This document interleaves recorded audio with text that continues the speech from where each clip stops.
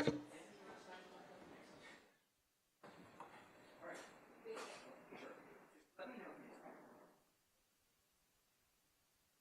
how are you this evening? Very good, huh? You all got it straight.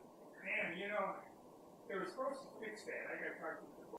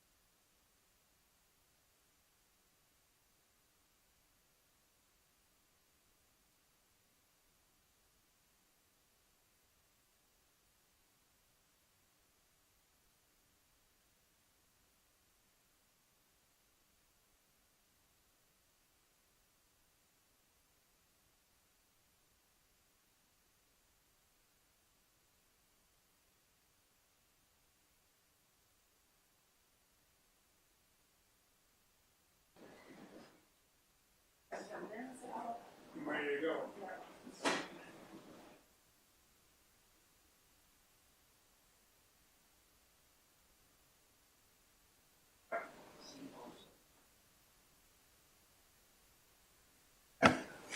Okay. All right, the August 25th, 2025 regular meeting of this, no, this is, what am I, what?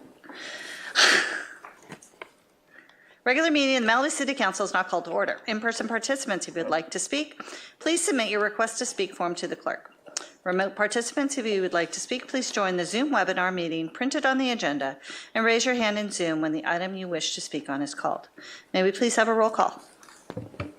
Councilmember Conrad? Here. Councilmember Stewart? Here. Councilmember Euring? Here. Mayor Pro Tem Silverstein? Present. Mayor Riggins? Here. You have a quorum. Do we have any remote speakers? I know I have an in-person, but You're looking for speakers on the closed session item? yes, ma'am. No, we don't have any raised hands for the closed session items. Okay, so our in-person speakers, Ann Kay.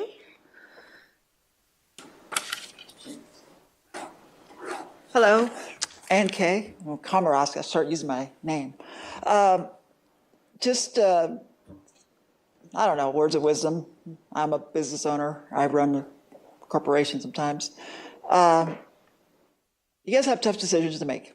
And I was given some advice a while back, and that was when you walk into a room and it looks pretty weird, you kind of just stop and you kind of slowly walk out of the room and just kind of make the decision and kind of approach it a different way. Sometimes we make mistakes and we have to do it over again. And that's what you guys get to do. And no one's perfect. And at least we know now not to go any further. So I think most folks forget that the city of Malibu is an incorporated entity, a corporation. And so they're a business. And anybody who understands that, who works in the business knows how that works. In my case, I was one time 49% of owner, which I didn't have controlling interest of a business, and that was hard. I learned the hard way how much 49% matters. So do your best and make us all proud. Thank you. Thank you. We will now recess to closed session to discuss the items listed on the closed session agenda. We will reconvene at 5:30 to begin the regular session and hear the closed session report.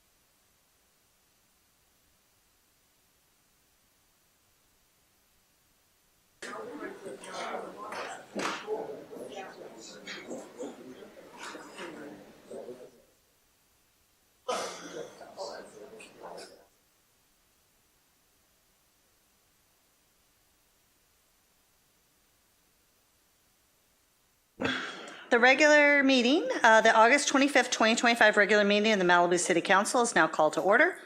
In-person participants, if you would like to speak, please submit your request to speak form to the clerk. Remote participants, if you would like to speak, I can't speak today myself.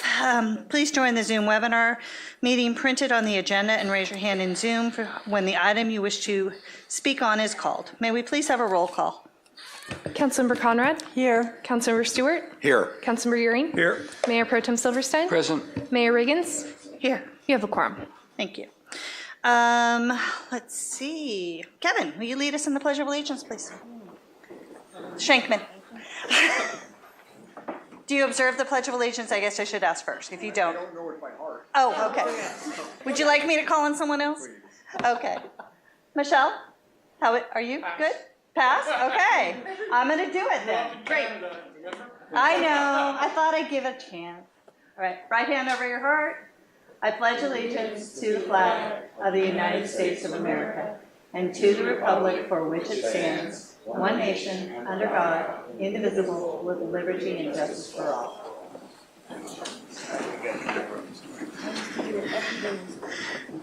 Okay. May we please have a closed session report? Yes, at 4:00 p.m., the City Council met in open session, recessed to closed session. All 5 council members were present, and no reportable action was taken, but the council unanimously asked me to share the following statement.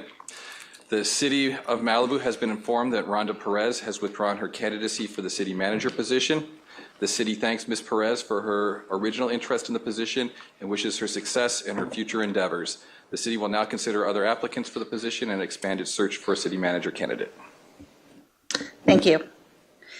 May we please have a report on the posting of the agenda? The agenda for this meeting was properly posted on August 15th with the amended agenda posted on August 22nd. May we please have an approval of the agenda? And I'll make a motion to approve. I'll second.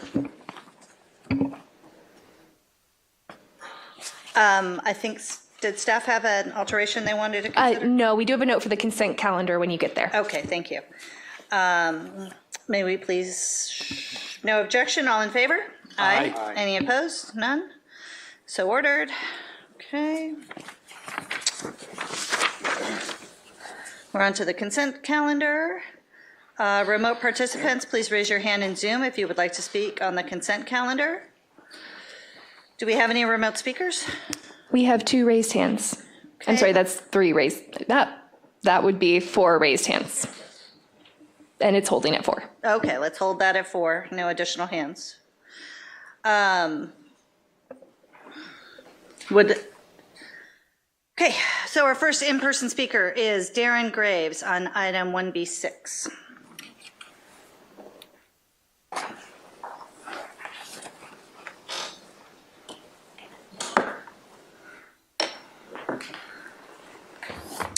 Good evening, Madam Mayor, honorable city council members.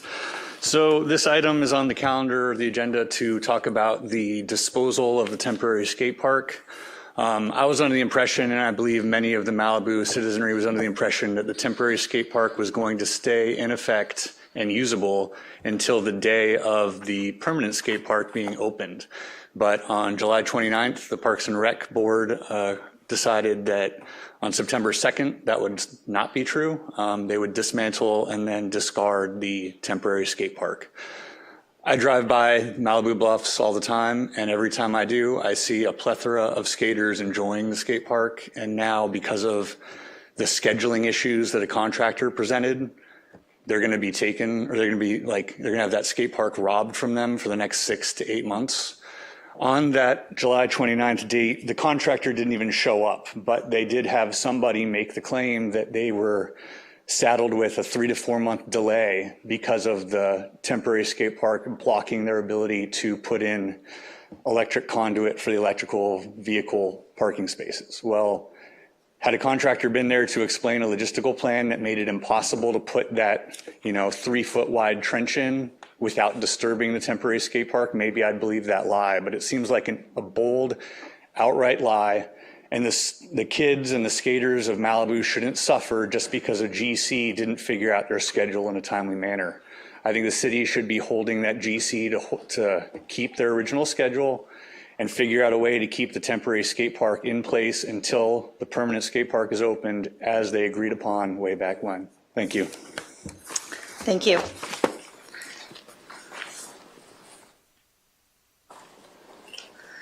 Our first online speaker?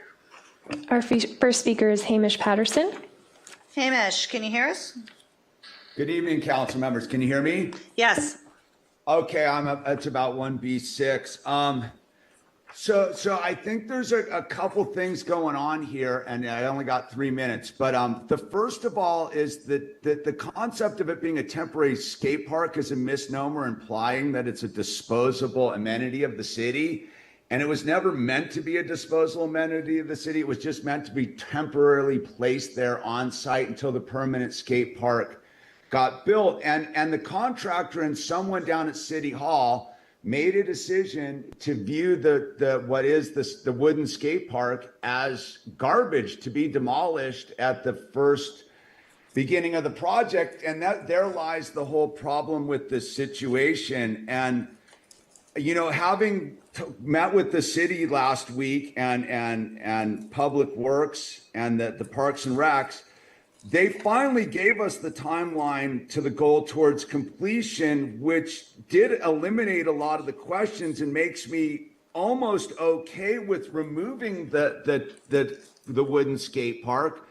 But it should not be surplus in any sense. And we're asking that a lot of the skaters are asking that it not be surplus and it be decommissioned when the time comes appropriate. But, you know, having thought about this a lot in the last 12 hours, I don't know if it's the skateboarders have to carry the burden of the city. Someone down at City Hall made a decision out of the city council's purview to view the wooden skate park as garbage and bid it to the contractor as garbage. And I brought this up when the bid was being approved, and I think it behooves us, no matter what we do, to have the wooden skate park deassembled and stored on site on Malibu property so that it so we can slow down. We spent the previous skate park was surplus for $500. That skate park is still in use up at Canaan. This is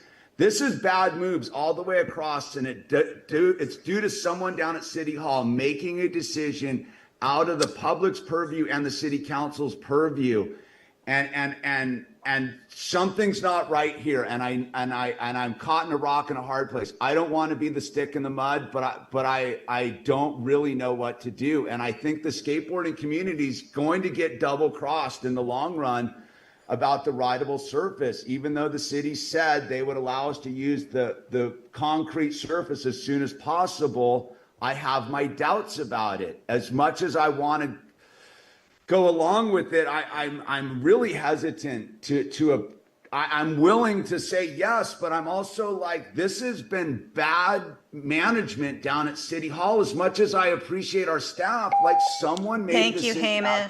Thank you.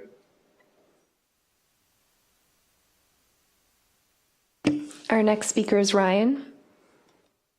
Ryan? Can you hear me now? Yes. I want to speak to the item that says Townsend Public Affairs. And this is a consultant contract for the city. And these may be fabulous contractors to the city, but they appear to be consultants to the staff. And to the extent of what is the approved use and what are the goals, and the fact that it costs a whole lot of money just to call these people on the phone is incredible. The contract, I believe, was not attached. It's an amendment to a contract, and when I went to look at the original contract, it didn't look like it was it looked like they were chosen. Maybe not in the most competitive way. So as I said, be cognizant when you just renew these things over and over. There's a huge price to pay. This is a very high-priced firm, and just remember the procedure and processes are important because the money is limited. Thank you. Thank you.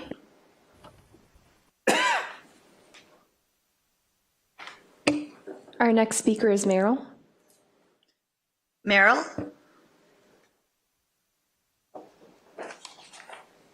Hello, can you hear me? Yes. Yes? Yes. All right, good. I'm in support of the temporary skate park staying in place as long as possible. And I've lost track of the timeline, but if it's going to go. We lost you, Merrill. Merrill, you are unmuted, but your audio is not coming through. All right, I don't know what to do to There, get it. we can hear you now. Okay, so I think that we should keep the temporary skate park in place as long as possible and keeping it offline as short as possible. Another thing, I don't know if this is the right time, Mayor Riggins, but I think that the city needs to have a number that when people observe unsafe issues, that they can call this number and it can get directed to the appropriate department. Somebody told me of an issue that was a very hazardous situation. It took me 4 weeks to get it resolved, and you know how persistent I am in emails and phone calls. So if people see fires, or if they see unsafe traffic, or if they see people parking in the wrong place, if they see things in the road, anything people observe, I think there should be sort of a hotline number that they can call and report it, and then somebody at the city can then direct it to the appropriate number. Obviously, you know, the sheriffs, if there's reckless or dangerous items like that, everybody can call the Lost Hill Sheriff Station. But other items in our city, I think there needs to be a central number which is easily findable on the city's website for people to call and report issues, and then the city can direct the appropriate person, whether it's a sheriff or Caltrans or the county, whoever it is, to correct the problem. Thank you very much for everything you're all doing right now. I'm out of state, but I'm coming back tomorrow. Thank you. Our last speaker? Our last speaker is Andy Line.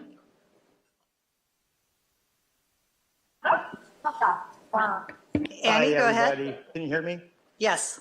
Okay, great. Yeah, skate park issue.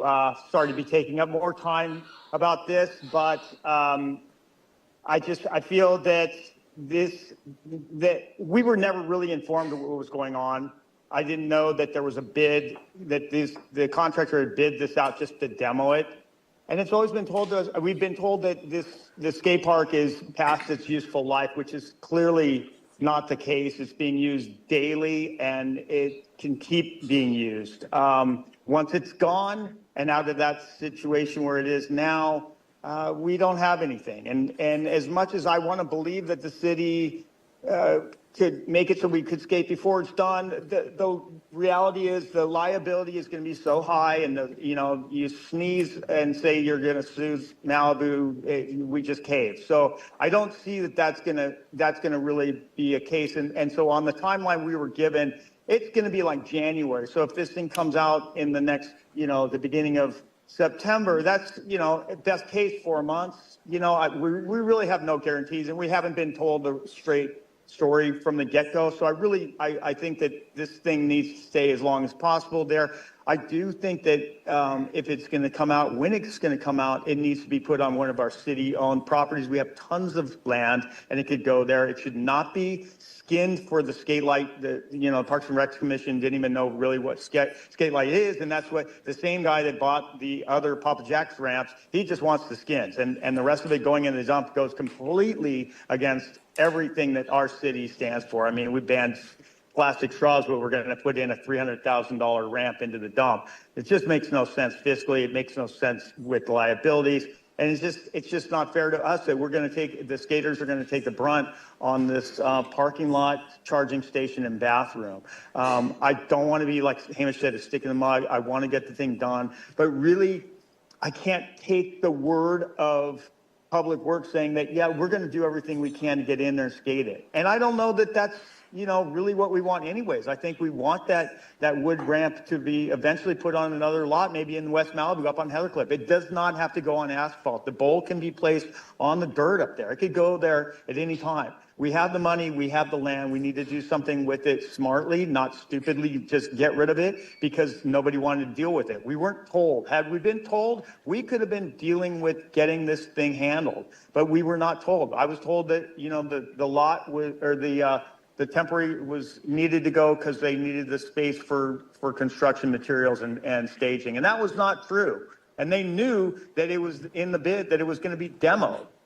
That I was never told that. I was never told that was the original plan was to demo the ramp. I mean, it's been such a huge part of my kids. Thank you. Please do the right thing. Okay, so that'll conclude our public speakers for the consent calendar. Correct. Okay, I have a note. Would anyone like to pull anything? Staff is requesting that we pull 1B7. I want to pull 6, 7, and 8. Okay, so we have a request to pull 6, 7, and 8. 2, 5, and 6. Okay, is there anything left on the consent calendar? Yes, 1, if the 3. council could approve the balance, pulling 1B2, 1B5, 1B6, 1B7, and 1B8. I think council member, I pull 6, 1B5. Leaves 2 and 4. thank you. I pull 4, please. And it also leaves 1, which appears only on the agenda and does not have a supporting staff report. Okay, so do I have a motion to approve items 1B1 and 1B2? I believe it's 1B1 and 1B3. I believe the council member pulled item 1B2. Councilmember Stewart? I pulled Okay. 2. 3 and 4? I pulled 4. Okay. Move to approve the consent calendar 1B1 and 1B3. Do we have a second? I'll second. All in favor? Aye. Any opposed? Okay, so the first one is 1B2. Okay, that's me. Okay, would you like a staff report? Don't need a staff report, I just have a question on one of the items. It's page 11 in the warrants. It's for, I believe, Vukovic and Sons. It's $1.8 million. Just want to know, it says it's for Big Rock. Just want to know if this is FEMA money, what the repair was. It's almost half the warrant for this month, Veto. this week. Oh, sorry.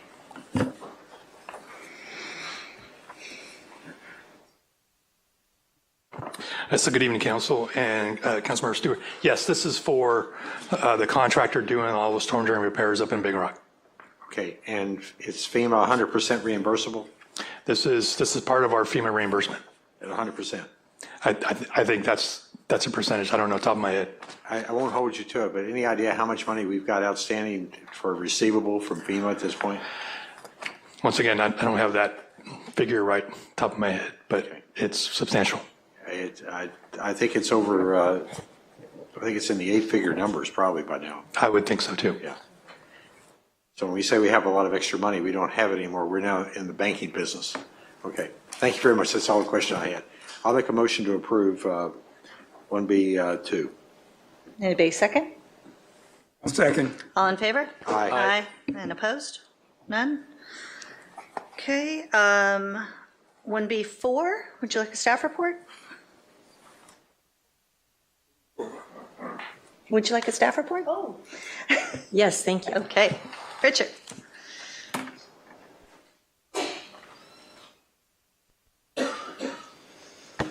Just a minute while we load the presentation. Thank you.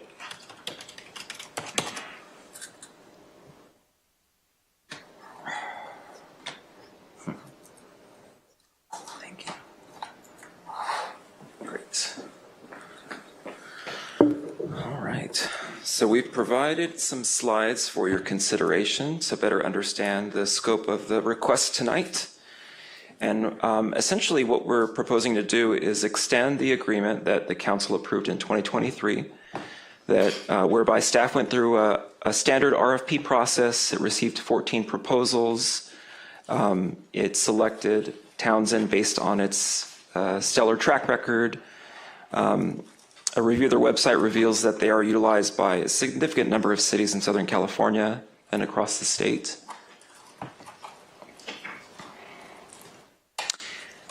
And I'm going to keep talking to fill the time. Townsend has significant expertise in a broad array of areas that we find to be particularly useful this fiscal year as we prepare to pursue numerous funding opportunities to address recovery demands. Maybe you could highlight any of the grants that they have been successful and other things that they have attempted to. Yeah, they've helped us pursue a number of grants in the past 2 years, during the first 2 years of their agreement. The total of those requests, of those pursuits, was over $4 million.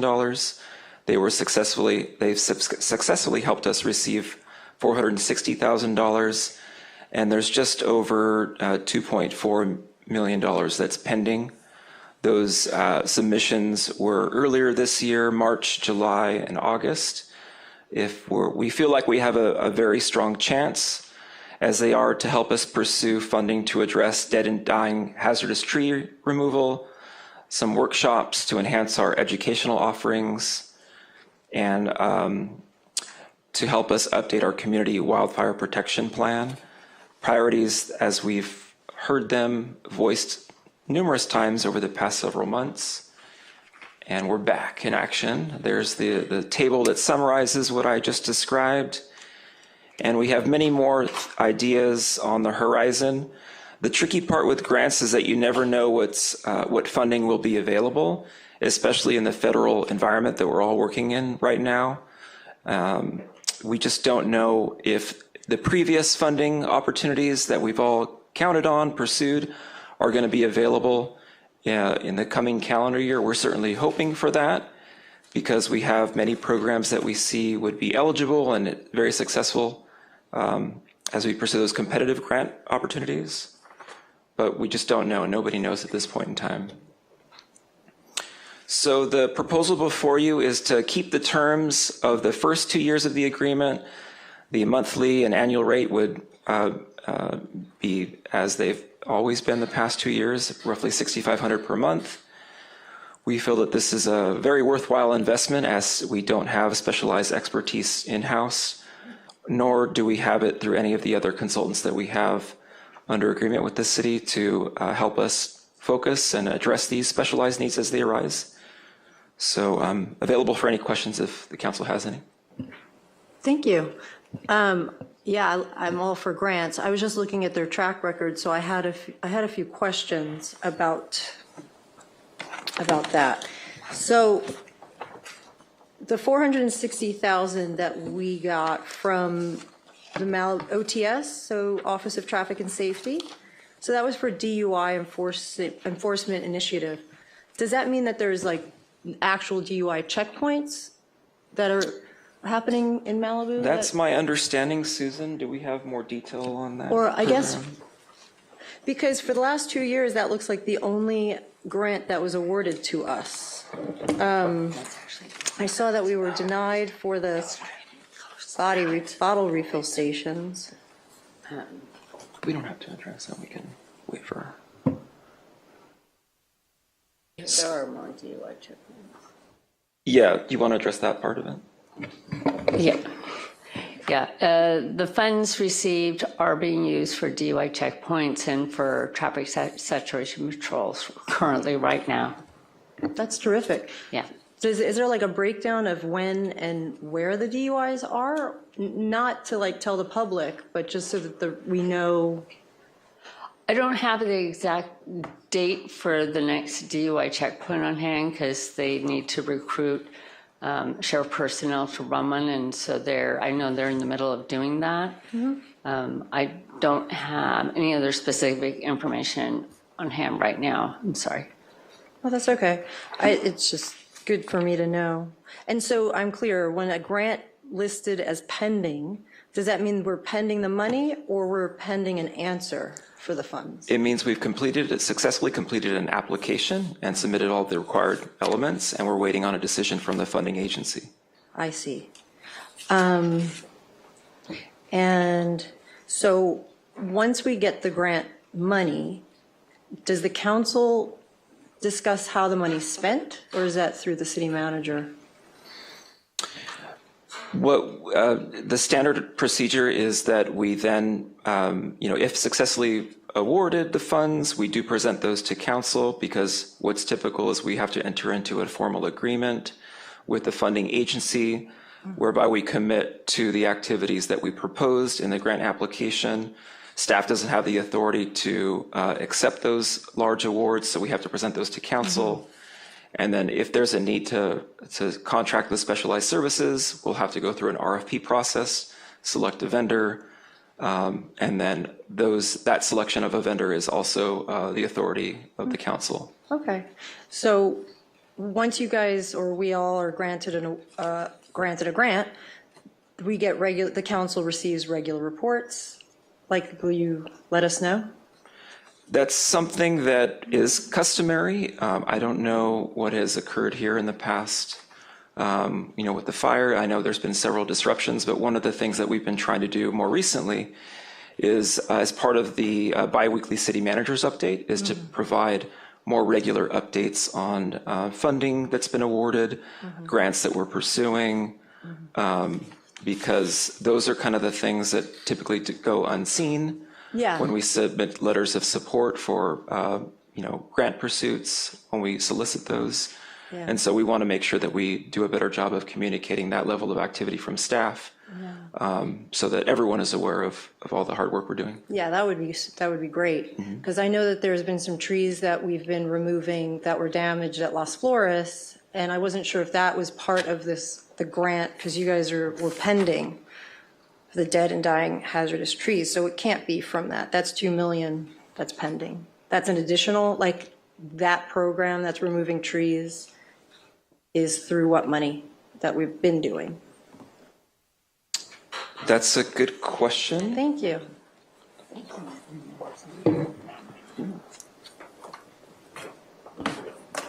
The funds came from the Mountain Recreation, that grant. I want to call it MRCA, but it wasn't MRCA, it was the organization above them. And those funds have been used up at this point. We've had that for the last 3 years. Perfect, thank you. Yeah. That's all I have. Any other questions? Yeah, Richard, is it correct or incorrect that there are some grants that are basically, as long as you provide the justification as a municipality for it, you're entitled to up to a certain amount, and there are others that are completely discretionary? Are there the former type? Yeah, we think of them as formula or discretionary or competitive grants. Formula are based on either something as simple as, your population, or, that's typically the most common disbursement method. Competitive means anyone can apply if they meet the eligibility criteria. The outcome is usually quite varied, but they involve, writing up a proposal, scope, budget, timeline, if awarded funding, gathering letters of support from agencies and organizations that may have some experience or involvement in the particular funding program.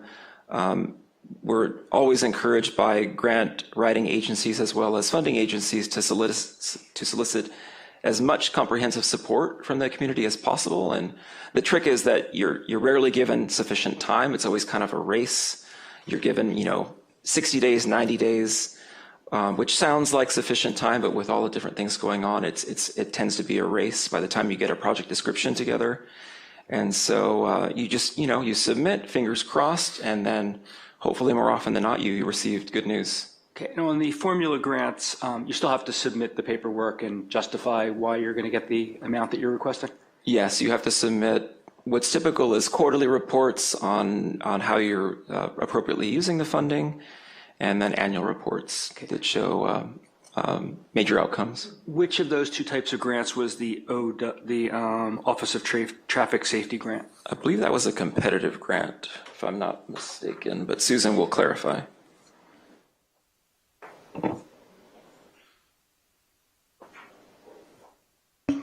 It wasn't involved with the front end of that grant, but my understanding that it was a grant that was put together specifically to help us with PCH after the Pepperdine incident. Put together at our request, or put together and then we just had The funds were put together because we've had to submit some reports since then, and they took funds from various funding streams and put it together into a grant for us to help us out. Okay, but what I'm trying to figure out is did we have to make an application to get them to do what you just described? I'm sure we did. Or did they do that and then we had to ask for that money and show how we're going to spend it? In this particular case, I don't know because Alexis Brown was involved with that at the beginning, so I don't know how that happened in the beginning, but I inherited it afterwards, which is fine. I have many years of experience with grants, but I don't know how it originated. But usually you have to put in all the paperwork with your project. It's very similar to a competitive grant. It's just you're not competing, which is nice. Okay, the reason I asked is I had been under the impression, and I easily could have been mistaken, that that money was available almost as a matter of right, so long as we explained what we were going to use it for, and that fit the purposes for which the money was made available. That particular grant, the amount was granted to us contingent on submitting an application that they were agreeable to. Right, but we weren't competing with another jurisdiction Correct. for those funds. They had been Correct. set aside for us so long as we provided the right use for them. Correct. Okay. Did the grant writer facilitate the creation of the fund or simply the allocation of it to us? I don't know. I wasn't involved with that part of it, so I don't know. I don't know that involvement. I think that's an important thing to understand, because if they did only the latter, they wouldn't have been doing very much. If they did the former, then they'd be responsible for the creation of the money. Yeah. I mean, I know I did the tail end because we finished it recently and we brought it to the council probably about a month or two ago to approve. Susan, we can lean on Alex Gibbs from Townsend to help clarify the complete history. Alex, are you available to address this question from council member? Yeah, yes, I am. Can you hear me? Yes. Thank you. Hello, council member. My name is Alex Gibbs. I am the grants director at Townsend Public Affairs. So for the Office of Traffic Safety Grant, that was in fact a competitive grant solicitation. You had to compete with all of the other cities that were applying for this. There was a meeting that took place prior to the grant announcement with city staff and the Office of Traffic Safety, given the recent events that did take place on PCH. So the city was requested to apply. We put together that application. We put together all of the elements of it and submitted it to ensure that you would be in competition. We additionally helped with follow-up to make sure that all of those materials of the application were submitted correctly, and that was awarded in that roughly $400 and something thousand amount. So it was a competitive solicitation that we went through, and we worked very closely with Alexis and City Manager's office at that time to make sure that you would be receiving those funds. Thank you for that clarification. I appreciate that. I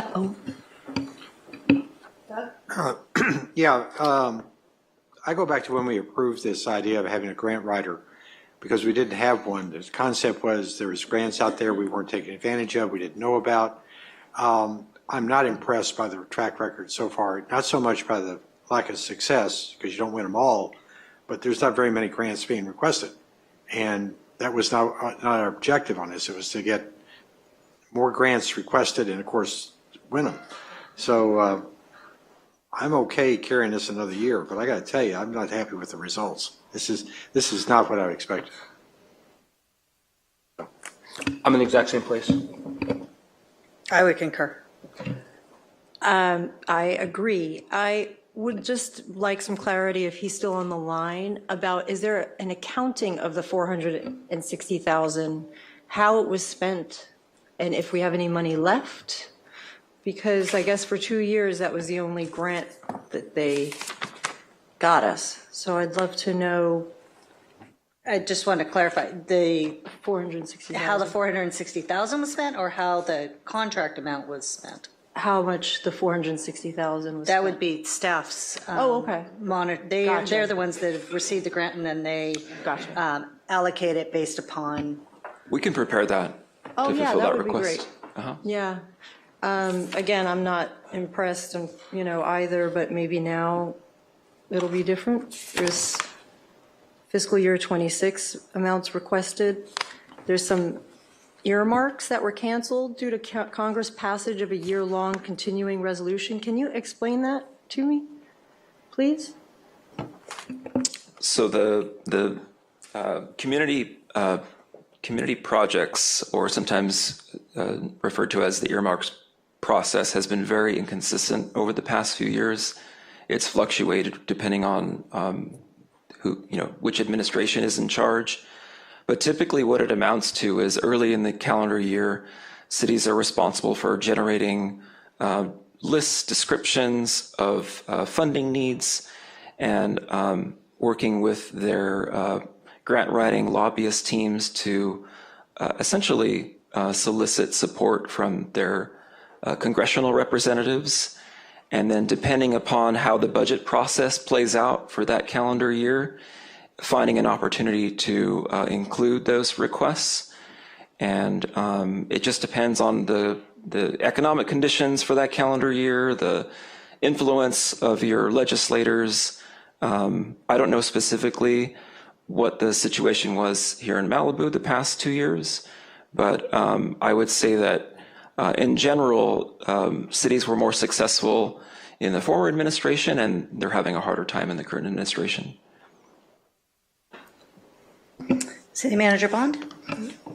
I just want you to notice that in 2025, you're seeing 3 different grants that are being applied for. One of the reasons for that is that upon arrival into this position and along with Richard, we realized grant writing was very, very important. And so we had to hunt down where these solicitations were going, and they were being fed into a department that was, going to one person, and they were not being communicated. So we revised that structure so that they are coming to the front office, and that we are basically looking at what these opportunities are and what our priorities are. And that's why you're seeing more activity, is because we had to restructure how that process was being delivered. So I just wanted to add that. So Townsend writes the grants. Who decides what grants to solicit in the first instance? We actually reviewed them with him based upon the priorities given by the council. And Richard and I will look and see what the priorities are and whether these opportunities, do they match a particular grant. And so what you see here is pending are things that we know are priorities and that they match opportunities. Right, but do you or we within the staff figure out what grants that are available make sense to seek and then ask Townsend to make the application? Or does Townsend also find grants for us and say, here's one that makes sense for you, let's, if you want to, we'll apply for this one? They send us a plethora of grants available. Okay. And then that's when we make the determination what really fits with our priorities here in the city of Malibu. Okay, so they hunt them down and then we narrow the list and then they make the applications for us and then we approve them? Yes. Okay, thank you. Any additional questions? Somebody want to make a motion? I'll make a motion to approve with the comment that given our financial position going forward for the next couple of years, we're not going to be able to pull off many of the luxury items without having grants. So this is the only way we're going to get some of the depth and breadth that we want to see in the city. So I'll make a motion to approve. Yeah, and I'll second that. And I would even be supportive of spending more money if it would increase our chances of getting more money. And I would ask that we can get updates. Thank you. Okay. We have a first and a second. All in favor? Aye. Any opposed? None? Item passes. Next item was 1B5. Who pulled that one? I think I pulled it by mistake. I thought it was, I've got to miss down here. Okay, does anybody else want 5? Yeah, I'd love 5, please. Okay, would you like a staff report? I just have questions. Okay. I don't want to belabor it too much. So Susan?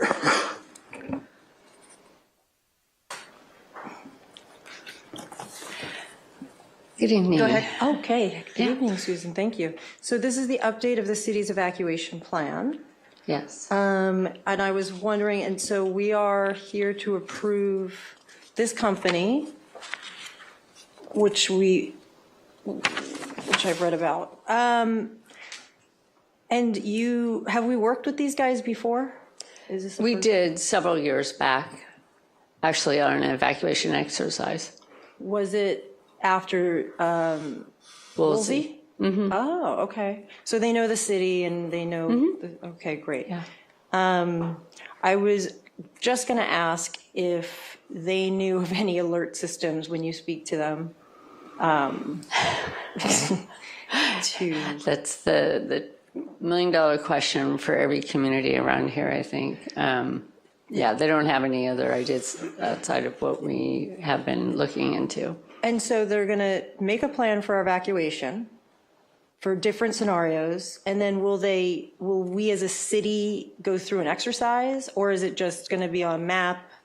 Like, how does that work? So there's going to be a lot of community engagement, which is one of the reasons why it's just really, I mean, we should update it for a lot of reasons, but one of the things that has really come to light in the last, say, 3 to 5 years is that it's become absolutely critical that when you have an evacuation plan, you need to fully socialize it with the community to both get input and so also for them to understand what the plan is.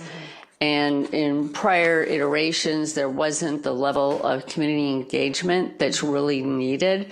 So that's a big part of this, is to do a lot of community engagement so that people not only input, but also can understand what the plan is. That's great. That was my question. I think it's about community involvement. Exactly. And that's like the ArcGIS, the story map. That is, we saw examples that they have done for the communities, and basically then it becomes a tool for us on our website. So people, almost like an illustration of what the plan is to help people visualize how it will work. That's great. I see that there's the vulnerable populations assessment with corresponding evacuation strategies. And yes. So that would be maybe in partnership with the senior center, and they would be coordinating with that. Yeah, just looking at, we have various vulnerable populations, people with mobility issues, people with large animals, or people who don't have their own transportation, whatever it is. And so looking at that and then having almost like a list of different strategies we can employ based on the situation and what we have available. And yeah, there will be an exercise as well. That's why this is a little more than some other contracts we've had, because we wanted to also do a full exercise with our agency partners to kind of test out the draft to make sure it flows well and we can make any minor adjustments before it's finalized. Councilmember, your microphone. Thank you. If we approve this tonight, we get started on this. What's the timeline for the engagement? The engagement will probably start, I think, right now, because we try to avoid the holidays too much. I mean, it'll probably start before the holidays, but it will really be fully engaged after the holidays. And then we'll do the exercise in the spring as well. It should be finalized by the end of next spring. Thank you. That's my questions. Yeah. I think for me, what I wanted to, there was community outreach, but I wanted to make sure urgent care and UCLA Medical specifically were on that list, not just as a notification, but they are brought in because we did see so much medical needs, especially in the days following the fire, just making sure that we have the days after, even after the evacuation plan and such. Okay, we'll make sure that they are fully integrated in. Thank you. Yeah. Okay, anyone want to make a motion? Are there any other questions? I'll make a motion. Okay. I'll second. Great. What's the motion? To approve this? Oh, is that a question? Approve the staff recommended action? Yes. I'll Approve the second staff that. recommendation. All in favor? Aye. Any opposed? None. Item carries. Item 6, 1B6. Skate park.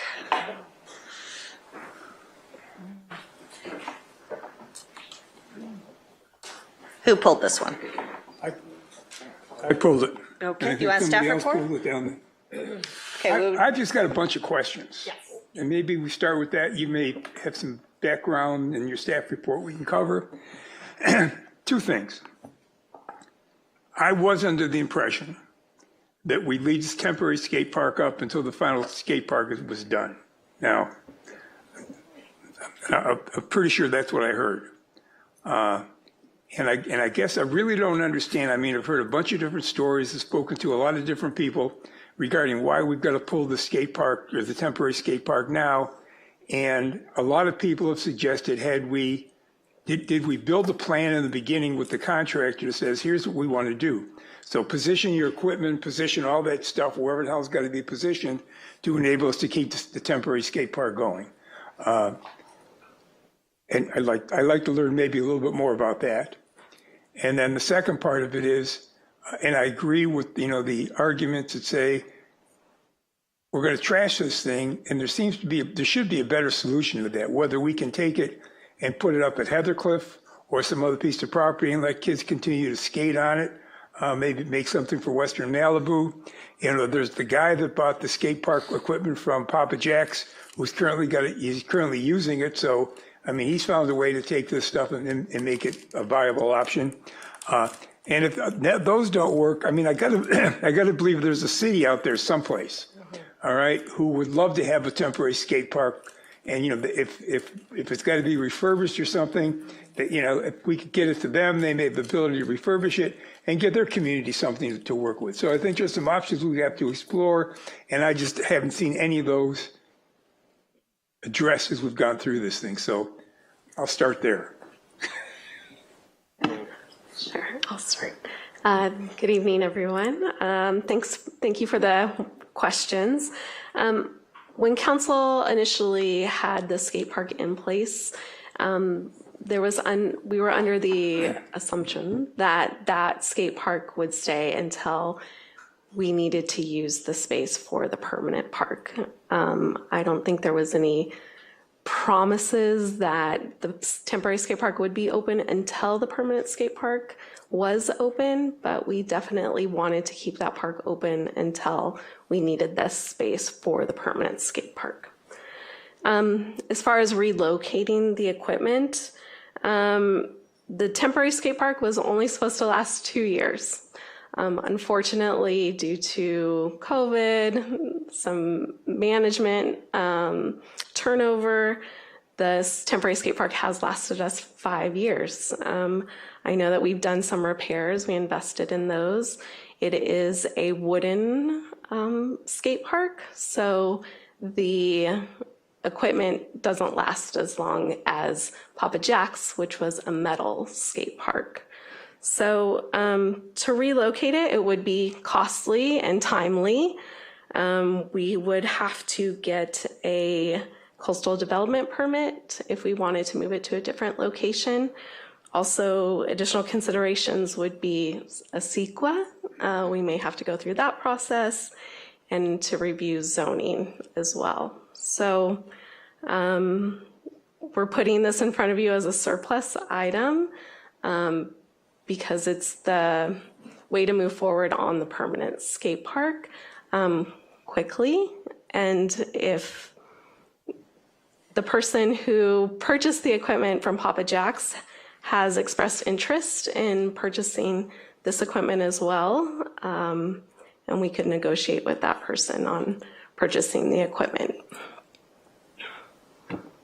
If I could ask a question on that. So putting it for surplus is just a mechanism in order to transfer it from the city's possession to somebody else's possession. It's not throwing it away. It's how the city moves product from there to somebody else. That is correct.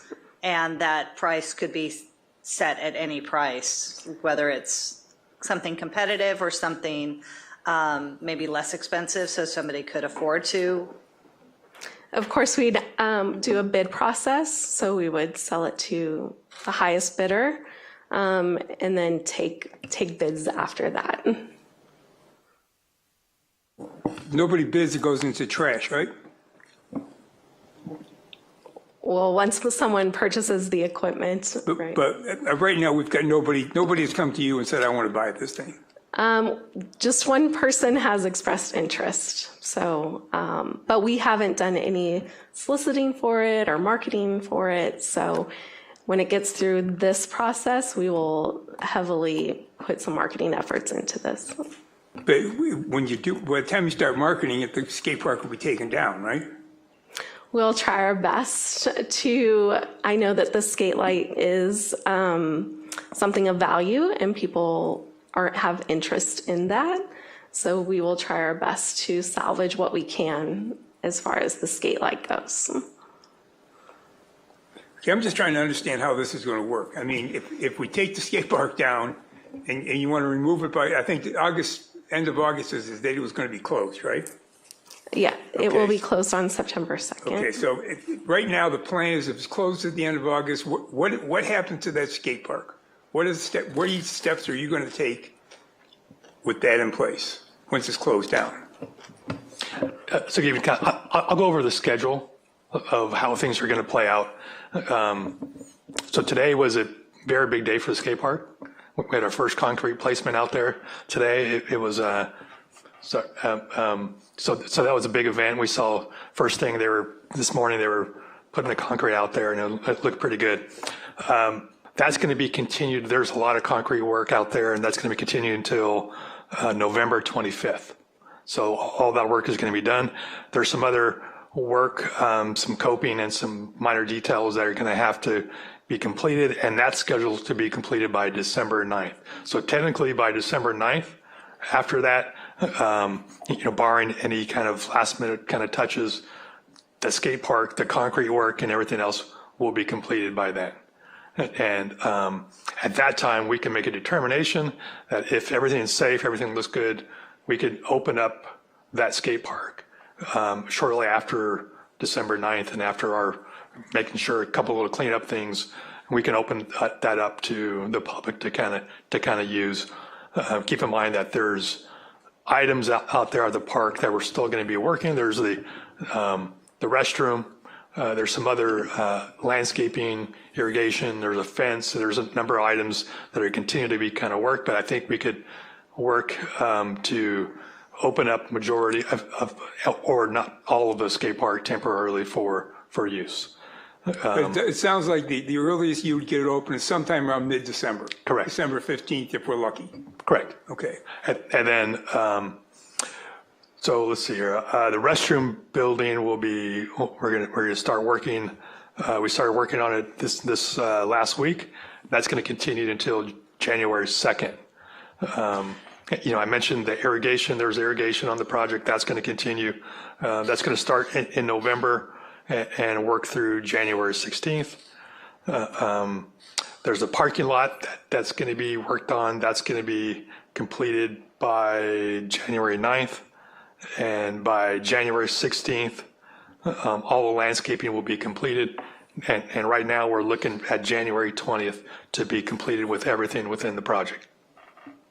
And none of those last things you talked about, assuming the cement's all poured and you've done by December 9th, and you got a couple days there to clean up, so the 15th, any of those last things, the parking lot, the rest, they will not impact the opening of that park. Is that a fair? Correct. So there's a process that we have under the contract that the city can take over part of a completed part of the project that we feel is completed up to our satisfactory, and we can take ownership of that. And so that relieves the contractor from the responsibility for that part of it. The city takes over ownership and liability from that part on. And as is right now, we're looking, like you mentioned, the middle of December is when that date could go.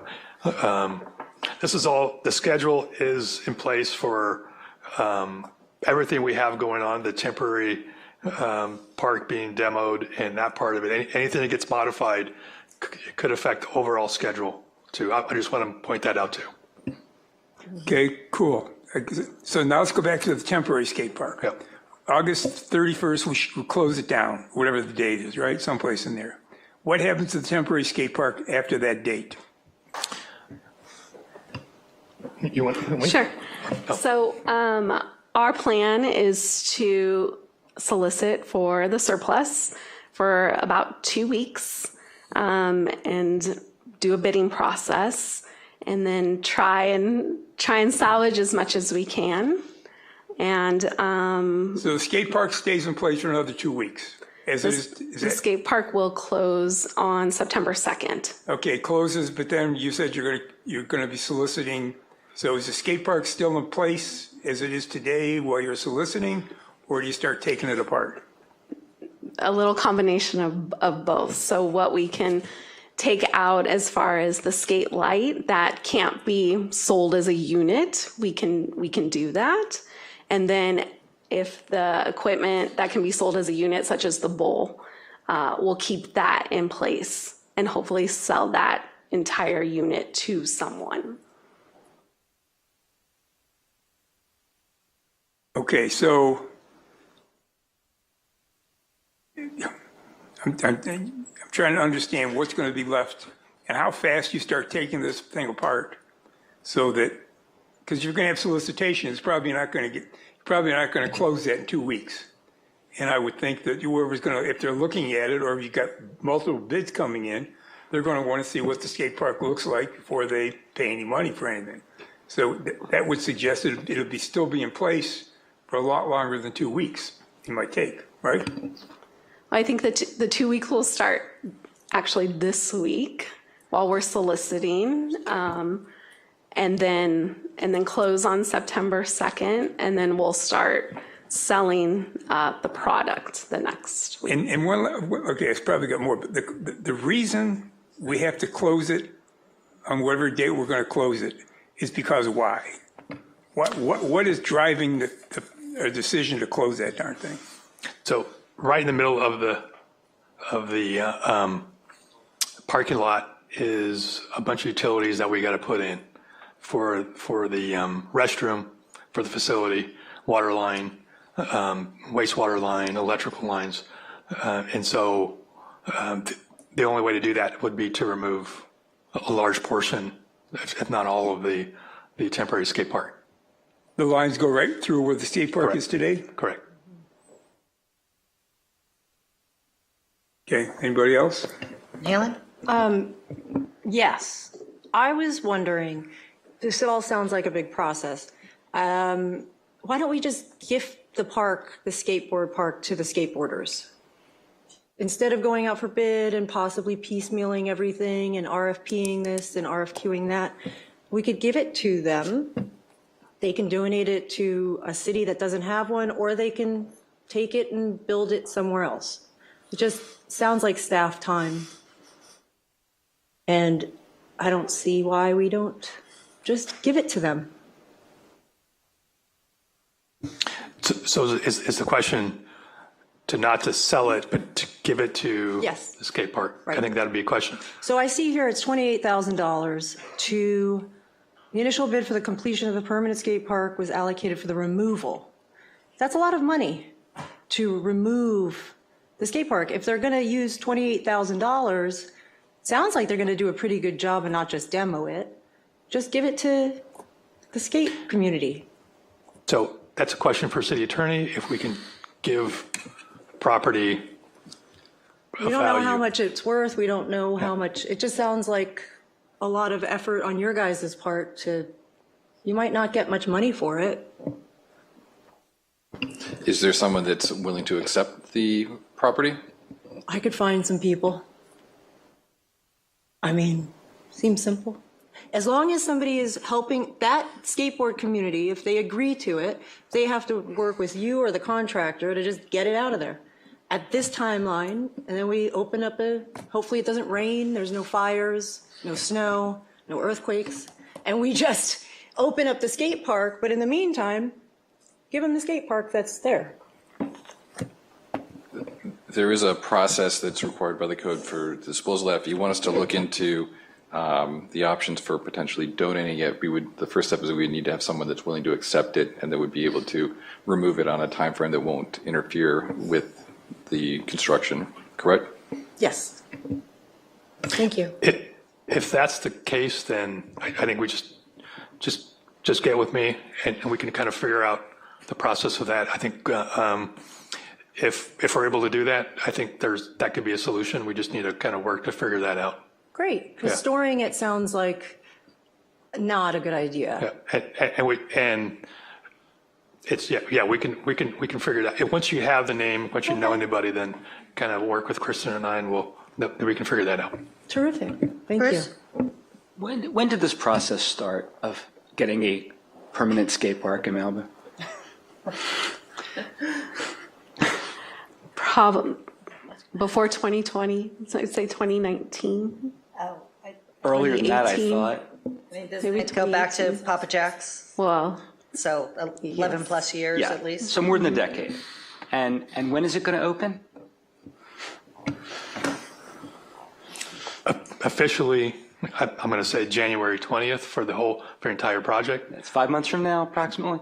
and then with the potential of it being in the middle of December. Okay, so that's great news. This decade process is coming to an end. The end is actually in sight, even without glasses. It's right there, and we're going to open the skate park. And what we need to do to get there is close down, dismantle the temporary park, and get it out of the way, right? And the way that the contractor and the city have determined is the best way to accomplish that is to close it and then surplus it and have it gone, right? Correct. Yeah, that's the quickest way of completing the project. All right. And anything that's done different than that now risks this decade-long journey taking even longer, right? Time frame and overall budget, yes. All right. So I support doing what the staff is recommending. And if anybody has a good use for it, they'll bid for it. And the person that bids the most will have the best use for it. Doug? Just a couple quick questions. The $28,000 to take it down, is that to take it down with a bulldozer, or is that to take it down and put it somewhere? So that's the contractor's bid on what he put down for that work. Okay, so would it cost more or less to take it apart and take it away?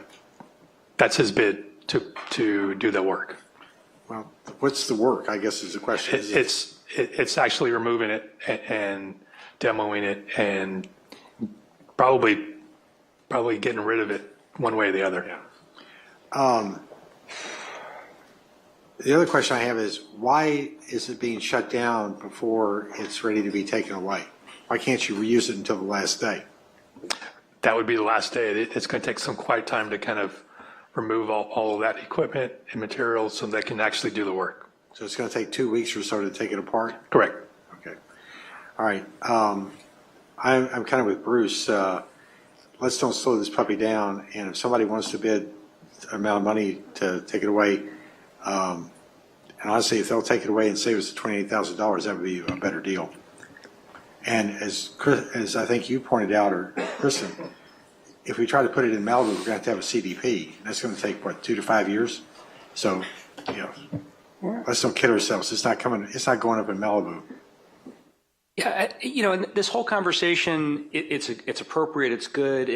It's the kind of conversation that could have happened and should have happened a couple years ago, because if these things were better alternatives, they could have been part of the plan. But now we have the plan, it's in place, we're at the end of the line. It's not the time to start tinkering with the plan. Anyone have a motion? I'll move to approve staff's recommendation. I move to second. Okay, all in favor? Aye. Any opposed? I am. I might be too. Well, it's a yes or no at this point, so. I'm opposed. I'm opposed. I would like to give it to the skateboarders. Well, they can certainly put in a bid for it, so. Okay. And then they can, if they bid $1, maybe they're the only ones that do it. Okay. So it goes to the highest bidder, so. Okay. There is a process. There's another process. Do we need a roll call, or is it a 3-2 vote? No, just confirming that motion carried 3-2 with Councilmember Euring and Councilmember Conrad opposed. Correct. Okay. So we'll now move on to item 1B7. Who pulled that one? I pulled that one. Would you like a staff report? No, I have a question. Okay, let's give Richard a second.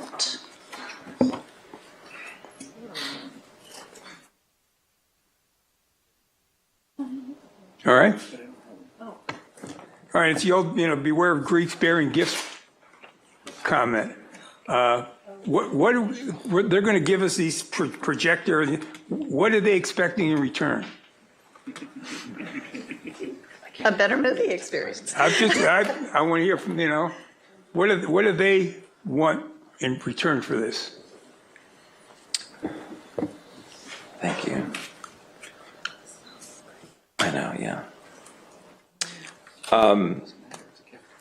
That's an important question, and one that we have not specifically addressed, because this is a request that came up quite suddenly, and one that, as staff, we didn't feel that we had the authority to appropriately determine. And so, after brief consultation, we decided to present it to all of you for your direction. We do know, of course, that the Malibu Film Society, which is the donating authority, they have, for many years, hosted events in this facility, and this would not in any way obligate the city for anything in the future. But right now, Scott, as he's expressed to us, wants to enhance the programming that he has scheduled for this, the coming months. He sees the current equipment as obsolete, and he's willing to cover the expense of upgrading the equipment to give a better experience to I don't have a problem with any of that. I'm just wondering, typically, like I said, beware of Greeks bearing gifts. Typically, people want something, the next item on the agenda, Southern California Edison. Going to give us 10 grand, but they want something for it. As long as you can tell us it's going to be done without any obligation back, I don't have a problem. If we can, I'd like to defer to Scott. I'm told he's available online. Okay. I didn't see him in the audience, but is he online? Scott Talal, if you are online. Yeah, I am. First of all, I would be proud to be. Not that I need to change my ethnicity, but I think they're fun people. And I also want to share the fact that part of the reason why we want to improve this experience is because we have 195 people already confirmed for the show that we're going to be doing this Friday, when we have the sneak preview, an exclusive sneak preview of Big Rock Burning. We now have 244 Malibu residents signed up for the free membership, and that number is going to continue to grow as more and more people find out that in addition to this week, we also have Cheech and Chong coming for live appearance in October. So what we want out of this is very simple. We want to be able to use the bigger screen. Great. Does anyone have any questions for Scott? Scott, this is Doug Stewart. Tell us where this screen is going to go when it's not in use. I'm sitting here, I assume, underneath where it would go, but I don't see where it's going to go. It's going to go so the screen is already there. It's a motorized retractable screen that will be completely pulled up out of view when it's not in use, just like the screen you have now. Unfortunately, the screen you have now does not even match the projector you have. It's the wrong format. Okay, and the other question is on the lens. Is this a lens for our projector or your projector? No, it's for your projector. They're interchangeable lenses, and in order to, for whatever reason, the lens that's on that projector is what's called a long throw lens that produces a very small image. And for us to show a modern movie on that screen that you have now, the image would be less than 5 feet tall. The screen that we would like to put in would be anywhere from 7.5 to 10 feet tall, and it would be much, much wider on the stage. It's what's known as a constant image height setup that will require that new lens, which we will provide. You push a button on the projector, twist the old lens off, twist the new lens on, and it locks into place. Okay. All right, Scott, thank you very much. Thank you. Bruce? I understand this is a gift. Gifts come with no strings attached, and gifts are good to get. So I would think that as long as we're not obligated to do anything, and this provides an enhancement to what we have now, we should accept the gift and say thank you. Haley? Thank you. Will this interrupt any of will this work for installing the gifts, interrupt council, chambers, staff? Scott, what's your time frame for? Yeah, in our consultation with Scott, he's assured us that the installation could occur in a single day. Oh. So it would just involve removing the existing equipment and replacing it with the new equipment. And what happens with the old equipment? Do we surplus it? That's correct. Wait, seriously? Yes. Oh, with the skate light? Okay. Okay, that's it for now.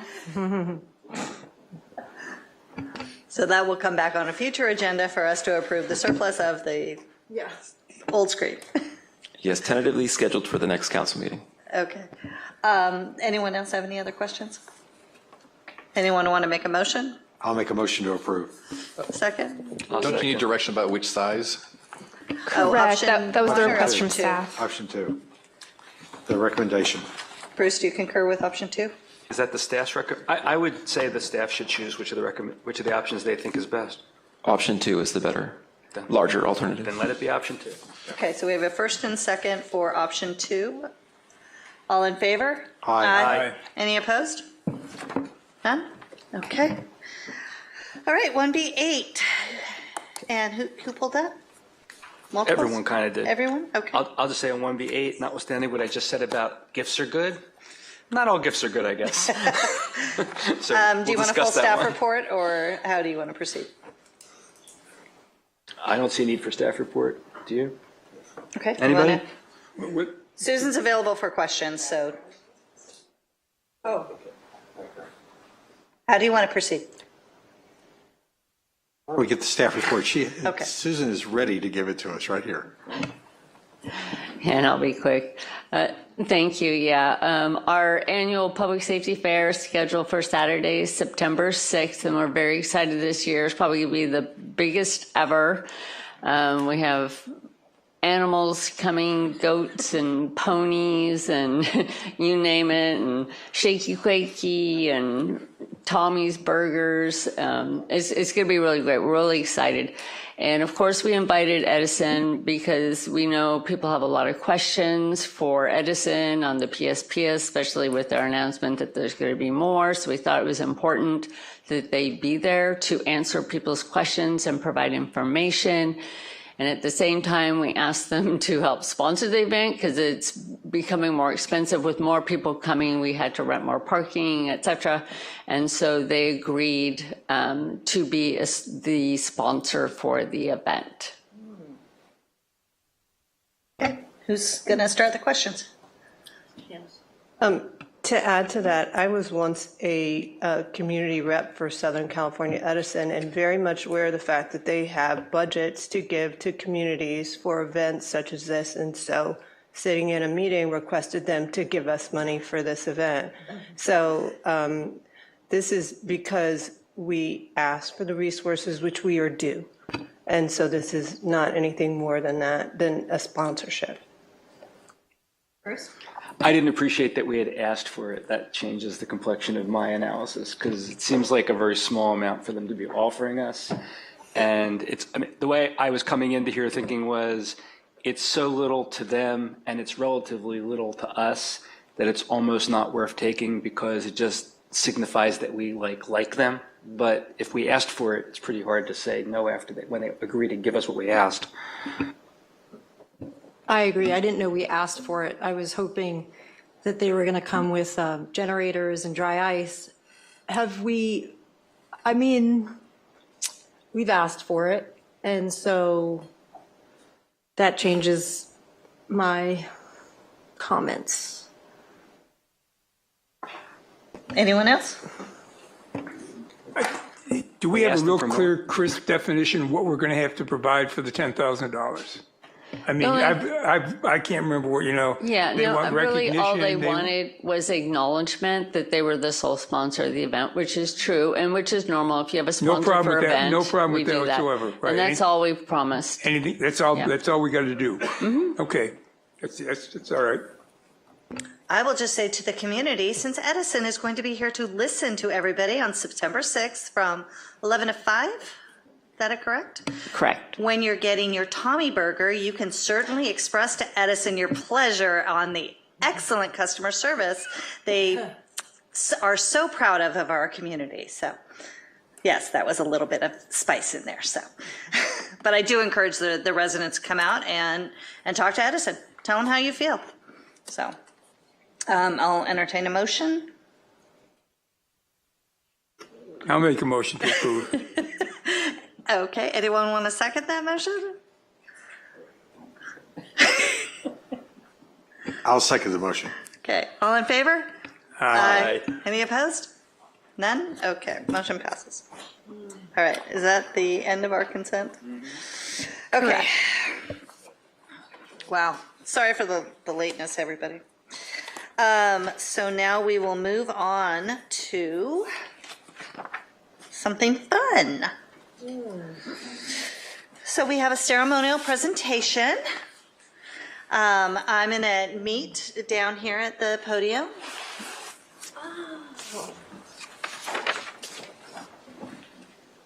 I need to stretch my legs anyway.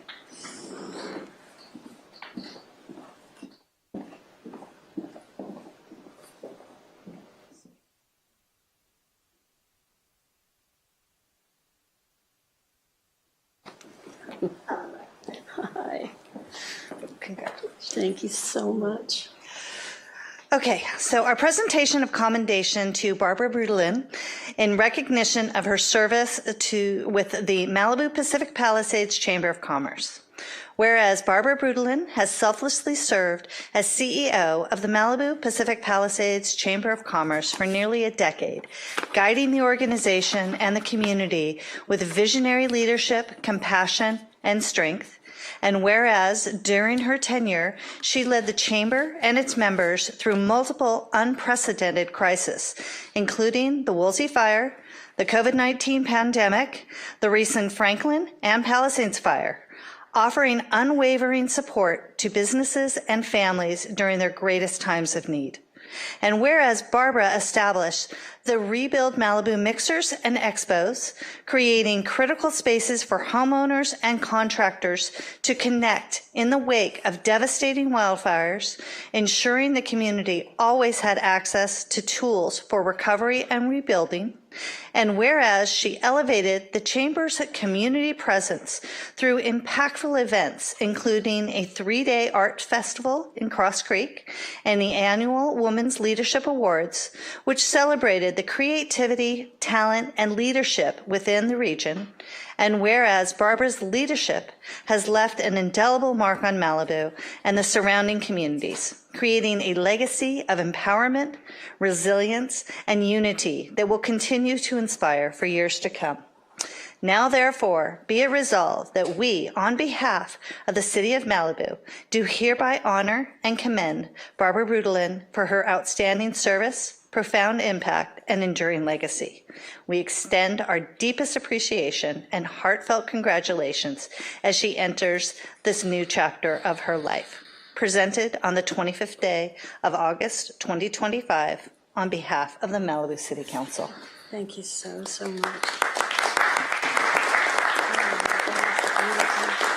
Thank you so Thank you. much. Would you like to say a few words? Oh, I'm just so honored to be part of this legendary community, the city of Malibu. And it was beyond my wildest dreams to ever think that I would be able to be the representative to work with all of you. And I want to thank you for listening to me when I was concerned about things and meeting on a Saturday and pulling everyone together, and for, where is she? For inspiring me. I'm good. Inspiring me to try to achieve things that I never thought I could, by you challenging me. And we established the Rise and Thrive Fund to help businesses going forward. And I want to thank you who hit the ground and went door to door to help all the businesses. I'm just so grateful, and to the people of Malibu who are the true heroes who keep going no matter what the odds. And I just want to thank you. Thank you so much. Well, thank you. Thank for you. everything. Congratulations. Thank you. Thank you, everybody.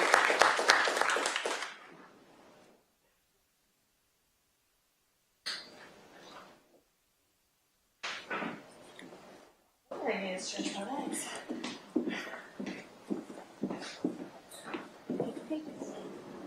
Okay. All right, now we will move on to item 2B. So item 2B, we have a presentation by our Fire Rebuild Ambassador, Abe Roy. And he will meet us at the podium and give us an update.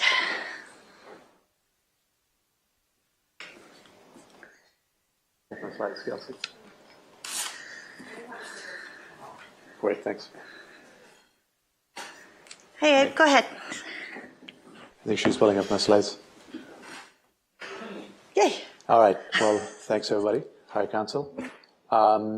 8 months in, I'll do a little bit of a look at the macro picture, and there are some trends that we are starting to see. We'll have a discussion on those. This is a slide that you guys are all familiar with, our rebuild dashboard.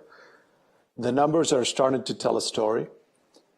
If I look at the top two numbers, which is, well, let me take a step back. So for several in the audience, just a refresher, it's a two-step process. You get planning approval, and then you get into the building phase, which is plan check. So the top two numbers on the upper right side, 64 and 45, if you add those up, 109, those are the total number of planning applications.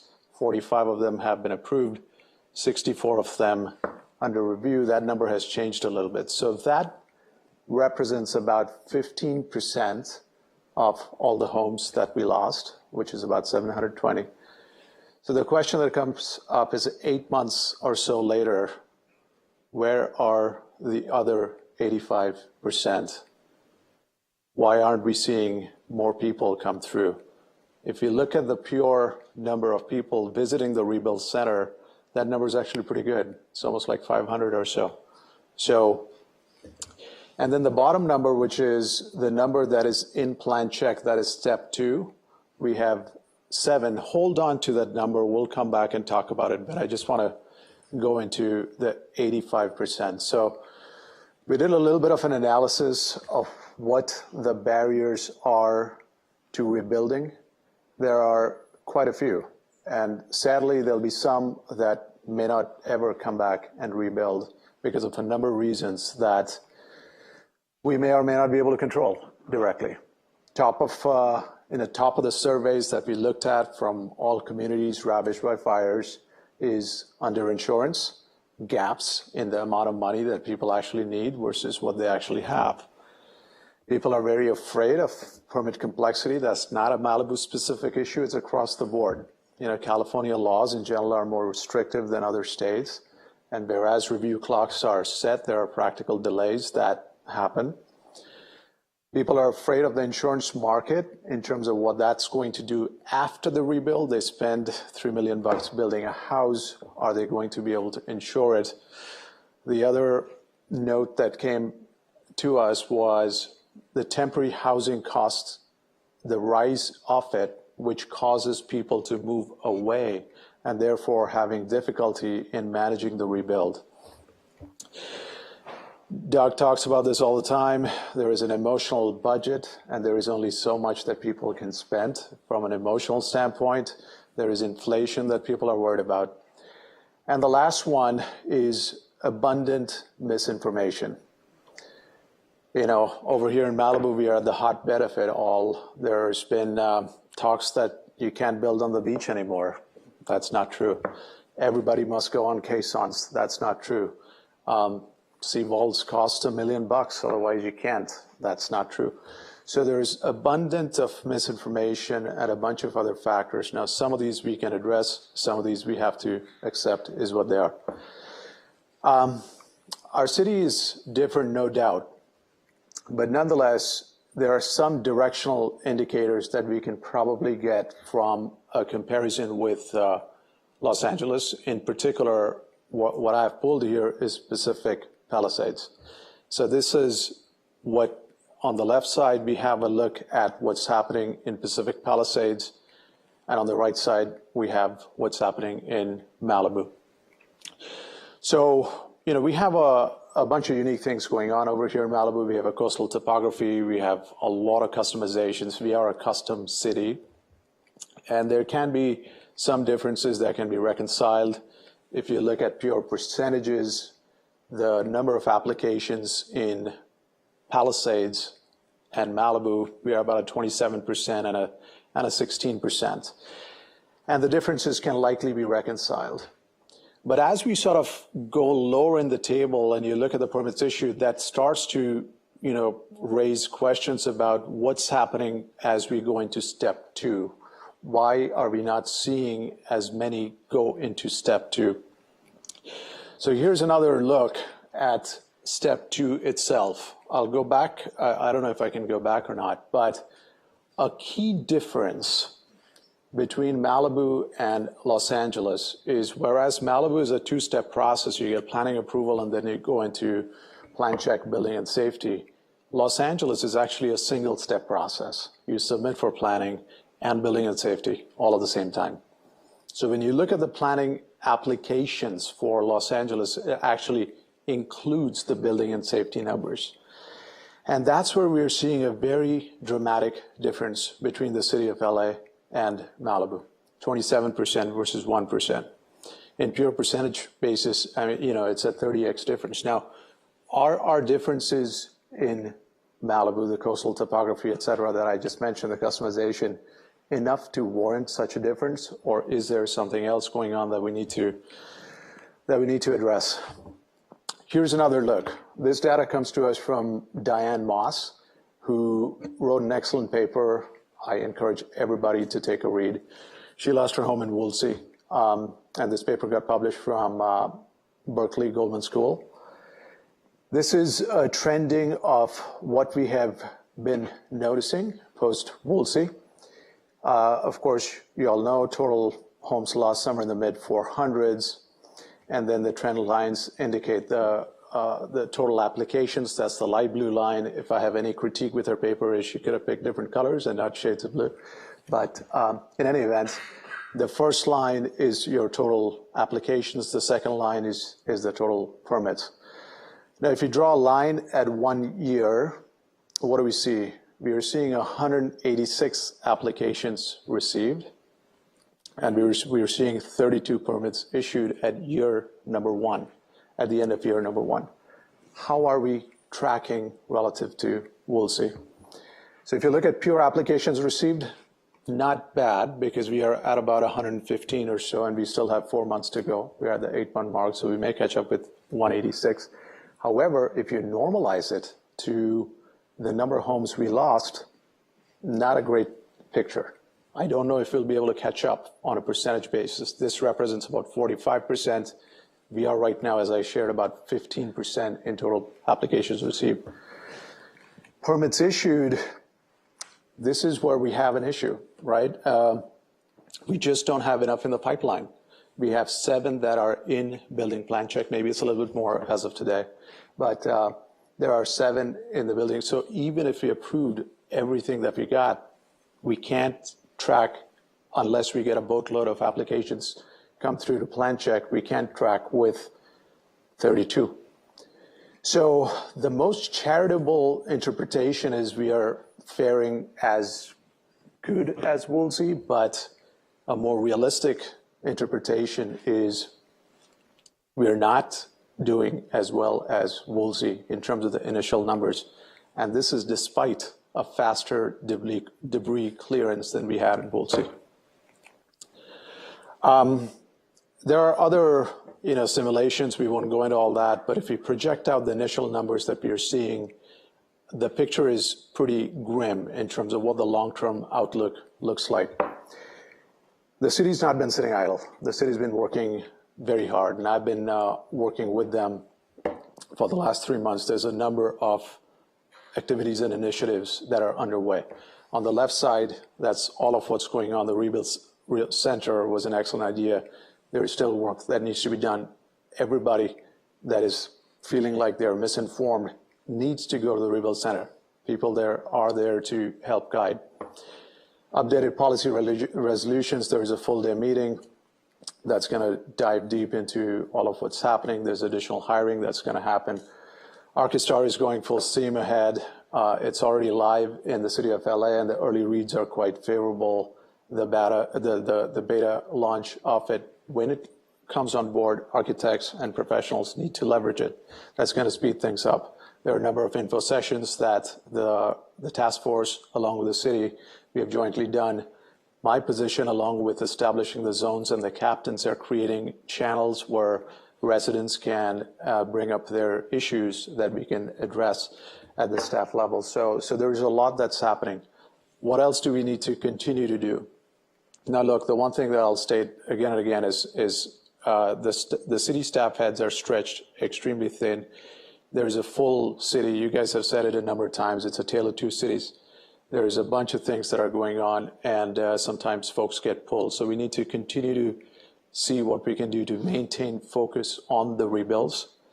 For the genuine like-for-likers, and this is a comment to the residents as well, is several folks are trying to do more than a vanilla like-for-like or like-for-like plus 10%. Let's try to see if we can add an ADU. Let's see if we can push the roof line a little bit higher. Let's go flatter. Let's go higher on the bulk, and so on and so forth. Those create complexities. But we need to set examples where there are genuine like-for-likes. Let's approve them in an express way.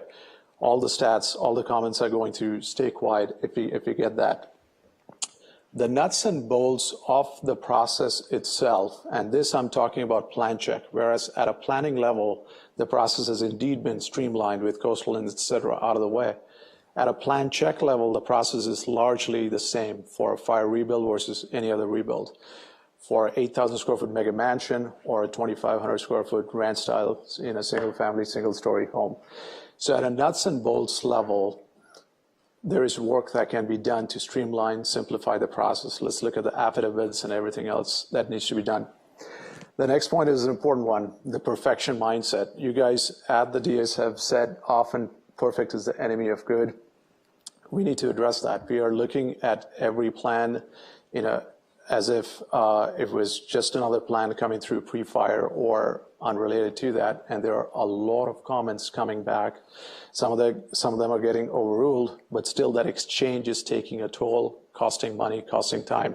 Every time a homeowner sends stuff back to their architect or design team, takes more time. We have talked a lot about comprehensive guidelines.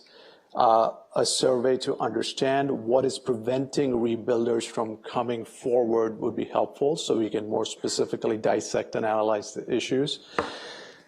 This was also talked about in terms of, as we are getting more plan check corrections through, trying to analyze them and seeing if they're recurring themes, if we can create buckets and we can educate people that these are the most commonly occurring items. And with AI and with Archistar, that should be easily doable because it's all going to learn with every plan check that it does, and we can broadcast that to the community and the architects. Institutionalizing learnings. Like I said, we are a custom city. There are plenty of corner cases. Every time we have an edge case, we are learning. But it's important to document the learning and make sure everyone disseminating that information is up to speed with the learning. There are certain tools that Richard has brought on board that can help with that, and we would strongly advocate to adopt tools like that. So a number of things that we need to do, but a number of things that's underway as well. Now, here's actually some good news. This is also from Dan Moss's study. And if you look at the top 3 bullets, it basically says the percentage that were not built after 6 years. So we all know this, 60% not built after Woolsey after 6 years. But if you look at the last bullet, 32% after the Thomas fire after 6 years. And guess what? We have Yolanda sitting right here who made that happen. 32%, which is a statistically significant difference with relative to all the other fires. So we do have the capability within staff, certainly with her on board at the helm of all of this, And there's clearly things that we can do to affect the outcome, as is evidenced through Diane's work here. So in closing, I'd say our biggest focus, in addition to all of what's going on, is to try to get people into plan check and through plan check. The process is daunting for everybody. We have set it out openly that our process is complicated by design to slow development. That's to preserve Malibu's rural character. It's not working at the moment for fire rebuilders. We have to figure out a way to uncomplicate the process and do it right now. With that, thank you. Thank you, Ed. We really appreciate it. Are there any questions or? I got a couple. Okay, go ahead. Here's what I don't understand, all right? I mean, some of the issues you brought to us, I thought were issues that you were going to try and resolve in dealing with the residents. I mean, why aren't these things coming in? You're the one talking to them, I'm not, all right? And I anticipated, at least as I understood, the process was set up was one that you were going to work with the residents. I'd, make sure they understood what the rules were so they could get their projects, done right, bring them into the city. If there were speed bumps that they hit, you would learn about those speed bumps, and you could figure out how to go back to them and explain if they did something right or something wrong. And if there were things that we had to get fixed, you would bring those issues to us specifically, so we had some way to sit down and fix those issues. I mean, I listened to your presentation, and I understand, stats and look at, but I can't. I'm sitting here today. I mean, my takeaway is you want us to sleep faster so we can get more done. You want to. There's something about perfection. I don't know how to deal with that. I mean, because the answer is I want to start making. I want to let people make some decisions. It doesn't have to be perfect. I don't know. That's a slippery slope. I don't know how you deal with that, because whoever's making the decision of what's perfect or not perfect, they're going to get different decisions, and I'm going to be all over the damn board. So I'm just trying to figure out what it is. What's the actionable? What are you doing, and how are this interfacing it? I mean, why aren't these people coming in? I mean, I've been to the rebuild center a couple times now. Those people are busting their chops over there. They're talking to the people. They're trying to make, if they've got rumors, you're supposed to be talking to those folks, and your other lieutenants are talking to them. And I would assume that's a way to sort of deal with some of these rumors. I'm just trying to figure out. I mean, I hear. No, I think your questions are very well placed, Steve.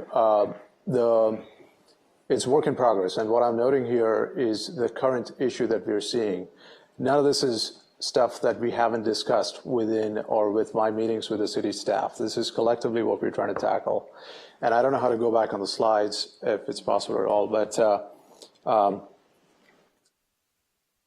the items on the right are things that we are actively working on, and this is a work in progress. What I'm sharing right now is the initial numbers from a macro standpoint isn't painting a very good picture. We got a lot more work to do with myself, with the MRTF, with the city staff, and like I said, the Rebuild Center is an excellent resource.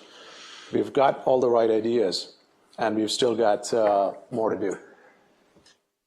I'm just looking for some specifics, right? If I'm going to sit down with somebody and say, here's what we want to fix, I want to know what the hell those are, because I didn't get those from the presentation. Yeah, and let's pick on one of them. We have spoken for a while about streamlining the processes. I'm not talking about code stuff. The code stuff is the code stuff. I'm talking about the nuts and bolts, which is, okay, you got to get an affidavit here. You got to get this notarized. You got to do this. You got to do that. So you got to upload the thing. Our process is a lot more complicated that way. And we have been talking a lot about trying to get to the bottom of it. That was the point that I think a few weeks back when ULI was being brought to the fore to help with some of that. And we just haven't been able to make as much headway with specific items like that. Are you getting feedback, I mean, in terms of the ones that are in plan check, and if they're being, of what the issues are that the people are experiencing? Yes. And are you taking those back to the residents and saying, here's the stuff you got to make sure you don't? I mean, and I don't mean, Joe Drummond, she was getting her house done, all right? And I know it got delayed, and she was complaining that it got delayed. Well, we found out that there was a TDSF issue that slowed it down. I mean, so the city did its job. I mean, I think they're trying, but you know, if stuff comes in and isn't correct. I want to be very clear that none of what I'm saying is to be interpreted or should come across as a slant against the city. Not at all. Quite the opposite. I'm actually very impressed with how they're handling a number of different priorities all at the same time. The point here is our process, and let me walk you through some very specifics. When a plan gets in a plan check, there is a number of meetings with folks at the Rebuild Center. The plan then gets put together, and there is already some pre-corrections that happen. Then it gets shipped out to our consulting firms that review the plans. Many times they're coming back with corrections north of 100. And these are not from rookie architects. These are folks that have been working in the city for a while. They're very familiar with the processes. When these initial corrections come back, there is another discussion that has to happen as to whether these corrections are okay, whether some of them can be overruled, et cetera, et cetera.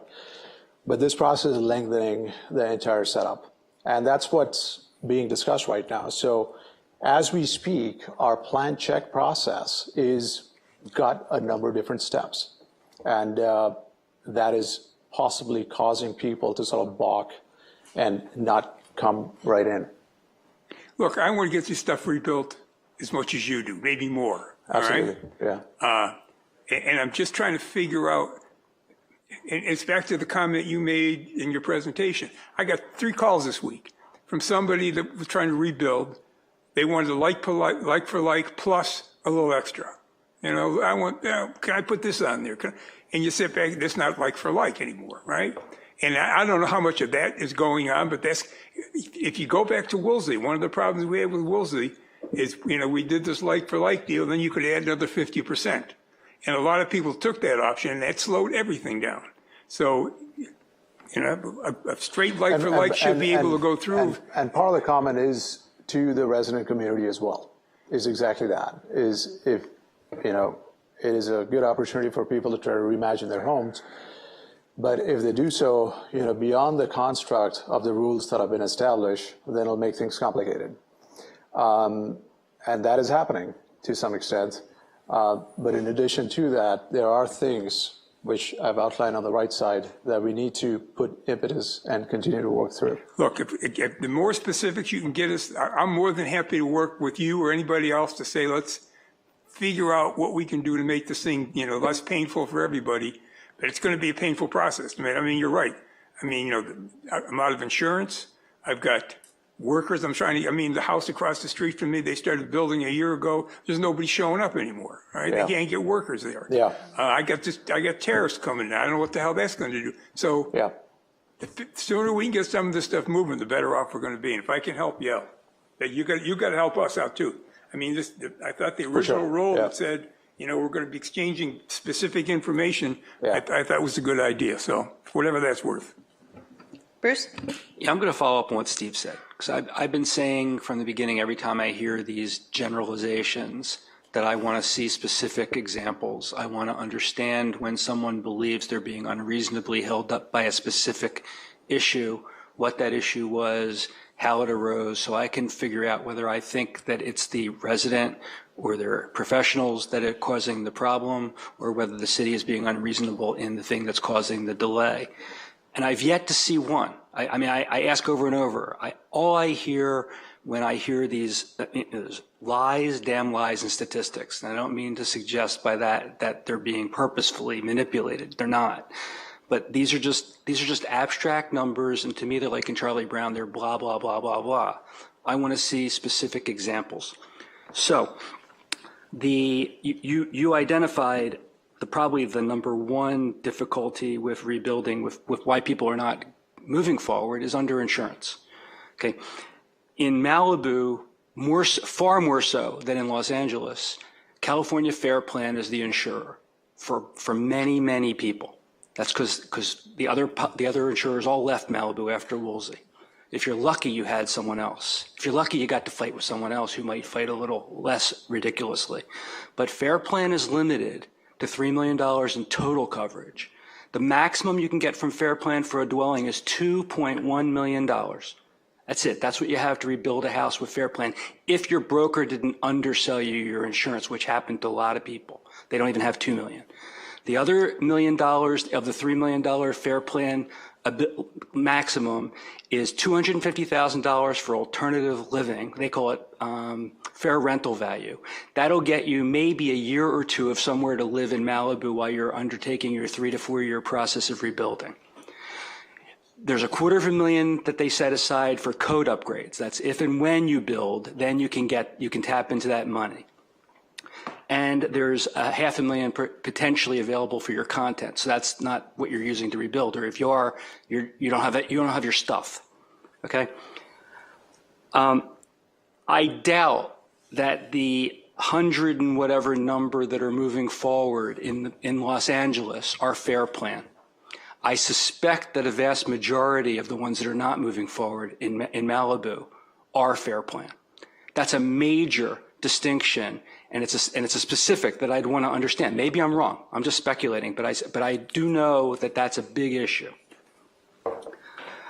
The terrain in much of Los Angeles, even in the Palisades, I mean, the fire started in the hills, in an area that's not unlike parts of Malibu, but a large part of the Palisades that was decimated, looks like Hiroshima, was flat, and it was laid out neighborhoods. I suspect also that a number of the permits that we're being told are being issued there are for rebuilds of flat neighborhood houses. I don't know this, but those are the kinds of facts I need to know. But beyond that, I need to know exactly what are the issues.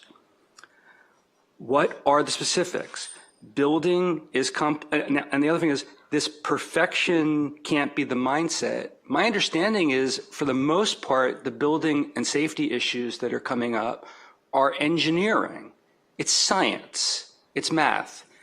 Well, math does demand perfection because there's only one right answer. It's not, there's not multiple choices when it comes to engineering and math. It is what it is, unless you talk perhaps to our federal government. I don't know. They don't believe in that. Okay. Well, but you know, go ahead. Again, so I want to see, I keep saying this, don't tell me more houses are getting rebuilt elsewhere.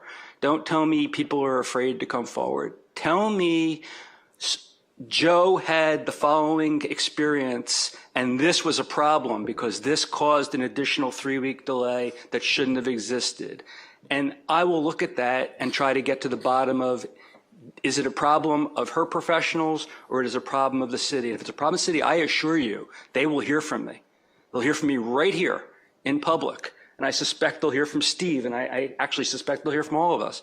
But to just spout very general, high-level statistics doesn't get me anywhere. And I've told you that over and over again. I've told other people to bring me the same issue. It doesn't get me anywhere. I don't know how to help somebody who's just telling me things are moving slower here than they are elsewhere. So those are my comments. You can respond if you wish. Let me make a couple of quick comments there. The issues, the insurance issues, they're generic across the board. Malibu may have more Fair Plan. Palisades has a number of people on Fair Plan as well. The terrain, there is a number of hillsides that Palisades has. Conversely, there are a number of homes that are sitting on fairly flat lots that are cut on hillsides in Malibu as well. So there is, granted, there is a little bit of difference. Does it have to be a 30 or 50x difference? I don't know. It seems like a lot.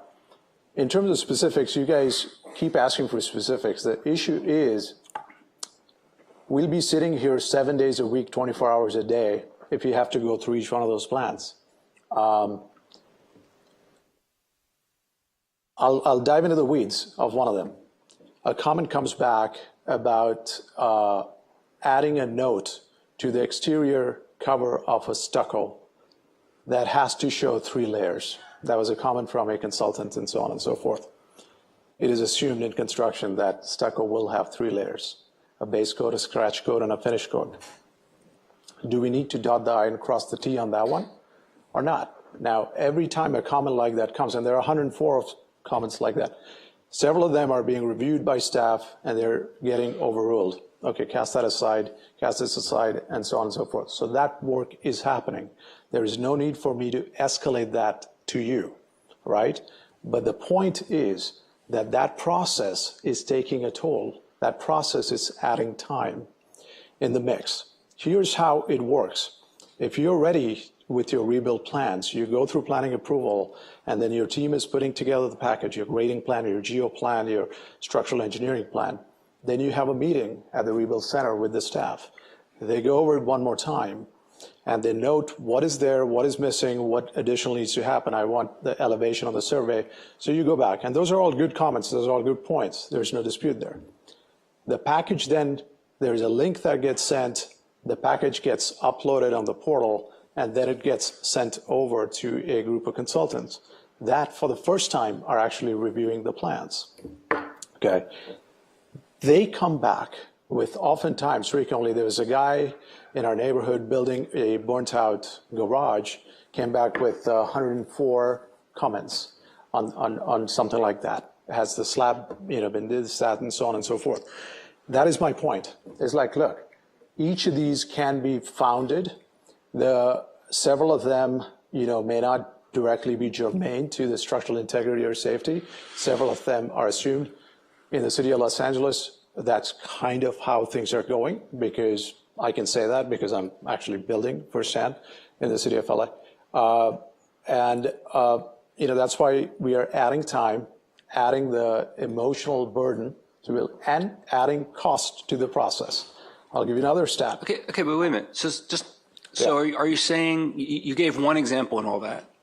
You gave the stucco example. So are you saying that in the city of LA, if the plan was submitted and it didn't show that, they are fine with that? They accept that, they don't tell you need to show 3 levels? That's what I'm saying. Okay, so I don't know whether that's accurate or inaccurate, and I don't know how, I'd have to hear from the city as to why that's important for us or isn't. But I would think it would be beneficial every single of the first 10 or 15 or 20 that comes through, if you and the residents identify what you believe to be extraneous requests, let's see them. Let's see every one of them, and let's go over them with the staff and figure out whether they need to be there going forward or down. We can do that, but let me give you a counter factual to that. Day after tomorrow, there's a workshop to talk about the policy updates. That workshop got put off by a month because when the workshop happened at the last week of July, out of the 16 agenda items, I think 2 were dealt with. And it was a good decision that was made. The residents cheered it. And then there was no time. There is practically no time. So you're asking to dive into the specifics, which from a practical standpoint, I just don't know how we're going to be able to accomplish that. We don't have to dive into them up here at a meeting. Just provide them to us so we can eyeball them and we can have discussions with the staff. I have a. Go ahead. Yeah, I'm going to allow Councilmember Conrad. I think Bruce has made a very good point that we need to have better feedback, and we also need to know how that's disseminating into the community. So. And I would say that the rebuild ad hoc, you guys have a direct line. I think this is a great exercise for them to both do with you as much as possible, as much as needed. We are happy to dive into every plan as we go through it. And we can try that. I'm skeptical of the practicality of it because it's an enormous amount of detail. If you have to dive into every discussion on if the geo consultant is recommending 3-foot of recompaction and removal and recompaction, and the geo consultant from the city is asking for 8 feet, that's going to be a very lengthy process. What I'm trying to draw attention to is that there are a lot of asks that are being made for like fire rebuilds that are similar to any house, whether it's a small house, large house, whether wasn't even a like-for-like build or a fire rebuild at all. And that has been the process in Malibu. It's just that for fire rebuilds, if that continues to be the process, then we'll be left with an outcome worse than we'll see. Okay. One Just one last comment. On your last slide, you had something about the building of Malibu is designed to be slow or something. If you think you're slow, take a look what's happening up in Carmel. Happening where? In Carmel. The amount of time it takes to build something in Carmel. Did you read a newspaper that when one of the builders is leaving the city because he can't get anything done? So just for what it's worth. Yeah. Go ahead, Doug. I asked for 2 minutes, and first of all, let me say this. Hey, thanks very much. You know, you've got a thankless job because every house that gets built, the architect takes credit for it. Every one that doesn't get built, everybody gets blamed. So I understand. If you look at classic operations theory, and I go back, and I'm trying to do it real quick, in the space industry, they have a philosophy about how do you determine what you need to do next on a rocket design. You start at 90% thrust until it blows up. You figure out what it blew up. You start at that point, you fix it, you start again, 90%, 100%, 110, 120. That's how they get these kind of numbers. And I looked at your number, the numbers we have on the dashboard, and it was actually one of the comments I had for tonight's meeting, and you covered it. Where do we have the critical log jams? And as far as insurance goes, I don't think the insurance is an issue once you get past planning. So I'm looking at that 107 or so that are in planning. Why are we only getting 7 into permit or construction approval? And I'd like to know if there isn't something in that gap between planning approval to permit application that's holding people back. And I was thinking there's probably a cluster of something in there that we could address, whether it's, you know, don't mean to pick on the geo people, but the geology, or if it's the grading plan, or what, I don't know what it might be. But if you could give us some specificity, like we were just talking about here, of places where the clumping that takes place. You know, when you look at a scatter diagram of issues, quite often you see that bullseye. And that's what I think we're looking for, not to solve everybody's problem, not to go into detail, but tell us where the cluster is. And that will help us get some of these people through. Because I'm more concerned about the fact that we're not getting the applications in for permits. That's where the issue is. The Rebuild Center, I think, is doing its job. I think it's a concierge approach that I don't think anybody else is doing. And I think, and I don't mean to minimize this, but the planning verification is relatively easy to do. It's the building plans that take all the rest of the sheets. And I'm somebody like you, I've seen a lot of building plans, and the ones you get for zoning are the first 5 or 6 sheets. It's the other 70 sheets that make up the permit application. So if you can tell us where it's holding people back to get that permit across, I think that would be a real help. And I appreciate everything you're doing. No, Doug, you nailed it. I mean, I think that's where we are seeing the biggest gap. And what I'm hearing from the residents is once you have the planning approval, you get the checklist of submittals. That is a very long checklist. In many instances, they don't apply to the particular plan. And that is a discussion that they're having with folks at the Rebuild Center, and the folks at the Rebuild Center are doing a great job explaining. But in several other instances, they're being confronted with new asks that they hadn't appreciated before. I'll give you examples. A geotech consultant and a structural engineers are pretty much necessary for all projects across the board in Malibu. A civil engineer may or may not be necessary. Do you hire a civil engineer to do your grading plan, drainage plan, erosion control plan? And then after some discussions, it may be adjudicated that an erosion control plan could be done by the architect on record, so on and so forth. So it's that, then do you need night sky, do you need landscape? And folks are finding out, and this is information that we are trying to get out to the community as well, is that no, you actually don't need landscape. You can do landscape later. But that checklist, comes back with a plethora of items. That's one thing. The other thing that we're also grappling with is when the residents are hiring their consultants, the consultants are defaulting to a position of being most conservative. So if you hire a geo-consultant, in absence of knowing exactly what will get their plan to pass, they want to be as conservative as possible and will propose a full-length boring study, for instance. It's only a few geologists that will say, okay, let's, we won't do a subsurface study, let's do other ways to establish that. And that is easier on the consultant's part, Obviously they're not footing the bill for it, and it makes for a cleaner submission as well. When the homeowners are getting confronted with all of that, MEP plan is another example, 11 grand, 12 grand. They're well over 100 grand spent outside of the architectural fees and whatnot, just on these consultants. And that is causing a lot of angst when they're confronted with those bills. And it's causing some delays. Okay. Well, this is what we need to know, especially for Wednesday, anything we can get, it's guidance on, I'll call it the cluster. All right, thank you very much. Okay. Thank you very much for giving us an update and a report on this. And Thanks. I hope to see you and others on Wednesday. That's when we talk about some other stuff. Appreciate it. Thanks. Okay. So we are on to commission committee reports. I have one in person. Do we have any online? No, we don't have any commissioners with raised hands. Okay. Kevin? Thank you. And I understand that some of this may bleed over into item 7A, so I'll try to keep this confined to just a report. Thank you. Following this commission's last meeting, I confirmed that the other commissioners and I are all available September 11th for the next meeting. This afternoon, I received an email from Ms. Pettijohn confirming that facility was available September 11th, and I understand the meeting will be scheduled for that date.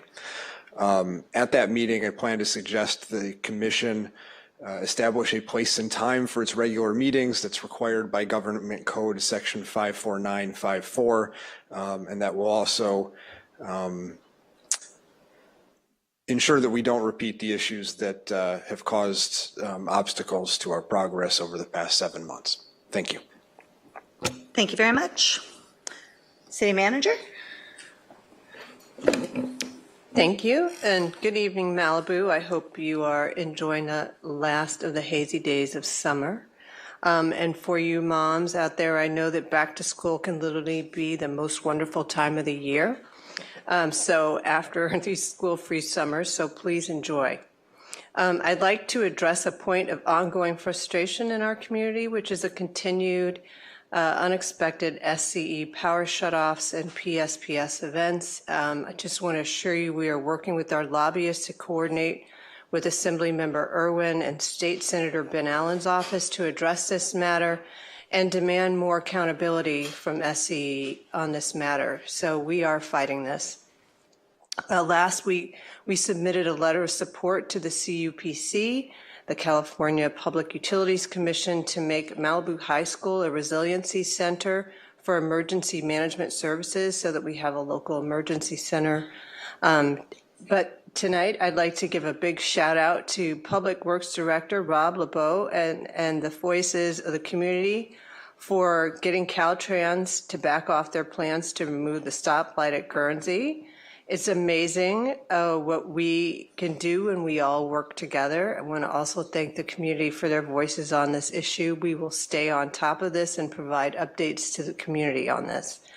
We have some good news from our Community Development Department. Yolanda Bundy has been selected by the American Society of Civil Engineers Committee on Advancing the Profession to receive the 2025 Professional Practice Ethics and Leadership Award. This national award recognizes ethical leadership in civil engineering, honoring professionals who demonstrate integrity, public service, and a commitment to advancing the standards of the profession. Congratulations, Director Bundy. Also on the rebuild front, our Malibu rebuild team recently received its 100th single-family residence rebuild submittal 7 months after the Palisades fire. And just for comparison, we were talking about Woolsey. It took 8 months to reach this milestone after the Woolsey fire. We had great turnout at our household hazardous waste and e-waste collection event, August 16th, here at City Hall, with 72 households participating. Looking ahead, we have a coastal cleanup day at Surfrider Beach on September 20th in partnership with Heal the Bay. I encourage everyone to visit and subscribe to our environmental programs calendar at malibucity.org/calendar to stay up to date on these and other events going on. I'd also like to highlight that the temporary use permit ordinance to assist local businesses is in full swing. We have received 3 express temporary use permits, and staff will be conducting on-the-ground outreach with local businesses in the next couple of weeks to make them aware of local measures taken to assist them during this time.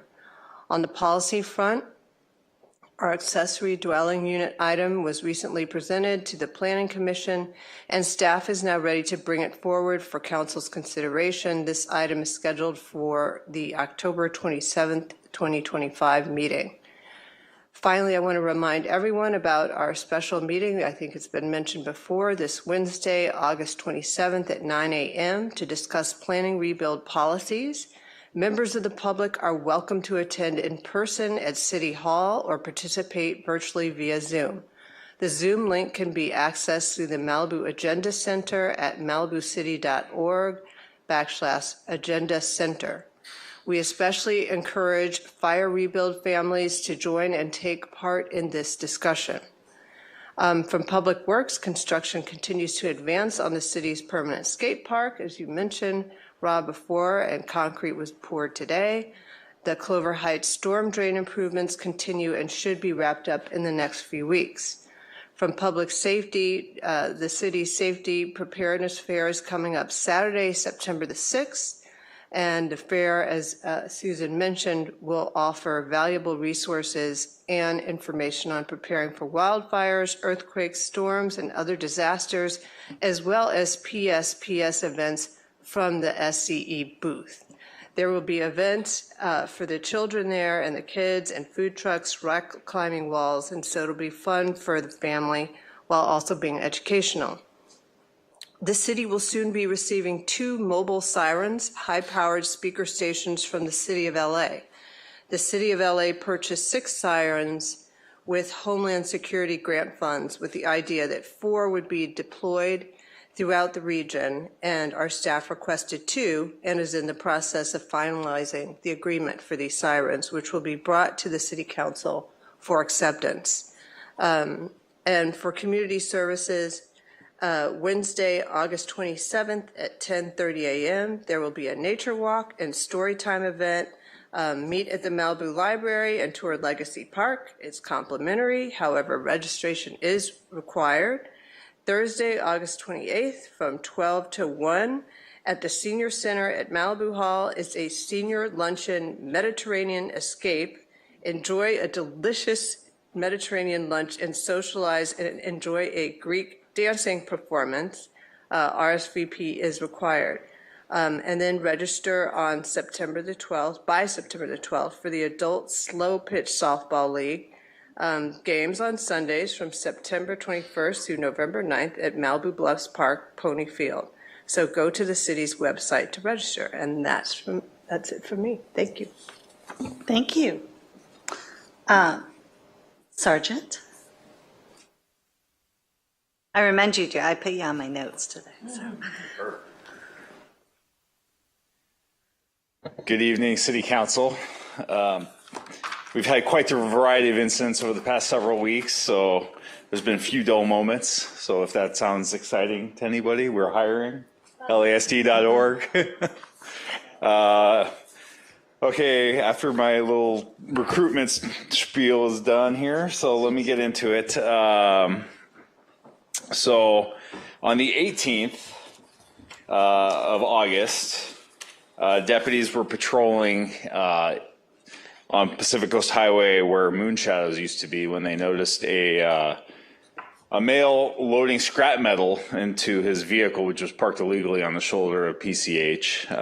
The deputies stopped to investigate and discovered that the suspect had no reason for being there, and he was taking property that was not his, scrap metal, copper, and there was additionally more scrap metal and copper inside his vehicle, and he was arrested for reasonable cause grand theft of copper material, which is a felony. So we're still patrolling the Palisades burn area, and we're still on the lookout for people who would like to take advantage of people's misfortune. On the 19th of August, so the next day, deputies were patrolling the library parking lot when they discovered a pickup truck with a license plate from a Mini Cooper on it. They stopped to investigate and discovered that the truck hadn't been registered in about 15 years.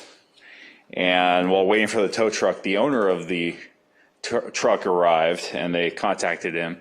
And he ended up being wanted by the U.S. Marshals for absconding for his federal probation from a 1996 conviction in the state of Georgia for aggravated child molestation. So he was arrested and taken into custody and transferred to the U.S. Marshals. The 19th, August 19th, same day, deputies responded to Malibu Country Mart, let me find it here, to the shopping center there on Cross Creek for a call for service of a dog locked inside of the vehicle. When they arrived, one window was rolled down approximately 1 inch. When they looked inside the vehicle, they saw an infant inside the vehicle. And immediately they made entry into the vehicle. They broke the window, and the outside ambient temperature was about 75 degrees, and inside they estimated it was about 90 degrees inside the vehicle. Fortunately, the infant was alive and well, and the suspect, the mother, she came back to her vehicle while the deputies were there, and in questioning her, she was gone for about 20 minutes and left her infant inside of the vehicle. So she was arrested for felony child endangerment, but the deputies were there and were able to rescue the child out of the vehicle. So thank you for the Good Samaritans who called it in, because they did not see the infant, they only saw the dog. So The dog's okay also? the dog's okay. Finally, on August 20th, Kelsey, if you have the video, by chance, on Malibu Road, the deputies responded about 10 o'clock in the morning to a person who had fired a bow and arrow at two victims who were walking their dogs on the beach, and the homeowner refused to come out of her house, and a standoff ensued. We had our mental evaluation, if you want to play it, we had our mental evaluation team respond. We tried to negotiate with her. This lasted. Assault call with possibly two victims. The suspect is now barricaded inside of a home there. Let's get straight to Rich Prickett. He's overhead in Sky 5 with the latest. Hi, Glenn and Lou. Yeah, it's on the 25,000 block of Malibu Road, which is a small road just off of Pacific Coast Highway here in Malibu. Now, at about 10:15 this morning, the Sheriff's Department responded to an assault with a deadly weapon. They did not say what the assault was about. They did say that there were two intended victims that were not struck. Now, according to witnesses, this is unconfirmed, that there was a woman that may have fired an arrow at people that were on the beach. But again, that is unconfirmed. We're awaiting more information from the Sheriff's Department. But you can see deputies here on the sand here in Malibu. This person barricaded inside this home here. We have not seen the person that's in the residence. We do see a lot of things that have been thrown around on the sand here, and quite a mess on the patio. That's about what we have seen since we arrived here within the last 30 minutes. So yeah, we had about an 8-hour standoff with the homeowner. She was suffering from mental illness. We were able to get a search warrant and arrest warrant, go into that residence, and we were able to take her into custody without incident, and she's receiving the treatment that she needs. That is all I have. Any explanation of everything on the beach? Part of the incident. Okay. That's quite a monkey head. Yes. Labor Day's not even here yet. Anyone have any other specific questions? Just a quick question. Any update on Surf Rider? I know you expanded the beach patrol up there. Right. We're still going there every weekend with extra patrols, and this coming weekend, Labor Day weekend, is our last one, and we'll be out there Saturday, Sunday, Monday, and enforce heavily for the Labor Day weekend, so we'll be at Surf Rider. Anything you'd like to say about traffic ticket scofflaws?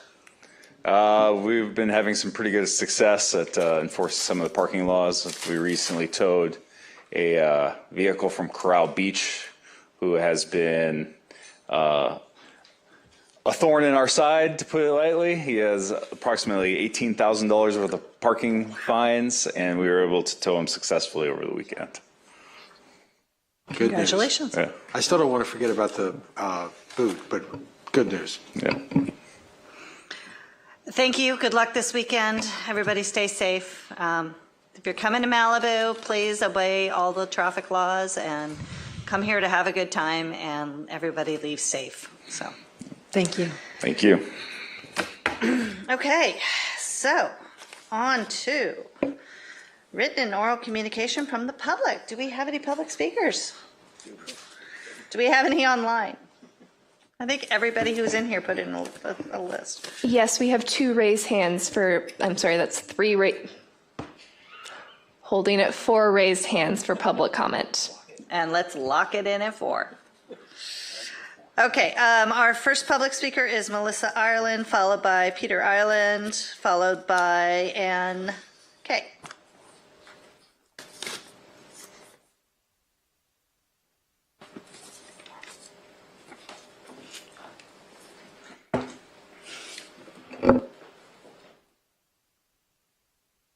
Hi. Good evening, Mayor Riggins and council members. My name is Melissa Ireland, daughter of Peter Ireland. This is my service dog, Bishop, for PTSD caused by the fire rebuild permitting process. We haven't spoken publicly until now about the extreme difficulty and hardship of trying to rebuild a cherished old Malibu property from the Woolsey fire, despite our all-out efforts to comply with the ever-shifting requirements. Planning was a breeze and a real pleasure to work with the city staff to obtain clearance. Plan check and notably geology is where we have been stuck in what feels like a torture chamber. The delays and hurdles preceded the Palisade fire, so this is nothing new. I was 35 when the Woolsey fire happened. I was getting married the following year and starting a family with my husband. We thought at most it would be a 2 to 3 year process. Therefore, we reluctantly postponed our marriage and starting a family. By age 39, with no permits in hand, I knew the window of opportunity to start a family was closing, and we had to prioritize that in addition to the rebuild. Due to the perplexing permit delays and no doubt the toll caused by the rebuild process, not the fire itself, we had to turn to IVF in the hope of having a child. We are now into year 7 of the rebuild with 1 permit under our belt for a manufactured home. We have several more permits stuck in the quagmire plan check process. I finally got married last year, and thankfully most of my family members were still alive to attend this important milestone in my life. After enduring 6 IVF cycles, I am pregnant with my first child at age 42 with a high-risk pregnancy and still knee-deep in permit processing purgatory. I often hear that waiting on settlements and insurance funds were a big reason behind the delays of rebuilding. That is not the whole truth. Constantly changing goalposts, 4 to 6 months for reviews to be issued or questions to be answered, contradictory statements made in meetings that are not allowed to be recorded, endless review sheets, or simply no response at all. These unnecessary delays have undoubtedly been costly and caused additional financial hardship, extreme frustration, and low morale for our team of consultants. As someone that dedicated nearly a decade completing my degrees and career training, don't get me started on once-in-a-lifetime dream opportunities I've had to pass on due to this never-ending process. That's the tip of the iceberg. We've lost crucial years of our lives being patient, polite, following the rules, and rolling a massive boulder uphill only for it to roll back down near the top and start again. What are we being punished for? All we have ever wanted is to put back exactly what we lost.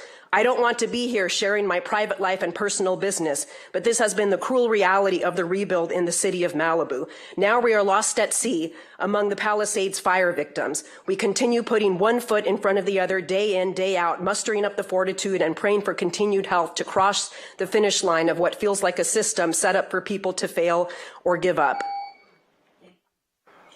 Thank you, Melissa. Peter?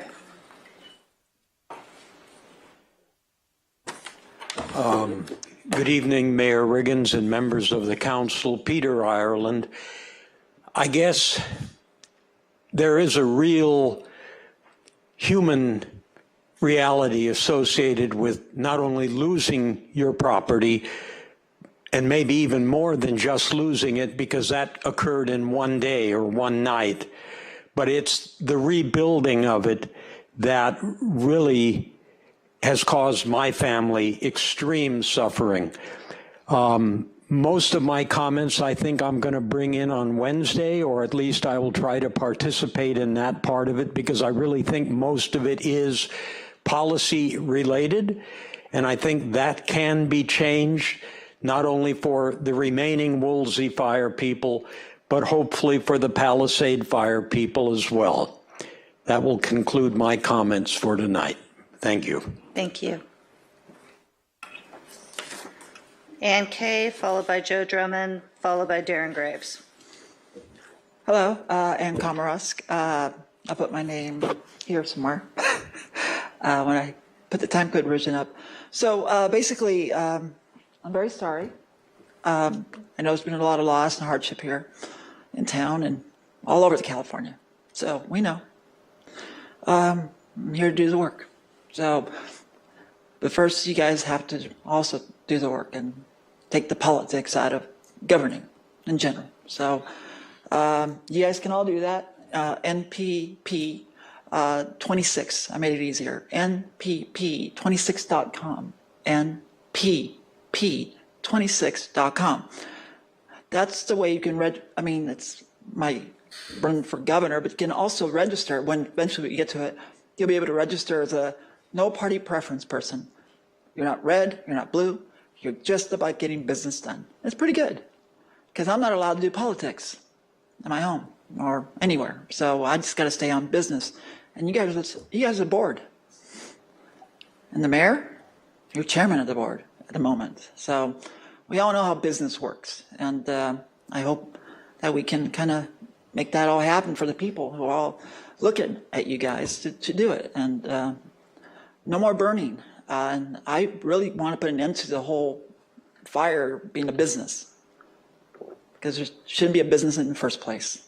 So thank you very much. Once again, I'll repeat that site, and we'll be updating it. Just register to vote, NPP. Change it from Democrat, Republican to NPP. The website again is npp26.com. Thank you. Thank you. Joe Drummond, followed by Darren Graves, followed by Aman Mohammed. I apologize. Thank you, Melissa, for speaking. Honorable Mayor and council members, it's been now 8 months since the January fire, and in that time, the city has issued only one rebuild permit. One permit in 8 months. That is not only unacceptable, it is unfair. Families who have already lost everything should not also have to fight red tape to come home. We know from her prior record that our building manager, Yolanda Bundy, is capable of approving 60 permits a month. The capacity exists, so how can we make it as a city happen? The barriers are clear, and there are too many, as Abe stated. Here are just a few, since you asked. Abe will supply you with all of them, and you will be overwhelmed. For instance, overhangs that should count as original TDSF are being excluded. Driveways and 3-foot garden walls, even those less than 2 feet, are being sent for excessive geotechnical review.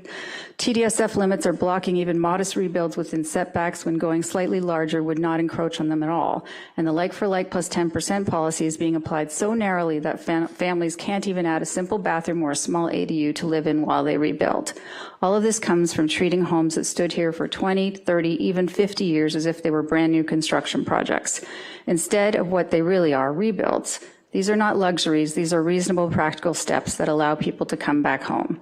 It makes no sense that a multifamily home is not allowed to convert into a single family without adding ADUs to replace the additional units, yet at the same time ADUs which help preserve affordable housing are being blocked. That is not fairness for fire families. Let me be clear, our city staff is second to none. They work tirelessly and know this community better than anyone. The problem is not staff, it's the reliance on outside consulting firms that slow down everything and give over 100 corrections after our professionals have already submitted materials that meet the codes. That layer of bureaucracy needs to go. We also know the city manager's staff and hopefully our council have loving empathy for us fire victims, but we need to harness this compassion into real action that gets families home. Tonight was the first time in 3 months that our rebuild ambassador, Abe Roy, was allowed to present. His slideshow was meant to show how the process is moving slowly and where the bottlenecks are. This is not about blaming him, it's about listening to him. He is our representative, and his voice and the data he brings must be heard if we're going to fix this. Every roadblock means rebuilding is slower, harder, and more expensive. Meanwhile, investor buyers are circling, and each month another longtime Malibu family leaves for good. So my question is simple. What steps will you immediately take to empower staff, streamline approvals, eliminate unnecessary outside consultants, allow ADUs as temporary housing, and honor the intent of like for like plus 10%, so families can, in the most generous way possible, finally get back home? These are decisions you can make on Wednesday during the all-day rebuild policy meeting. The solutions are in front of you. It's just a matter of choosing to act. And finally, this Friday is Big Rock Burning. I hope you will all come to the documentary and see how we are doing our part to protect our neighborhoods and rebuild safely so this never happens again. Thank you. Darren?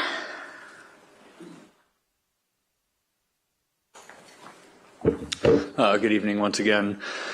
The Ireland family story is very saddening. Thank you for sharing it with us. That is exactly what we're trying to avoid with the Palisades fire rebuilds.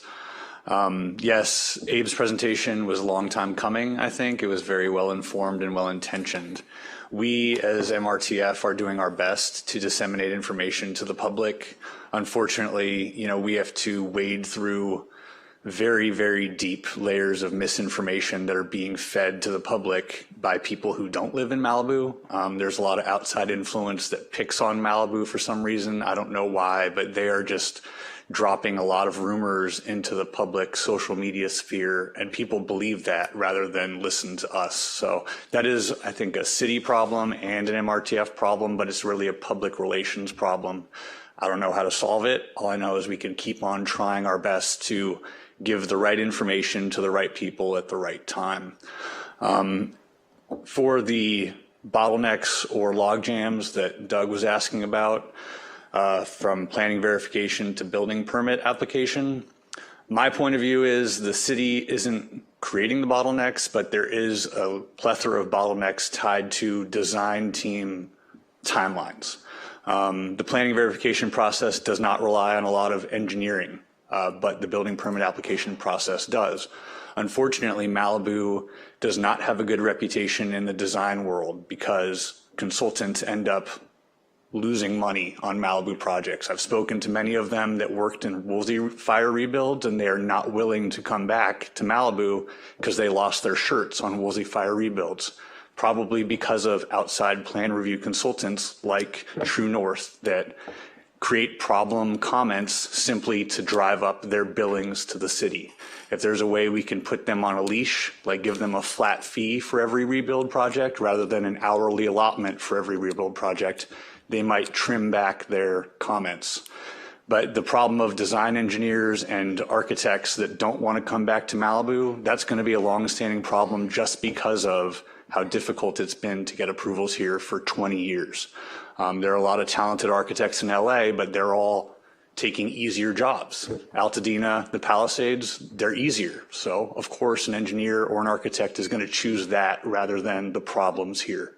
So we can keep on asking people to come in, but it's going to be a problem getting them to be here to help people rebuild. So I think the city council has done an amazing job. I think the Wednesday workshop will be great. Unfortunately, I can't be here, but I hope you guys have a wonderful session. Thank you. Thank you. Ahmad? Okay, I just want to verify, Mohammed is here? Yes. Okay. I see Norm, Zuma J, and is Alexandra part of yours? Yes. Okay. And could you raise your hand? Oh, are you Alexandra? No, okay. I think she's outside. Yeah, she was just here a moment ago. Okay. It counts as one of your minutes, so. Okay. Yeah, go ahead. You might miss a minute. Okay. Good evening, Council. Appreciate the time and effort on your parts for helping with the rebuild. My personal home, just about a third of a mile from Doug's home, is 9/10 of the way done, floors and cabinets, and then I'm moving in. The survey you're about to see was very creative. It's about fuel loads, and it's going to be very educational. It's going to be informative. The survey was done just about a third of a mile from Doug's house above the Malibu Falls, known as the Escondido Falls. It's a bit scientific, but it is our future, and it will help our firefighters in the future as well as our homeowners. And the biggest part of all of this is our insurers will have to look at this data and reappraise a lot of the homes after you see what we've created here tonight. There you go, Alex. Thank you. You want to say something quickly, Mo? Okay.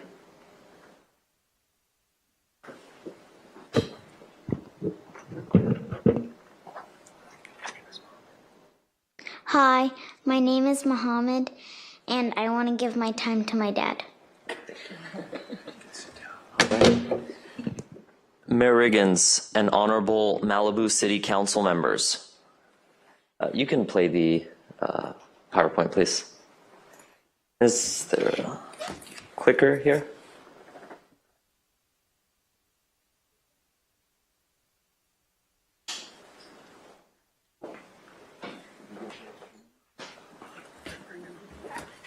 Abe, did you leave the clicker?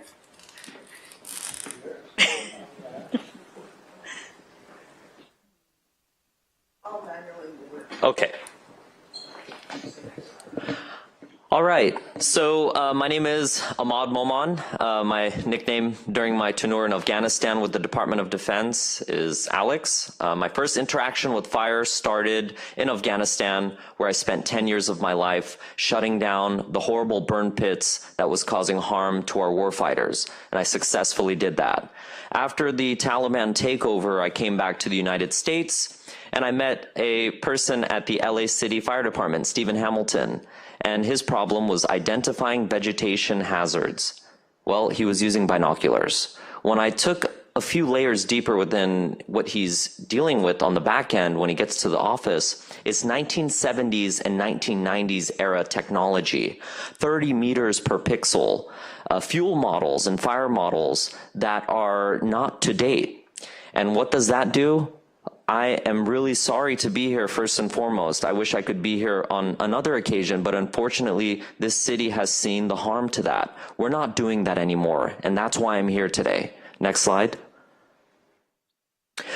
If you take a look at CAL FIRE's high fire hazard severity zones, that's what it looks like. That's La Habra Heights, who's one of our first implementers of our technology, Fire Marshal Jorgensen and Mayor Pespisa. If you take a look at La Habra Heights, it just recently had that huge blob of red come down. There's no granularity, and you'll see that shortly next. Next slide. It comes down to pixels. Next slide. This is the best satellite imagery that's currently being used right now. That's 30 meters per pixel, and that's over Griffith Park. I do not know, is that chaparral, arundo, tobacco plant, dead palm fronds? What's there? And this is what is currently being used for a fire model. Next slide. So I colorized it with the European Space Agency Sentinel-2, and I took a zoom out. And if you see those homes highlighted with the red outline, those are properties in Griffith Park. The colorize is supposed to show the vegetation index. Again, I do not see anything. Next slide. Sometimes when you zoom into things, you can see things. Unfortunately here, I still see Minecraft and Atari level graphics. Next slide. The world's best fuel model, there was an attempt taken by NVIDIA and Lockheed Martin. They invested over $15 million. When I went back and talked to the researchers, what did they base their fire model off of? It went back to 30 meters per pixel. Next slide. Well, we're not doing that anymore. We're utilizing voxels. This is volumetric data, and it carries moisture, humidity, flame length, and it comes at a 6.8 centimeter per pixel with hyperspectral, what NASA uses on their satellites. Next slide.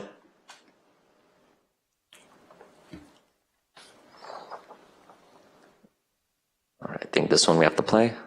And then volume up, please.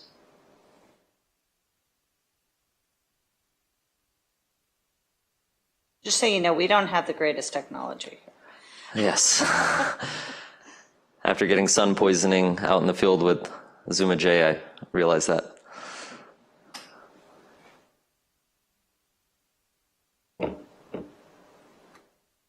You want to go ahead and describe what it's going to say? Yeah, it should play. Okay. All right. Is there any sound? If we could go back to the beginning.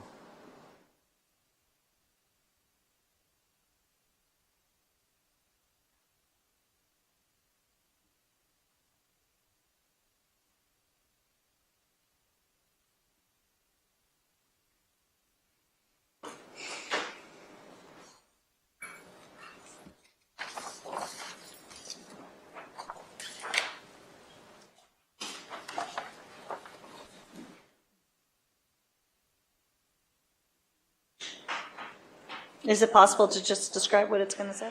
Yes, I can describe it. And if it doesn't work in the next few seconds, we can just describe it. That's fine.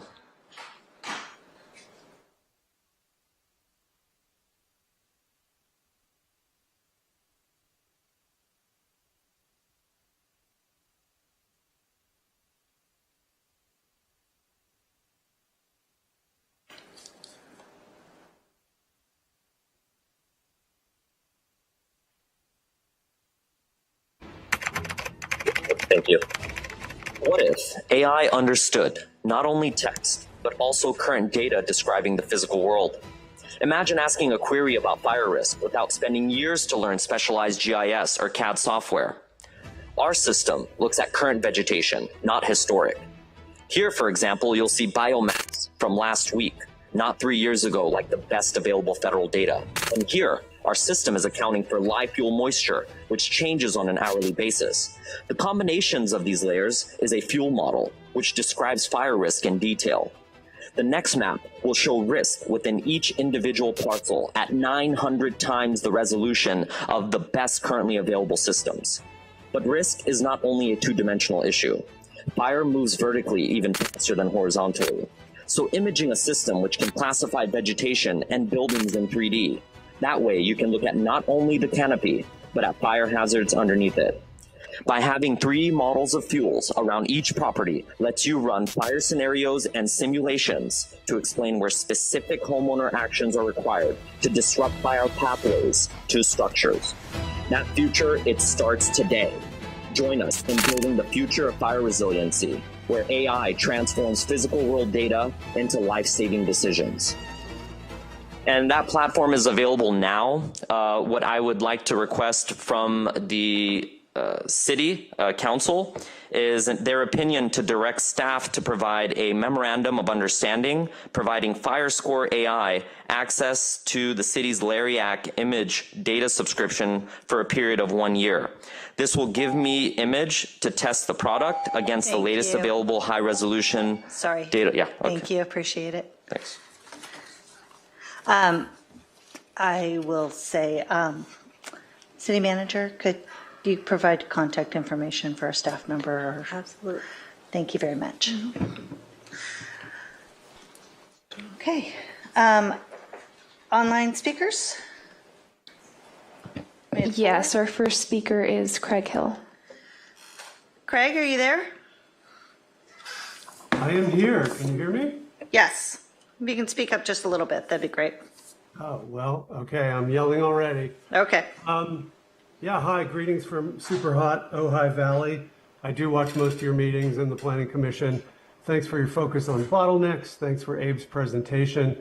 This isn't my main topic, but regarding delays, I'm one data point, but one reason we haven't made more progress is that I'm still living the disaster, still wrangling with FEMA. My debris clearance was supposedly done last week, but isn't complete, and they've managed to significantly damage my property. Multiple things going on along that level. What I wanted to talk about, well, I should say, I have started the planning verification process, and that so far is going well, but I'm still not confident that we have enough waivers to restore what we had before. Specifically, I'm going to be concerned about geology and access issues, which isn't really the city's problem. But anyway, my main point, I wanted to get an update from Manager Bond and anybody else about Edison and what they're doing on the undergrounding, because there's a lot of talking about misinformation and rumors. There's a lot going around, and the short line is that they're blaming a handful of us for holding up the process in Big Rock, when in fact it is they who are holding up the process. Right at the beginning of this, I pointed out to them that the proper instrument they needed was an easement, not a right of entry. And eventually they agreed with me after saying things like, yeah, well, we're making this up on the fly and we want to rush. And they finally did agree, and they finally agreed to, verbally, to the things that we needed to have done. Happy to go into that in detail if anybody cares. And that was several months ago. On July 31st, I had a phone meeting with Manager Bond and Rob Dubois and Richard and Kellen, and everybody understood that, yeah, what they need to do is easement. So we've just been waiting on easement documents, any kind of draft in front of us. But they're trying to pit neighbor against neighbor and telling people obvious mistruths about what's going on. And I don't know. I'm sorry, I don't have a written presentation here, but we're doing our best and trying to get it done, and they're the ones dragging their heels. So hopefully, if you've heard anything new, let me know. Thank you. Thank you. And our next speaker? Our next speaker is Hamish Patterson. Hamish, are you there? Hi, Council. Yes, I wanted to talk about something that I think is a general theme with American government. Is today the City Council made a mistake, and they made a mistake on a nuanced detail. I'm not going to go into that, but the way I see the problem is this: is you have people that are experts about stuff, and their knowledge was not looked forward to. I only got one response from one council member about what was at stake, and I tried to be very clear about a situation down there. You have a city staff that is not an expert about this subject matter. And if you go back and listen to that city staff talk about that subject matter, their lack of expertise is quite obvious. And the fact of the matter is, this expert on this subject spent 15 years, ran for city council twice about this subject. And the reason in Bruce, 10 years, we could have solved this problem, but we got boxed out the last year and a half by a city staff that did not choose to involve its local experts in the community, which would have solved the problem. Which is why we made a point of this. It was on principle. It was on the principle of short-sighted thinking by staff, short-sighted thinking about the general government, about what we do as a green community. We're supposedly a green community, which means we're supposed to involve our community to have long-term thinking about what we do. And I see this across the board, and it needs to change. You have experts in this community and city staff, not the people that are city staff, the institution of city staff does not understand how to interface with the experts in the community. And you, as the council members, have to rely on experts in your community to give you good information. And the fact that I only heard from one city council member about the subject on the docket tonight speaks a lot, because I had a viable solution that would have gotten everybody happy.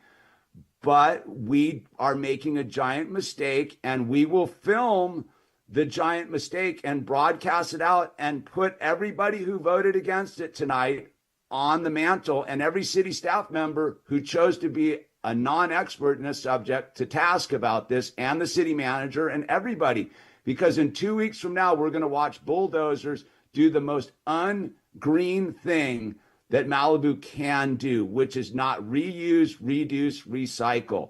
And I do appreciate the two council members that understood that there are people in this community that are experts about a particular subject.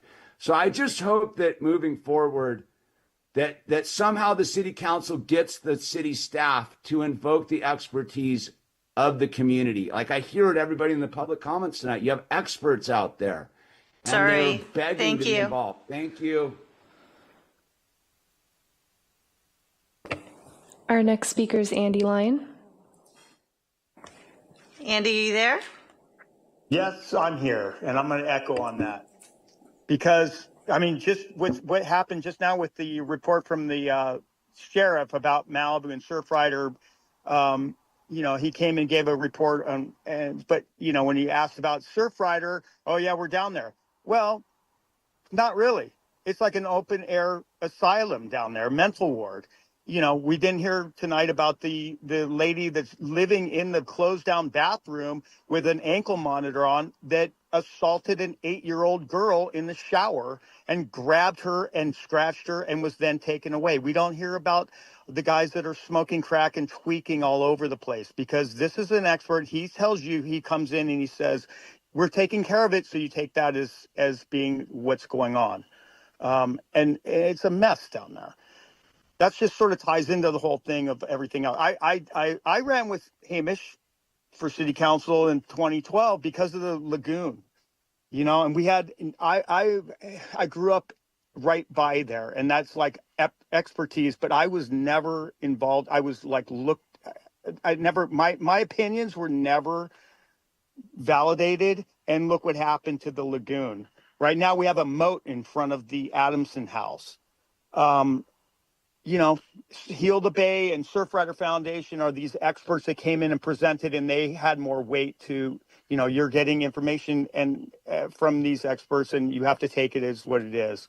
And it ties into like the sewer project, same thing, you know, being blamed, you know, blaming the colony and all this stuff. Now we've got this dam project, and we've got more presentations from experts, and I really hope that, you know, because I wanted to talk about that. I'm really so upset about the other issues tonight. But this dam coming down, you've got experts, and you better listen to the people of Malibu that have expertise, knowledge before this disaster of the same people that ruined the lagoon that I fought so hard to warn everybody about are going to do this project. The state parks, Cal Fish, all these groups it's going to be a massive disaster. You look at that bridge project down on Corral, what a joke that is.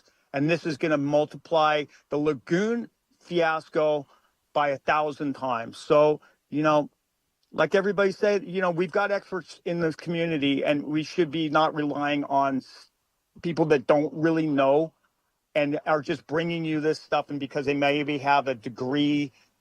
I spent way more time in that lagoon than anybody that was making money off that project. And same with the skate park. You know, I was like on the skateboard team, original Malibu skateboard team, 1975. But like nobody listens. Thank you, Andy. Appreciate it. Our last speaker? Our last speaker is Ryan. Ryan, are you there? Yeah, I had 3 consecutive unmute to have to, I don't know what's going on. Okay, so I'll speak to a lot of things. I hope the staff takes note, because I don't think it makes it into any of your minutes. But on the earlier items that you took at 5:30, the consent calendar still contains a whole bunch of new and somewhat controversial stuff, which I contend is not really eligible for consent, because look how many things got pulled, and you spent over an hour discussing them. And it's inconsistent with the open government, transparency, sunshine intent of things like that famous Brown Act. So I just wanted to say, if you really do respect the residents of the community, you won't aggregate their time for all the things that you can pack on consent as one motion. So that needs to be corrected, because that was an interpretational change by your city council that did that. First time in 30-something years of this city that you decided to curtail public comment on consent items. So that's one. The other is the prior assignments of former city councils were that Caltrans attend the public safety meetings quarterly. They willingly participated and consented. We need to get back on that schedule, if not more frequent now that we have all these problems.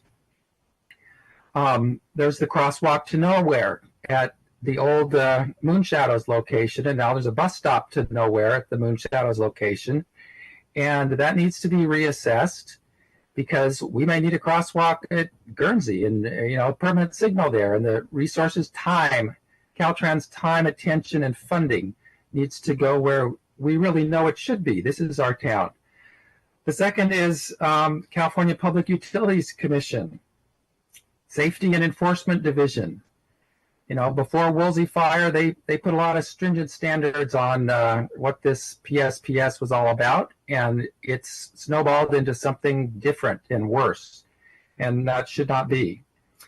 The consolidated fire developer fee that we participate in with the county doesn't give us 1 cent and doesn't benefit us at all. We need to take that in-house. That needs to be assigned and done. The 2024 agreement with the CHP, we've had changed conditions called Woolsey Fire. We might need to reallocate or even scale that back if we're going to be 25 miles an hour on the east end from now on. So please assign the Public Works Director to implement item 6 of the Civic Centerway Task Force recommendations from 22 years ago to put a reactive speed radar sign in front of the city's sewage treatment plant driveway on Civic Center Way. That should have been done decades ago. I don't know why it wasn't. The council appointed over 10 members to meet for 3 months. That was recommendation number 6. Thank you, Ryan. And I believe that concludes our... Yes, that was the final speaker. Okay. So that brings us back up to council table. Steve? Yeah, I can be quick. I want to go back to the city manager's comments. You're going to have Greek dancers at the senior center. I hope you got a governor there, because I've seen some of those old folks, and it's going to brighten their day up, I'm sure. Couple things. I would also like to congratulate Yolanda and Rob DeBoe. Yolanda for a reward, and Rob for the work you did getting the Guernsey signals taken care of. Thank you very, very much.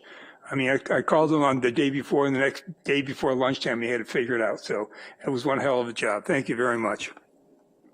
And I want to just close up making a few comments about our city city manager we almost had. After an extensive recruiter-led search, our city council unanimously voted 5-0 to appoint Rhonda Perez as our next city manager. She brought the background, the experience, and tenacity that I believe Malibu needs to move forward. Unfortunately, on the very day of her appointment was announced, local attorney Kevin Shankman and his business partner from Palmdale, Andreas Alcon, launched a campaign of personal attacks against Mrs. Perez. I cannot speak to their motives, but it is clear that these attacks are rooted in personal animosity rather than the facts, and may be fueled by some of the alcoholic problems Ms. Alcorn is dealing with.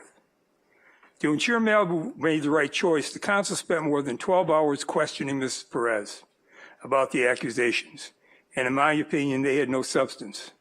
That conclusion is supported by the fact that as of today, the city of Palmdale still lists her as the city manager on their website. Despite this, the Malibu Times recently chose to publish an article repeating Mr. Shankman's unfounded claims. That reporting does a disservice to this community, it lowers the standard of journalism, and undermines the credibility of the paper itself. Some of that reporting makes the National Enquirer look like a legitimate newspaper. Finally, I believe we lost a real opportunity in rejecting Mrs. Perez. I want to just compliment Ambassador Bond. She has done one hell of a job in sort of helping us hold the fort together while this process is going on. That said, my priority remains clear. Malibu must have a permanent city manager capable of leading us through the serious challenges ahead. I'm committed to ensuring we have that right person in place, and I will not give up until that happens. So, Mayor, back to you. Thank you. Who would like to go next?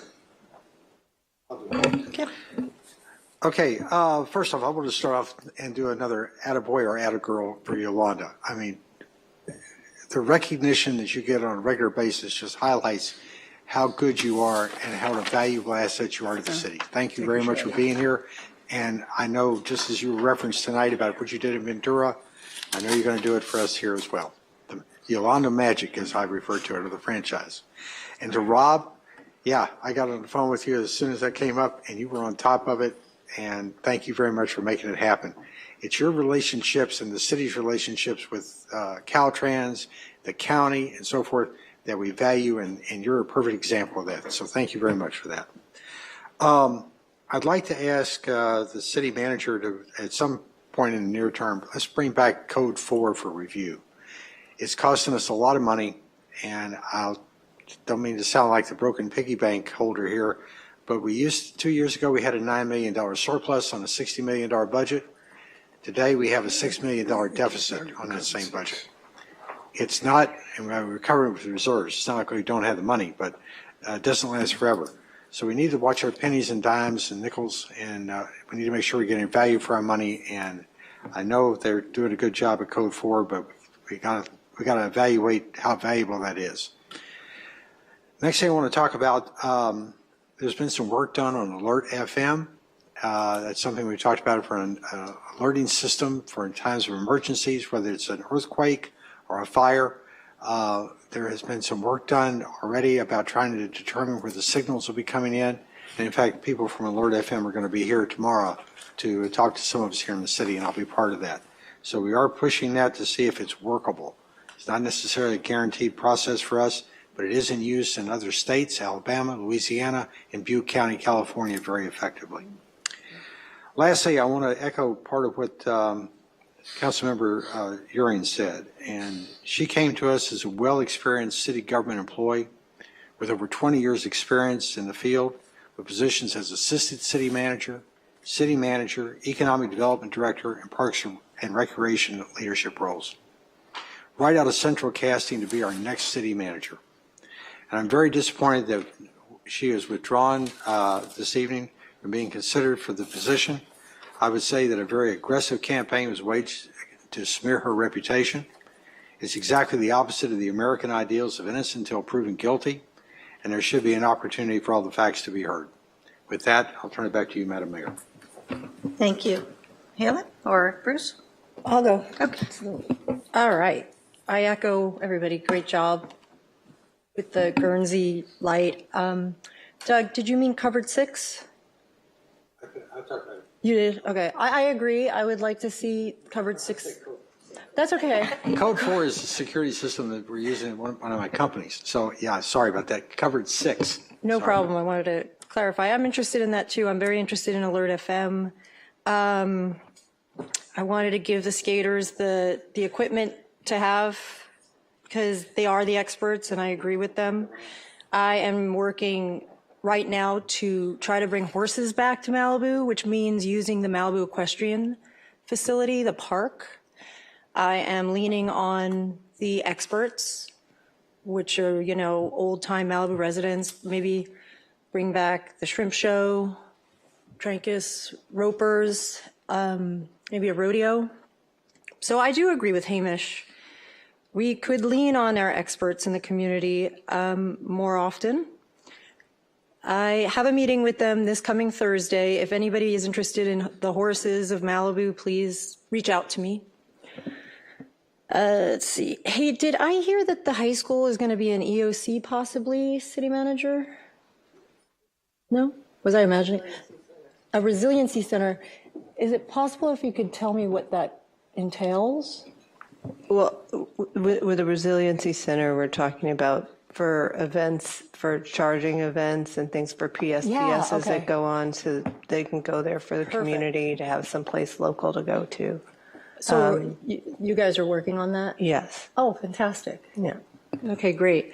I'd love to hear more about that. Guernsey took up a lot of my week, but that hopefully will turn out to be a success for the residents. We could use a little bit of a victory here. I also wanted to manage my own expectations about the meeting on Wednesday. Is this a good time to ask if it's like going to be more of a workshop or up here where we're up here? The brief overview, and the director can speak to it more if you have questions. It's more of a hybrid of a few different formats we've tried. We're planning to have the council on the dais so that we have good audio quality for the hybrid component so that we can serve both of those audiences.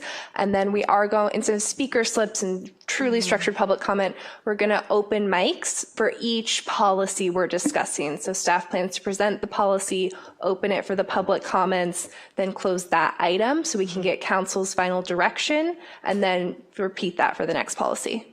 And then we can straw poll or straw man. Okay, great. We can. Yes, the idea is to get the council's direction. Likely we'll bring the policies back for final adoption at a future meeting so we can have clean documents for you to approve, but we want to get the direction we need out of this meeting. Yes, thank you. We definitely have to do that. I also would like to take the council's temperature on bringing back the homelessness task force. Because while I was at the equestrian center, I was harassed and chased out by a woman who I learned lives there. But I also learned that she's always there and visitors don't feel comfortable going there. And I hear a lot of what Mr. Soderlund says, and I think getting prepared for fire season, to be proactive, I think we need to reestablish a resident-based homeless task force that is not a Brown Act body, does not require staff time. Is that something that I need to get you guys to sign off on, or do I just do that on my own?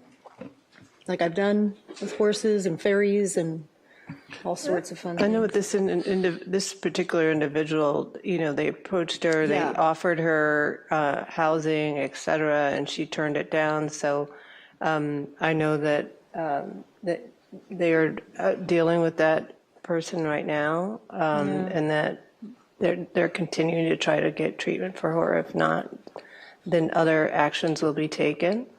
But, our homelessness situation, I know that the safety director, Duenas, and her team has done an excellent job of actually reducing the number of homeless, and Luis is doing a really fantastic job on that. So I'd be curious what you're envisioning for this task force. Sure. Yeah, I just, I think with fire season, there's still a lot of encampments that I see. It's just a matter of feeling safe. I do know that Duenas and Luis do a great job. They do. But maybe we could be doing more. They can't remove that woman. So when I have my meeting on Wednesday, we're going to go through this again. She's going to be there, and I don't know if well, Chris is over here. He said if he wanted to comment on it more, Sure. But they are still working on that, so it's not over yet. Yeah. Did we have a homeless list task force a few years ago? I think, Doug, you were on it.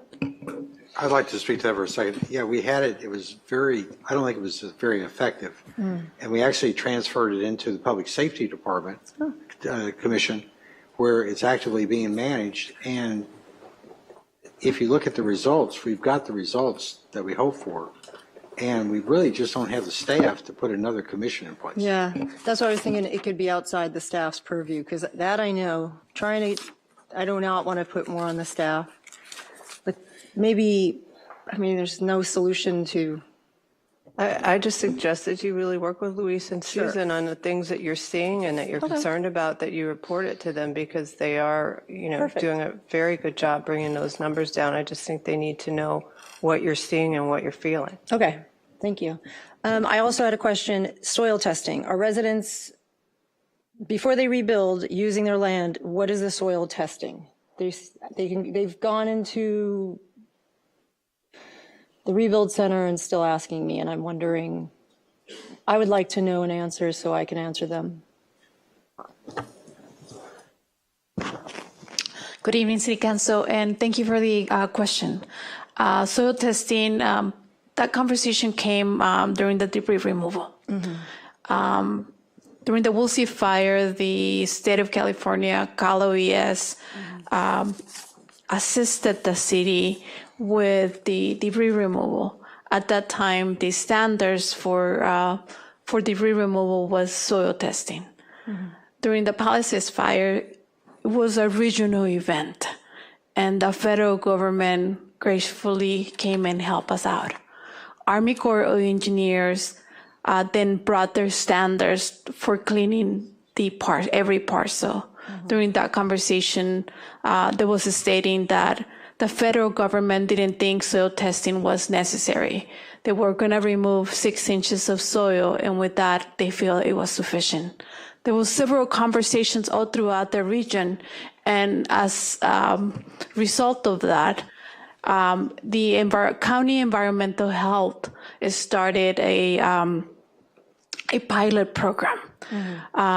They reach out to different universities, and those different universities have started doing testings on several parcels throughout the region. The study still is ongoing. We are hoping, we're monitoring that, and we're hoping that as soon as that is released, we can provide council with an update. Okay, thank you. That's it for me. If I had more time, I'd do the softball for adults and go to Greek dancing with the seniors. But Okay. Bruce? All right, well, first of all, I'm going to follow the pattern of echoing the congratulations to both Yolanda and Rob. I think that the award, yet another recognition for Yolanda, well earned. And Rob, really appreciate your picking up the ball and taking it across the finish line with the Guernsey light. I think Rob did this. Rob did it, and Rob deserves the credit for that. I wasn't going to talk about this, but this homelessness task force. I mean, we now live in a post-Grants Pass era. I mean, so for those of you who don't know what that means from a legal standpoint, years ago the Ninth Circuit misguidedly ruled in Martin versus Boise that government had very little it could do about homeless living lawlessly, basically, on government property, on public property. It took many years, and finally, in a case called Grants Pass, when the Ninth Circuit even further expanded upon that ruling, the U.S. Supreme Court said nonsense. The government has every right to deal with this. So the homelessness task force was formed, actually at my behest, because we had what was called a homelessness task force. There was a group of private citizens who were in association with the staff dealing with homelessness in Malibu. And what they were doing was they were enabling the homeless in Malibu. They were actually doing things that were causing more homeless people to come to Malibu because they were being given things in Malibu that they weren't necessarily getting elsewhere. And it was causing our population to increase. The city task force was created to take that authority away from those individuals and put it into a city organization where the members of that commission were responsive to the residents, responsive to the residents in general, not just to a small handful. And they did a great job. They came up with some solutions that were consistent with Martin versus Boise, but which would help us to limit the problem in Malibu. Once that was done, there was no longer a need for it. I would argue that there's even less a need today, because today the law has been settled by the U.S. Supreme Court. And what we really need to be doing now, I have empathy for people who are living unhoused in Malibu and elsewhere, but I have responsibility to the residents who are being harassed and caused all kinds of difficulties by people who are living lawlessly on public property. So now it's in the hands of the authorities, and I think our city council actually needs to take a look again at our no camping ordinance. No camping is a euphemism basically for you can't live on the city streets. We need to take a harder look at that because we had weakened it in light of Martin versus Boise to keep it constitutional, at least in the Ninth Circuit. And now that it doesn't need to be, we need to go back to where it was before, if not make it more strict. I was going to talk tonight about the Fernandez lawsuit to give people an update on what's going on there, but we've already taken a lot of time and we still haven't gotten to our main agenda, so I'll talk about that perhaps at the next meeting. Back to you, Marianne. Thank you. Okay, I'm going to be really quick too. Yolanda, you just continue to amaze, so thank you very much. Appreciate that. I'm going to expand on Rob because not only am I thank you for the Guernsey, but I was lucky enough to attend the Public Works conference in Chicago last week where he and Nadia and our consultants from Kimley Horn did a presentation on our PCH signal synchronization project. And it really just highlighted the great work that our city is doing to improve safety on Pacific Coast Highway and the innovative and new technologies that they're utilizing in order to do that. So I'm very excited for that project. It was very well received and very well attended as one of the conference items. So thank you very much for that. Kristen, hang in there. You know, Parks and Rec is always, you know, the fun place. So looking forward to all the exciting things coming up for everybody. Don't want to leave you out there. Yeah, the homelessness task force, that was kind of wrapped into the Public Safety Commission. So if residents have issues or problems, I encourage you to attend those meetings and talk with those commissioners. And I had the pleasure of delivering 2 C of Os to 2 Woolsey rebuilds today, which was really excited. Completely different homes. They both built, one built in the original footprint, changed it a little bit, but they got their C of O today. The other one did modular construction. It was really exciting to see just the difference that different people chose to go forward on that. And I wanted to ask that we adjourn our meeting in the memory of Toshi from Zuma Sushi. He passed away on May 19th. And for anybody who lived in the community on the west side and went to Zuma Sushi for years and years, he was one of the sushi chefs that was just a great, great person, and everybody admired and enjoyed his sushi skills and just his personality. And his family is here.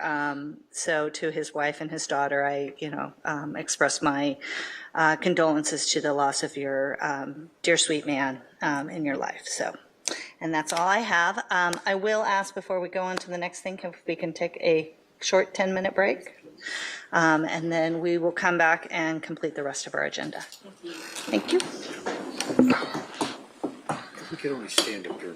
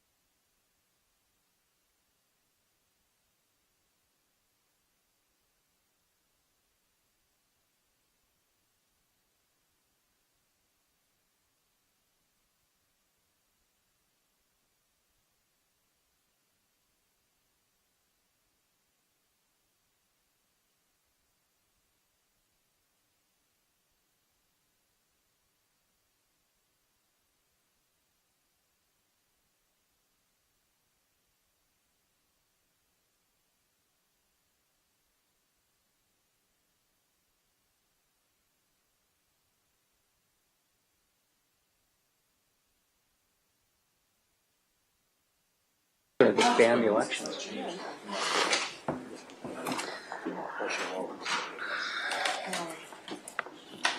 He's a crazy man.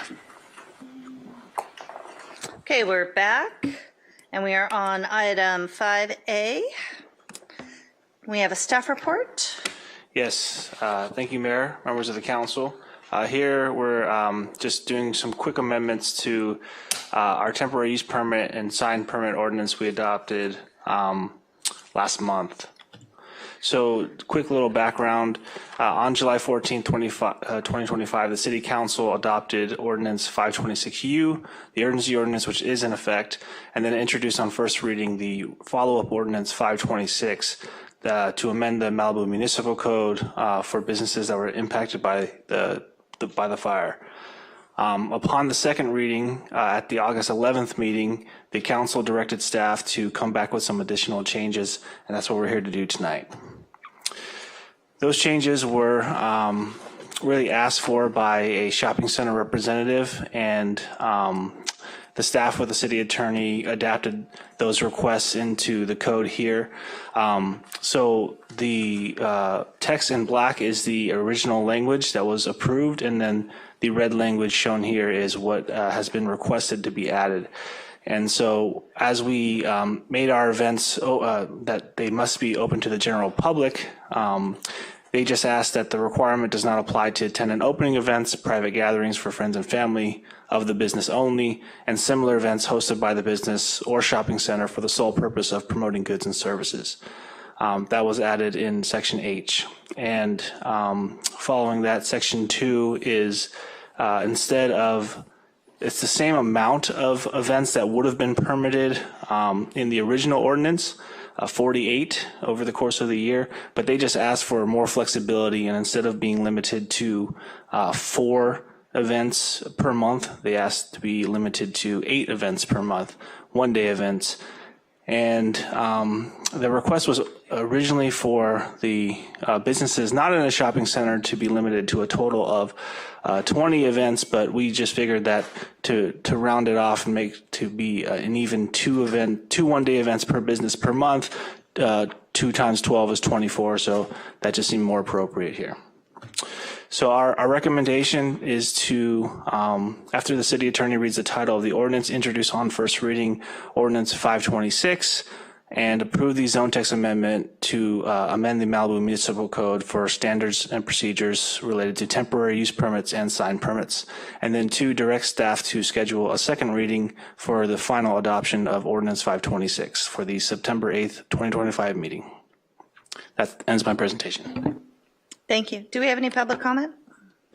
No, we don't have any speaker slips or raised hands for this item. Okay, so that'll close public comment. Who wants to start? Bruce? I'd like to propose one further change to this. In H, I'd like to ask that the added language, this requirement H does not apply to tenant opening events, comma, private gatherings for friends and family of the business only, comma, or other similar events. I would like to add a small Romanet I in parentheses there. So it says 1, hosted by the business or shopping center owner for the sole purpose of promoting the goods and services the business provides, comma, and Romanet 2, where no compensation directly or indirectly is provided to anyone for the use of the facility beyond the normal rent paid by the tenant. May I? Yeah. Can you do that Yes. one more time and Yeah. just tell me what you mean? What I'm trying to do is make clear that this is solely for the benefit of the tenant, and that they're not, and that no one's getting paid to host this event. It's to promote the business. So what I would do is I'd make the hosted by the business the first condition, and then expressly add a second condition. I mentioned this at the last meeting. I'd asked that it be included. I didn't give the specific language, but the second condition be where no compensation directly or indirectly is provided to anyone for the use of the facility beyond the normal rent paid by the tenant. In other words, nothing's being paid whatsoever in addition to rent.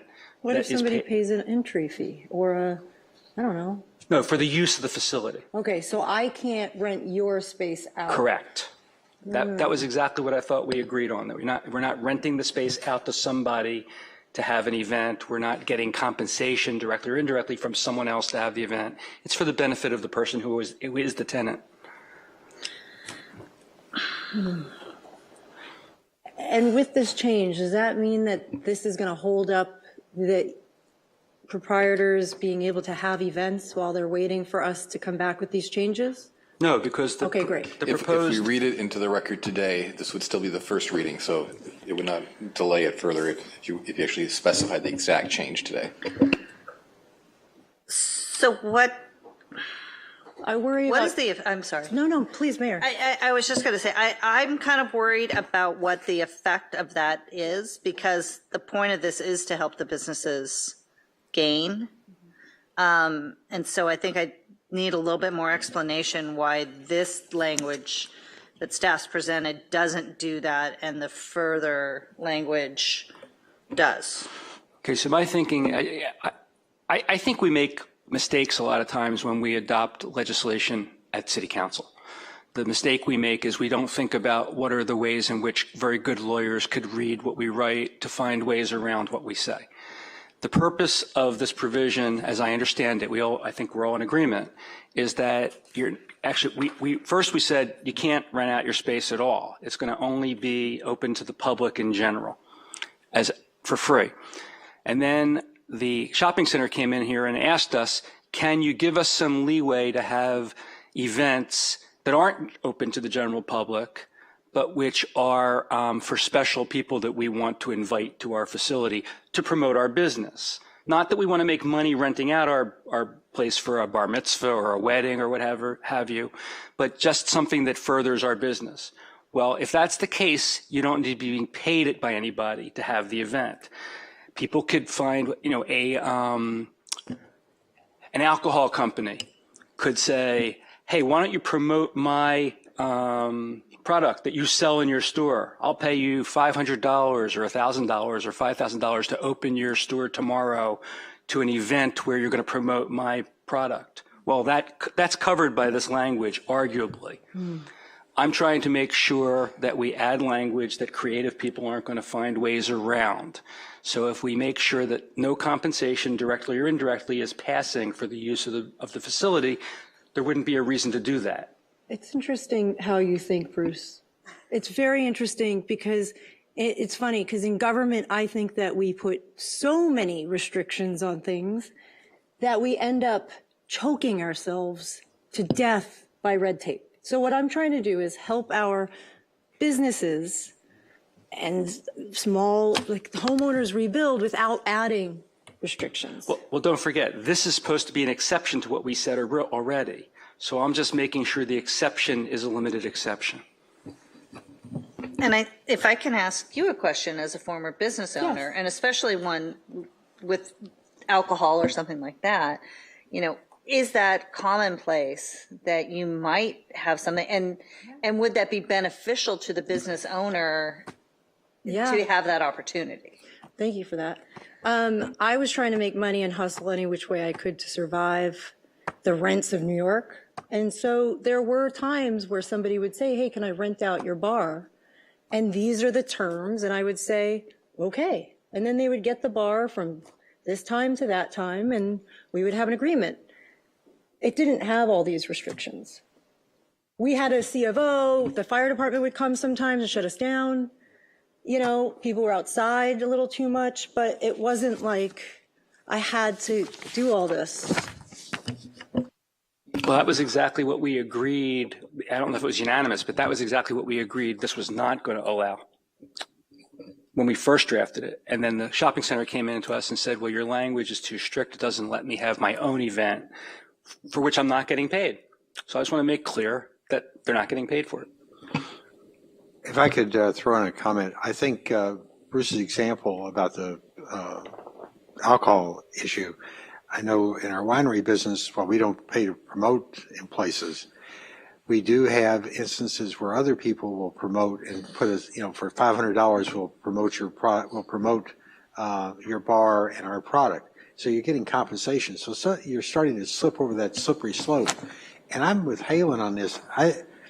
We're not talking about Los Angeles here. We're talking about local stores and businesses. Yeah, somebody may beat the system, a couple of times, but it's not the end of the world. And it actually starts raising more questions in my mind about what you can and can't do. And if I get paid for, putting up banners or something to promote the product in the restaurant, have I violated this provision? Because now I'm being paid for it. So I think we're going maybe a bridge too far, and I'm comfortable with the language that's here. I understand why you want to do it, but I don't think it's really going to be an issue. So let's don't try and squash a bug that isn't there. Do you have any other comments? Nope. Okay.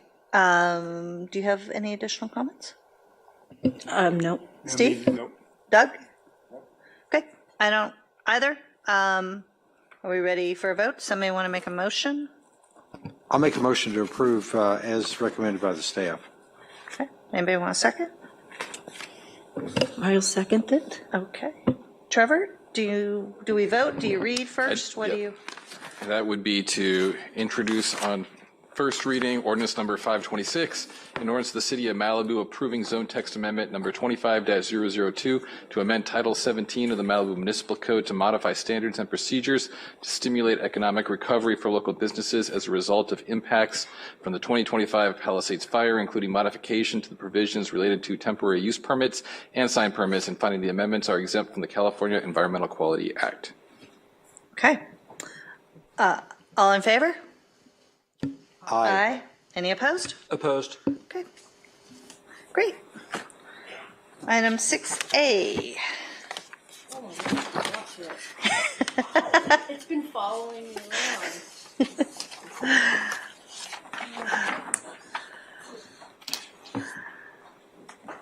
around. Thank you, Tyler and Yolanda.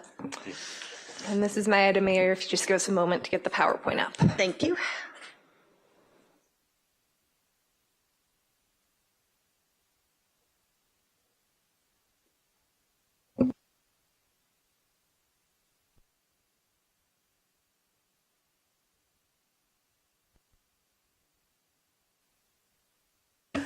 Okay, good evening, Mayor and City Council. Tonight items, we are bringing forward a more comprehensive discussion item for the council to discuss its meeting time and format and the rules of procedure and decorum. This is to address both the hybrid meeting format and the general structure of the meeting. Some background information. Over the last several years, City Council meetings have been evolving. For multiple years during the COVID-19 pandemic, the City Council and the City's commissions met virtually under executive orders and then under AB 361, which sunsetted on January 1st, 2024. Since then, the commissions have been meeting exclusively in person, while the City Council and Planning Commission have allowed the public to participate remotely. The City Council has discussed its hybrid meeting format several times, and the most recent direction to staff was to bring back options for providing reasonable limits on remote participation. Separate from the hybrid issues, last summer the City Council adopted resolution number 2439 to address the late running City Council meetings by creating the 5:30 p.m. block of the meeting to hear the consent calendar, ceremonial items, and commission and city manager updates. That change was implemented in October 2024, which was just before the fires. The 5:30 p.m. block does typically allow at least a few ministerial items to be heard earlier in the evening, but it has not fully addressed the issues with late City Council meetings.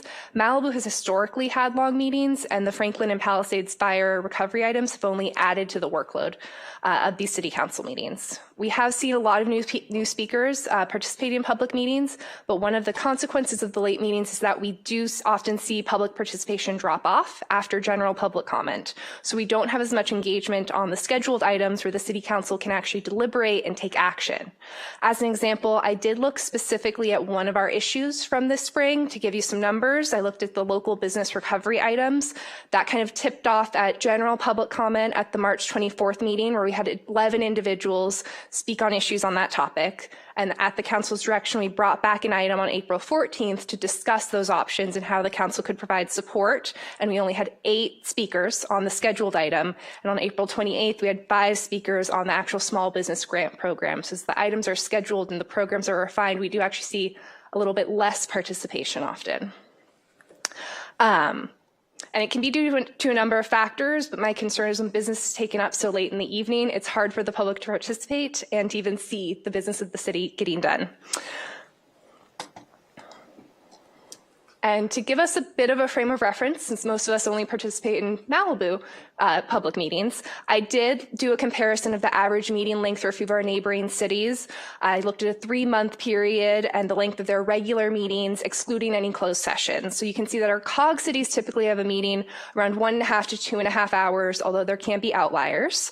And our meetings run much longer. I compared both 2025, but also knowing that was heavily impacted by the fires, I compared it to 2024 as well. And our typical meeting length, even last year, was 4 hours in that same window.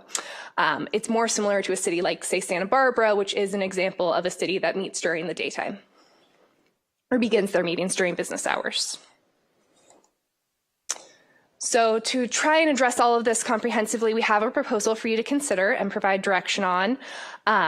We are proposing moving the start time to 2 p.m. so residents could participate during the day instead of late in the evening on a work or a school night when it's challenging for many of them. They can still participate remotely, so if they do have a conflict with work, there might be more flexibility for them there. And to put more controls over remote participation, we're suggesting moving to a registration model for speaker signups, including remote speakers. There are a few other cities that are doing this. One of our neighbors, Thousand Oaks, is actually, and you can use this Zoom webinar registration feature to both serve as registration and speaker sign up. So members would have to sign up in advance of the meeting, but this registration also ties them to the name they choose to register with, which is not required to be their legal name. And so you have a complete list of the people who signed up to speak and who they will be speaking as during the meeting, which is one of the issues we had with the previous registration tool we had for speaker signups. It can also help address some of the Zoom bombing because when you do have to register in advance, and I'd recommend setting a deadline for this registration, you don't see as many organized groups scheduling as far in advance. More of the Zoom bombing incidents have been people kind of dropping into meetings even when they're partway through or towards the beginning. So we are proposing, we started with a 10 a.m. deadline if we're looking at a 2 p.m. start so that staff has time to take all those registrations, compile a speaker list, and then when the mayor calls the item, we will have a complete list of all of the in-person and virtual speakers for you. And then I know it's important with a change like start time, the council really likes to maintain that connection to the public through general public comment, make sure they have that opportunity to raise issues the council may not have otherwise heard of. So we're suggesting moving that to the end so that general public comment is still heard in the early evening. Typically our meetings run 4 to 5 hours, so that would be heard sometime between 6 and 7 p.m. But to help tailor that item and really focus on its best purpose, which is raising new issues for the council to decide to follow up on. We're suggesting eliminating time deferrals only for public comment for items not on the agenda, so the residents can use it as a chance to raise a quick issue, but save their time and their energies for more comprehensive presentations if the item is actually scheduled by council for a future meeting. And on another streamlining effort, we're proposing just to make the meetings a little smoother. We see bumps along the road, especially with AV support at times, is that we're suggesting both setting a deadline for written public comments so that the council has more time to review it, and so that we can be more consistent with the public on that. And then we're also suggesting no longer accepting audio-visual presentations from the public, but still taking their materials either in advance in written form or in hard copy here at the meeting, and also adding more instructions about that process to the agenda so everyone has that notice and can be prepared. And then the last matter is just a scheduling issue. You've probably heard that we do have a backlog of appeals. As of last month, when I checked with community development, we had 6 appeals in the queue, which doesn't sound like a significant backlog, but these are lengthy items and some of them have been in the queue for over a year. So we do have some of these scheduled for upcoming regular meetings, but we'd like to start scheduling more special meetings to hear these items so they don't bog down the city council's regular agenda as often. And then on the commissions, if the council is going to make significant changes to its meeting format, I'd recommend bringing back an item in the future to provide direction to the Planning Commission to hold its meetings in a similar format. Those bodies typically meet in the same style, and you have a lot of overlap between members of the public who expect the rules to be consistent between them. But the council can serve as a pilot is the proposal. And then the council can also use this opportunity, this item, to discuss resources for other commissions, particularly for the recording of commission meetings. And then to briefly touch on some of the other alternatives we've discussed, and we can discuss more if you'd like, we have heard proposals to require members of the public to appear on camera. There are some logistical challenges with this option. Enabling video options does add lag time to the time each speaker is called. It's a technical matter of what permissions they have to be granted in that moment and how quickly they can acknowledge them.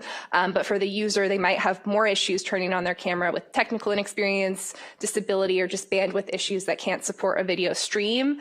Most importantly, though, members of the public do have a right to anonymous speech at public meetings, and requiring on-camera participation may infringe on that. We had also heard requests from the Planning Commission in the past to require applicants for development applications to participate in their meetings in person. If the council would like to require in-person participation for zoning matters and applications, it could require all interested parties to participate in person. Other options available, of course, the council could discontinue remote participation, continue the use of the raise hand feature for that remote participation, continue meeting in the current format as is, or provide other direction to staff. And then one final issue I do want to make the council aware of, there is some legislation that may impact how city council meetings could be conducted in the future. SB 707 has not been adopted yet. It's still in the committee process, but if approved, it would make significant changes to the Brown Act. Relevant to our discussion tonight, it would require all regular and special meetings of certain legislative bodies to offer members of the public the opportunity to participate remotely. Based on language in the most recent draft, this council would be required to hold all meetings in a hybrid format, although it wouldn't impact the city's commissions. We are waiting to see if that legislation will be adopted, but with the timeline of the legislative session and the timeline it takes us to implement changes to our meeting format, it's possible that there would be we would need to come back with changes before we could complete our implementation. And if you're looking at that list of eligible legislative bodies, you'll see we fit under C, which is a city council of a city located in a county with a population of 600,000 or more. But tonight I'm looking for direction from the council on how you would like your meetings to be conducted under current regulations. I just wanted you to be aware that this bill is approved. You will need to revisit the hybrid component of your meeting format. And with that, I'm here for any questions. Does anybody have any initial clarifying questions? Okay, do we have any public speakers? Yes, one moment. And do we have anybody online? Yes, we also have 3 raised hands online. Okay, if you can lock in the 3 raised hands. So we'll start with Ann, followed by Joe, followed by Kevin Shankman.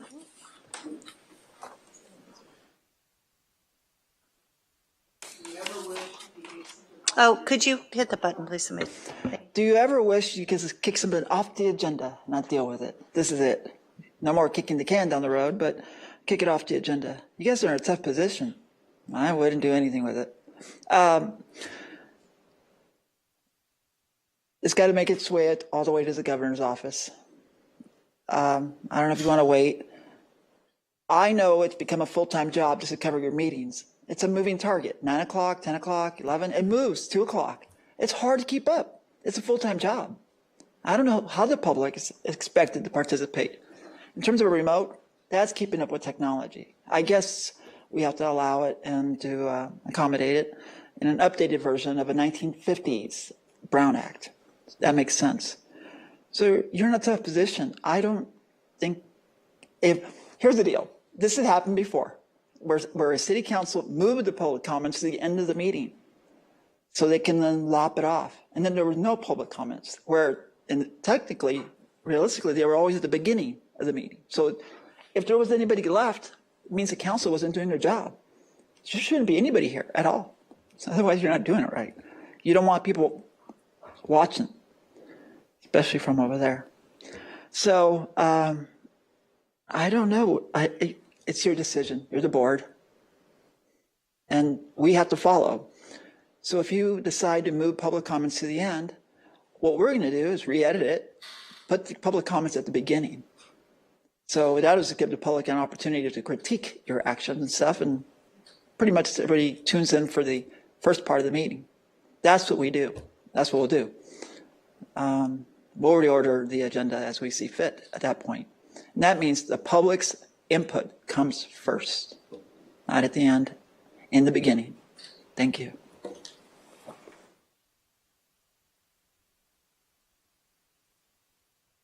So just to clarify on that's your private video that you're doing. The city's video will stay as the live meeting occurs. And so if they want the actual presentation, they will go to the city website for that. Joe, go ahead. Good evening, Mayor and council members. I appreciate the work that you're all doing, and I'm glad this is finally up. I'm here to raise a concern about the fairness and accessibility and respectfulness of our public meetings. First, council meetings should not start at 2 p.m. because many of our community work during the day and cannot attend. The 5:30 p.m. start used this past year worked well, and the 6:30 p.m. start for public comment was especially effective, allowing more people to participate without waiting until late at night. Why push public comment to the end of the meetings, and why end time deferrals when you have many people supporting one subject? This saves time, doesn't add time.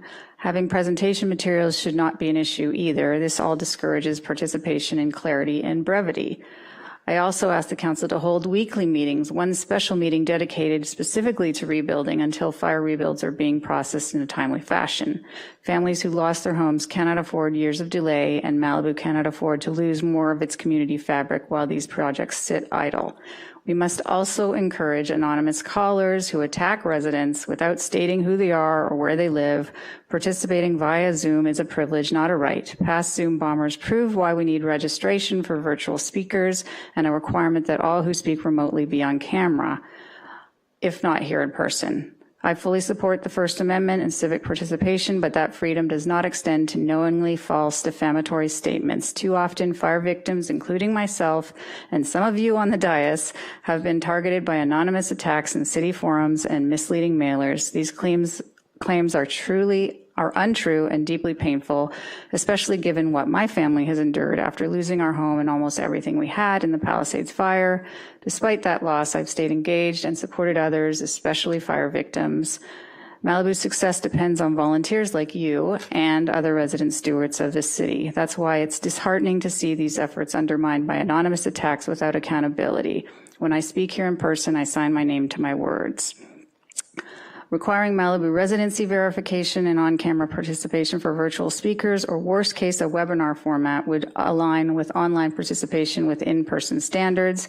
Malibu is a small, close-knit town, and most of us care deeply about constructive engagement, even when we disagree. Let's all keep our meetings open, respectful to all, and accountable to the truth. And let's meet weekly with one meeting dedicated to rebuilding until fire survivors can finally move forward with certainty, especially residents like the Irelands, the Olsons, the Zelinksis, who have been struggling for the last 7 years to rebuild from Woolsey. We do not want to repeat this with the Palisades fire. We need to solve this sooner than later. Thank you. Thank you, Kevin. And Darren, I'm going to allow your comments, so be prepared. So it's always fun to be attacked by a council member from the dais. It's ironic that that occur just prior to a discussion regarding meeting decorum, among other things. And, for what? For voicing my opinion, for informing my elected representatives of things that I know and maybe they didn't. I mean, that's the right of every resident. And, I have pretty thick skin. I need to, in order to do what I do in my profession. But I hope that you will reflect on those in the public who don't have as thick a skin, right? What is it like to come up here and express your opinion, express your views, maybe something that you know, to a number of elected officials up on an elevated platform? Are people going to want to do that if they get attacked by elected officials?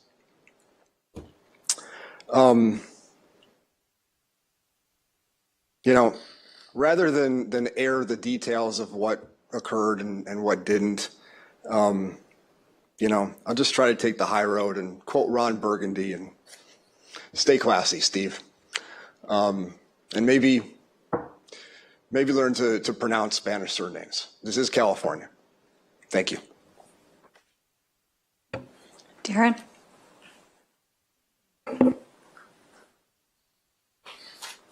Good evening, and thank you for letting my late slip be heard. I actually wasn't going to say anything because, as you all know, I'm relatively new here, and I don't have any complaints until I saw the presentation, and I freaked out when the proposal to move the meetings to 2 p.m. was brought up. I couldn't be here if the meetings were at 2 p.m., so I never would have met any of you. And I probably would not have been able to call in, and I would have just let the city do its best without my input. And you would have done a good job, but I might have suffered because of it. So please keep the meetings in their current time slot if possible. Maybe move the special, I guess, Planning Commission zoning meetings to a different meeting. That'd be great, because yes, that is a huge time suck on your, task list, which is never ending. So I think all the rebuilds would appreciate it if you could do that. And then finally, regarding the Zoom registration, I think that would be a good idea. It would prevent people from making crazy accusations without being responsible for making those accusations. And I don't think anybody should have to suffer that. So yeah, please keep the time slots in the evening. Thank you. Thank you. That concludes our in-person. There were 3 hands? Is that what? Correct. We have 3 hands. The first speaker is Ryan. Ryan, are you there? Yeah, and now I got 2 pop-ups to unmute this time. Well, I wanted to start off with...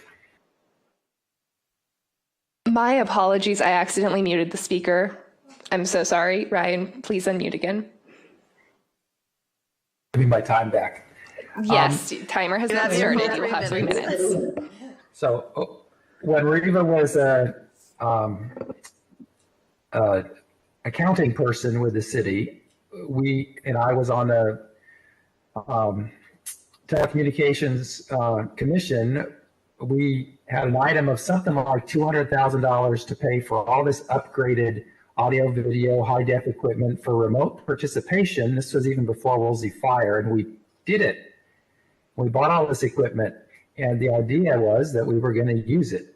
Well, so much for government promises, but I viewed this in totality as an attack on residents of this city. It's the 2 p.m. thing, forget it. Anybody who works during the day, and you would shortchange all of the public because you'd have department heads sitting in this meeting from 2 until 5 p.m. and they'd be inaccessible to their own staff and for the public on an as-needed basis for the work that they're actually hired to do during business hours. So that doesn't work either, and it's just non-traditional. I would request you have no voted on items before 6 p.m. period. That would include your little everything you can put on consent as well. You can do presentations and other things, in 5:30 to 6, but public comment should begin at 7 p.m. and no later and no earlier, I think, really, so that we can count on our public participation, because we do save you a lot of time if you just take advantage of a lot of volunteers. I suggest the meeting day be Tuesday. It costs you nothing and gives your staff the benefit of an extra day of the week before the meeting to get everything polished and presented, and it gives you time to meet with staff and ask any simple questions so the meetings flow faster and better. Just try it. You meet on Tuesdays anyway when the Monday is a holiday. You should meet weekly. We have so much business.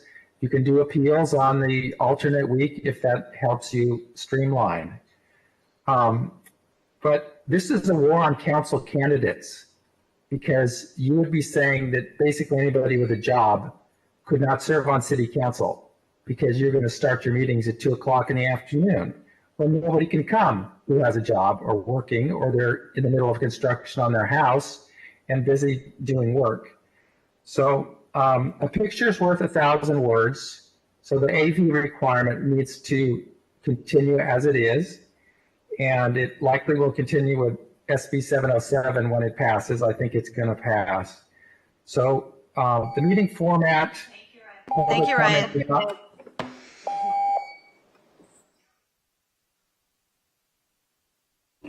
Our next speaker is Danny. Danny, are you there? Yes, good evening. I'm a little surprised and bothered that there was a suggestion to move public comment to the end of meetings. That would be extremely damaging to the public's ability to have their concerns heard, considered, and met. The council needs to meet more frequently. I've said it before. Why that most obvious of solutions is being overlooked is odd to me. There's too much work to be done. There are 2 cities to be served, as you like to say, and neither one of them is being given its due. One of them, in fact, is dying. You saw numbers tonight that should shock you. They're not lies, and statistics, Bruce. They're just plain numbers. Set aside for a moment all those who don't have enough insurance or haven't submitted for various other reasons. Roughly 100 people have submitted. They are ready to rebuild, and 1 permit has been issued. Malibu will not recover at the rate we are going, so there is work to do. Don't sit back and say, show me a problem. The problem is right there for all to see. It's becoming regional and national news. Even if you've given up on the fire survivors and expect most of them to sell their lots, the next owners will need to rebuild as well, and they will be stuck in the same bureaucratic quagmire. And Malibu's revenue, its local businesses, and its community will suffer indefinitely. Why can LA approve its houses at such a drastically faster rate? That's the question. It's not topography or whatever other excuse you want to cling to. The topography in the Palisades is not exactly the flat plains of Kansas. So what is it that's holding Malibu back? To be blunt, it's either A, the processes we have in place, B, the people we have in place, or C, the direction that they are being given. Let's fix A and C, shall we? Because I like the people. Assuming you perceive 1 permit issued in almost 8 months in issue, then it is your duty as our elected representatives to figure it out, to look a problem in the face and figure it out. If you do not, someone else will sit in your chair who will.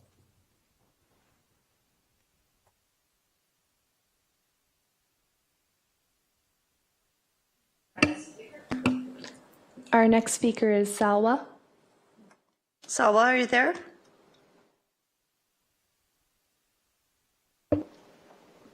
No, hi, sorry, can you hear me? Yes. Hello? We can hear you. Yikes. Okay, sorry, I apologize for background noise because I'm literally on a plane waiting to take off. Moving the public comments to the end of the meetings is basically going to give you no public comments. So it really depends on whether you want to listen to public comments or no. Also, I do agree with everyone else. We do need more frequent meetings. It was actually shocking that last time you met and decided to have a workshop, that the workshop was scheduled a whole month later, as if this is just normal business and there is no disaster happening, and there is a disaster happening.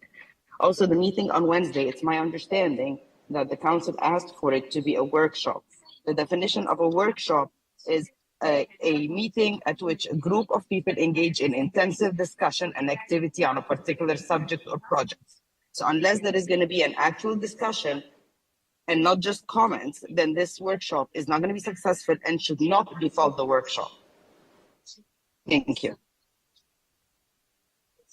Thank you. Does that conclude our speakers? That concludes public comment. Okay. So we're back up here at the dais. Who wants to give the first stab? I will. Okay. Because I've been thinking about this for 3 months. Okay, I love the public comment. It's my favorite time of the meeting. I don't think that anybody was thinking of, like, I wasn't thinking that we would like move public comment to like midnight or anything. The way that I was reading all of this was let's say we have 3 meetings a month. We leave Mondays at 5:30 p.m. as is. We make a second one at 2 p.m. with a study session, which is what Laguna Beach does and all these other cities, where the council can learn about things that are complicated, which I would like. And then public comment would be at like 6 p.m. So that would be the same public comment for the first meeting and then the second meeting, and then a third rotational meeting which I know we may not have staff for, but it would be the appeals. And if we don't have appeal, it would be a rebuild meeting. So we would have flexibility on that. This is just an idea. I think Salwa is correct though. For Wednesday, I don't want it like formal. I can't operate this way. I need to have like discussion. So I don't know who I direct that to because we need microphones. It just needs to be a little bit more of a laid back discussion. And then I can understand these big complex problems that will affect the homeowners for the next so many years. You know, after hearing Melissa, Ireland, and Peter, it's like heartbreaking, all of this. And I would like to be sitting at a table with everybody so that I can understand bulk a little bit more. That being said, that's my suggestion. I know Ryan says Tuesday. I would think staff would have a recommendation because I've also heard that like you guys drive home really late and some people have to pull over on canyons at 1 a.m. so that they don't fall asleep at the wheel. That is not okay, in my opinion.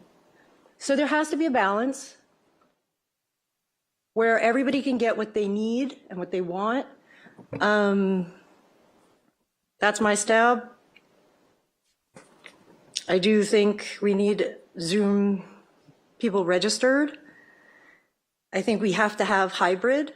Too many people are displaced. I would love the other commission meetings to be filmed. I don't know anything about something that's coming down the pike about the Brown Act, but we'll cross that bridge when we cross it. And I think that's what I have right now. I think it would be nice to do study sessions, but not like where we have time to really discuss TUPs and things, how that affects all of the decisions that we make affect many, many, many people. And I don't like to feel rushed into decisions. And I don't like to do them late. So I'm not trying to limit the public or do anything nefarious. I'm trying to find some balance for everybody. I'm going to turn the... Okay, who would like to go next? Doug? I'll take a whack at it. You know, I think this is a good opportunity for us to evaluate the changes we made a few, I guess last year or 15, 16 months ago. It seems like forever. You know, what did we do right? What did we do wrong? What do we need to improve on? And let me kind of give you some feelings that I have on this. First off, let me make one suggestion to the staff about the non-planning commission on the city council. I've been in board meetings where we use a device called an owl. It's been very common with two companies I've been involved with this. And what it looks like, it actually looks like an owl sitting on a table, but it has a 360 camera and we don't know how big the room is. One device can cover the entire room and 2 or 3 can pick up the volume and the sound for the others. So whoever's speaking comes up on the camera. They're $1,900 a piece. And I don't think there's even a licensing fee. Once you buy one, it's in place. And all it does is sit in the center of the room. So you might want to take a look at that for the other meetings as a way to do this. Just a suggestion. OWL. On the Planning Commission about doing in person, I've been in enough of those Planning Commission meetings to know you never know when you're going to be called upon, and quite often your event is canceled or postponed. To drag somebody from downtown Los Angeles or some expert to have to come here, it could be very expensive for the applicant, unnecessarily so. Especially if you deal with your professionals, or when you're on camera or on scene is when you get to bill me, and you can be billing somebody else while you're waiting for your turn on camera. So I do think we want to look at not having in-person as a requirement. If the applicant thinks it's better to have his professionals there in person, that's one thing, but I don't know that we should require that. Appeals on a special date, absolutely. We owe it to these people to get this turned around quickly. I would even go so far as to say we put a deadline on this. If the city council hasn't heard the appeal within X number of days, the planning commission ruling stands. I don't want to do that, but I think we got to get some certainty with these appeals so they get turned around. But having a special day may clear that out. Now, it comes to the real question, or one other thing I want to mention. I like the idea of the Zoom webinar. We're never going to be able to get people on camera. I appreciate the steps you have to take. I know it's hard enough to get people to come off mute, much less to get them on camera. I do think the idea of having advanced sign-ins, webinars, where you've got people with their name and they go on and it's more formal than our sort of Zoom activity. I think we'd be better off with a Zoom webinar. I also don't think we need to go to Teams or anybody else. Zoom is the universal system these days, and for non-business, let's stick with Zoom. And the webinar feature, I've seen it used a number of times, works very well. Now, bring the question, why 2 o'clock? And I think everybody here is able to manage their time. We're either unemployed, semi-retired, or whatever. We can manage it, but it's going to preclude people who are trying to make a living during the day to be here at 2 o'clock. And you think about closed session, you might be here at noon. So can you really give up a half a day to be here during your business hours? So why 2? Maybe if we take another step and say instead of 5:30 start, maybe a 3:30 start. I do think we want to keep the consent calendar where it is. That lets a lot of our staff people get in and out. And while we have a format for our agendas that's been set, I think it's actually a policy agenda. I prefer that the city manager and the mayor have more latitude about the order they put things in, so that we don't necessarily have to have everything in this fixed order, and put some of the things that could be resolved more quickly or keep staff late, put earlier in the evening. So I would recommend we change the agenda schedule around at the direction or co-direction of the mayor and city manager. Now, as far as public comments, it's a non-starter for me to put them at the end. I do think we need to have them later in the meeting. We get a lot of things out of the way with that public comments, and we need to let people have their moment in the sun. It's a real time killer when it comes to trying to get through the agenda. I don't know how we do that. This is a town that wants to have their 3 minutes. I do think the idea of sharing minutes on public comments, on general comments, is probably an appropriate thing to avoid. I think some of the presentations that have been made in the public comments, it's the general comments, presentations that are video stories and so forth, email them to us. Let us watch it there. It takes a lot of time, takes a lot of staff to get this done. So I think if we're going to have a particular topic and we've got an agenda item that's about a particular item and it's worthy, I think we can allow there and share time. So those are my thoughts, and let's put it in summary. I think I'd be in favor of, say, a 3:30 time. Let's take a stab at moving it up a couple hours, because if you're going to have closed session, this might be at 2 o'clock, a little bit more workable for other people. I think we want to keep the Zoom webinar. I think we want to have, say, if we start at 3:30, maybe a 5:30 time for public comments, no earlier than. Appeals on a special day, planning commission in person is a non-starter, and look into the OWL or something similar for our commission meetings. And that's my comments right now. I'd love to hear what everybody else has to say. Bruce? All right, I don't know how we're going to ever resolve this stuff tonight. First of all, Kelsey, thank you for the presentation. It was very well done, and I followed it all really easily. Some good suggestions, some that we're just not going to accept, I'm sure. And some I think you inherited from Joe and Alexis, if I remember correctly, the conversations we had before. I think the starting at 2 is a non-starter. I don't even agree that we should start at 3:30. I think the timing that we set in place about a year ago that we have now is about as early as we can go, and I would keep it that way. and I am mindful of the fact that somebody made the comment, maybe Ryan, maybe, that right now the city council members may be able to attend a meeting during the day, but we don't want to foreclose candidates who work full time. This is an basically uncompensated part-time job, and anybody who works or doesn't work should have the ability to run for city council and be able to serve on city council. And starting in the middle of the day, early in the afternoon, or even in the middle of the afternoon, is going to foreclose a lot of people from being able to do that. I think moving the public comment is a non-starter as well. So I don't think it really even needs to be much more said on that. I do agree that there should be sign up at bare minimum for Zoom participants in advance of the meeting beginning. If I remember correctly, that's how we started before we went to hybrid, when we initially started the COVID Zoom meetings.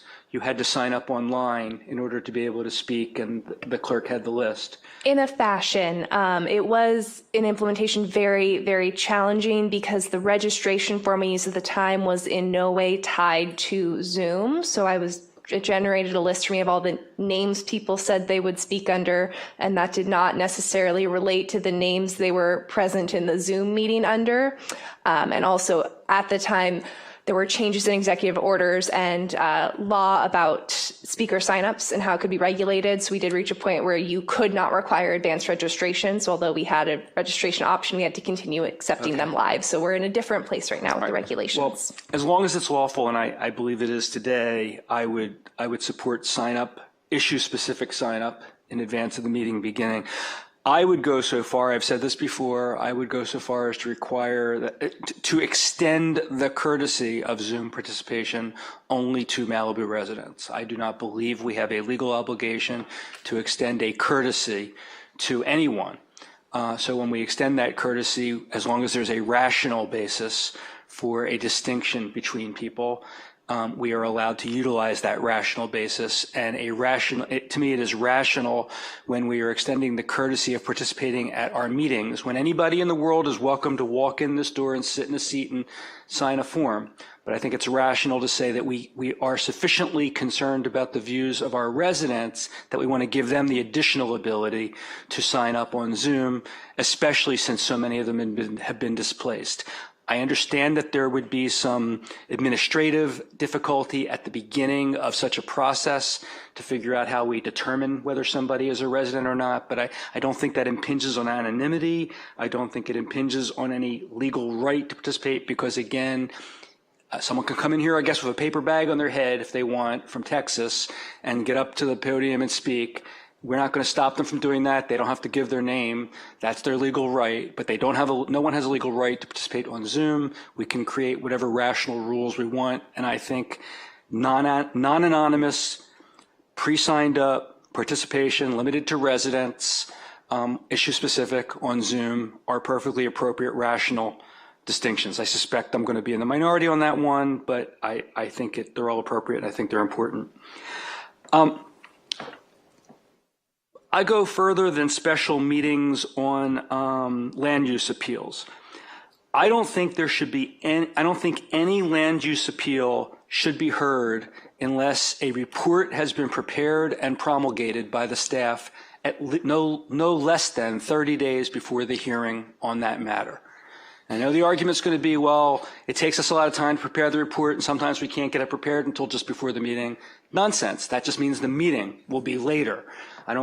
There's no need to get it prepared to meet the meeting date. The meeting date just can't be set until after the report's been prepared and promulgated. Then there can be a meeting no earlier than 30 days from that. The parties also it would be incumbent upon the parties, to the extent they have comments on the staff's report, both the applicant as well as the opposition, to submit their written comments, including any PowerPoints they want to give to the city council, at least 10 business days before the hearing. That way, 10 days before the hearing, or actually 14 days because it's 10 business days, we all have the opportunity to read everything that's going to be submitted by the city and the parties pertaining to that appeal. Public gets to submit their stuff until a day or two before the meeting, I suppose. But the parties always say, well, we can't prepare our papers because we don't get the report until late. We end up getting sometimes a report Wednesday or Thursday before the meeting. We then get the party submissions the day of the meeting.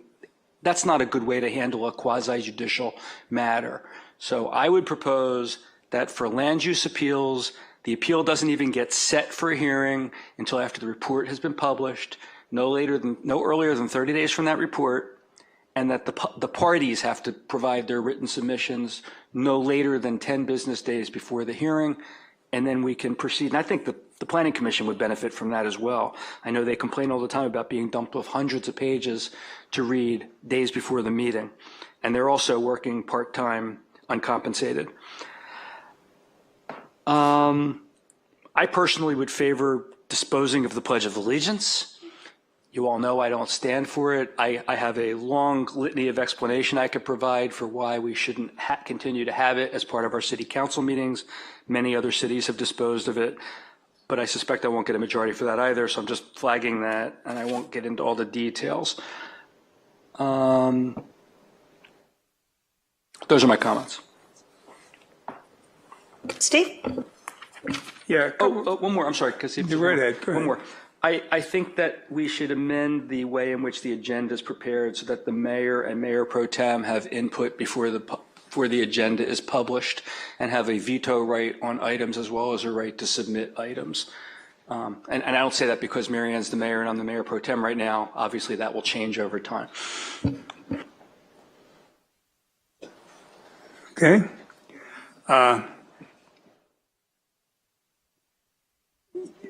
Just, Bruce, in terms of the appeal thing, so if the person, they submit their documents to us ahead of the meeting, do they still get to speak at the meeting?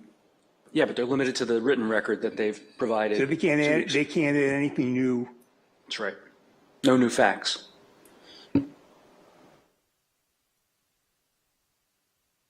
Okay. Because, well, we'll see. I think I agree with the ability, to get the information 30 days ahead of time. A lot of times there are things that come up near the end. I mean, you think of something new or, and I'd hate to not have the ability for them to put that in, but. Well, I'll retract that. Just whatever they have in writing that they want us to read and that they want to put up on a PowerPoint, they give that to us 2 weeks before the meeting. That'd be great. Okay. You had a comment for a public comment to not allow presentations. Is there a reason for that? I mean, is it because it takes so long for the staff to prepare those, or do you think it's a result of slowing down the meeting when it's There's presentation materials and then kind of the longer public comments with time deferrals that can also be referred to presentations. Which one were you asking about? I thought there was a point of not allowing public comment to use presentations, to have submit audiovisual materials to have them displayed. Yes, there is a not insignificant amount of staff time that goes into coordinating that, both before the meeting. We do spend a fair amount of time going back and forth with some members of the public trying to help them get us some material that we can accept and be able to display and actually download and access. And then it's also a function that requires live support from the meeting. If you notice things were a little extra bumpy tonight, it's because we're shorthanded and didn't have that normal it's staff. A staff issue. It's mostly a staff issue. That's okay. And there's still opportunity to submit in a hard copy and in advance, which are just a little more streamlined and don't impact the function of the meeting as much. I just wanted to understand where the speed bump was, but that's good. Okay. Yeah, I think 2 o'clock is a non-starter. I mean, I don't know how the people who are actually working can deal with that. I mean, if I tell my boss I'd like to have this meeting with you now, but I got to call up city hall, then it's not going to work. So I think I would be willing to starting at like maybe 4:30 or move it up an hour so we get a little more time. I mean, the thing that does bother me is keeping staff here late at night. I mean, and I'd like to, if there's a way to rearrange the agenda, I mean, to get the items that are impacting them off early, because I think Halen's right. You don't want people sitting on the side of the highway trying to get some sleep because they can't get home. That's pretty dangerous.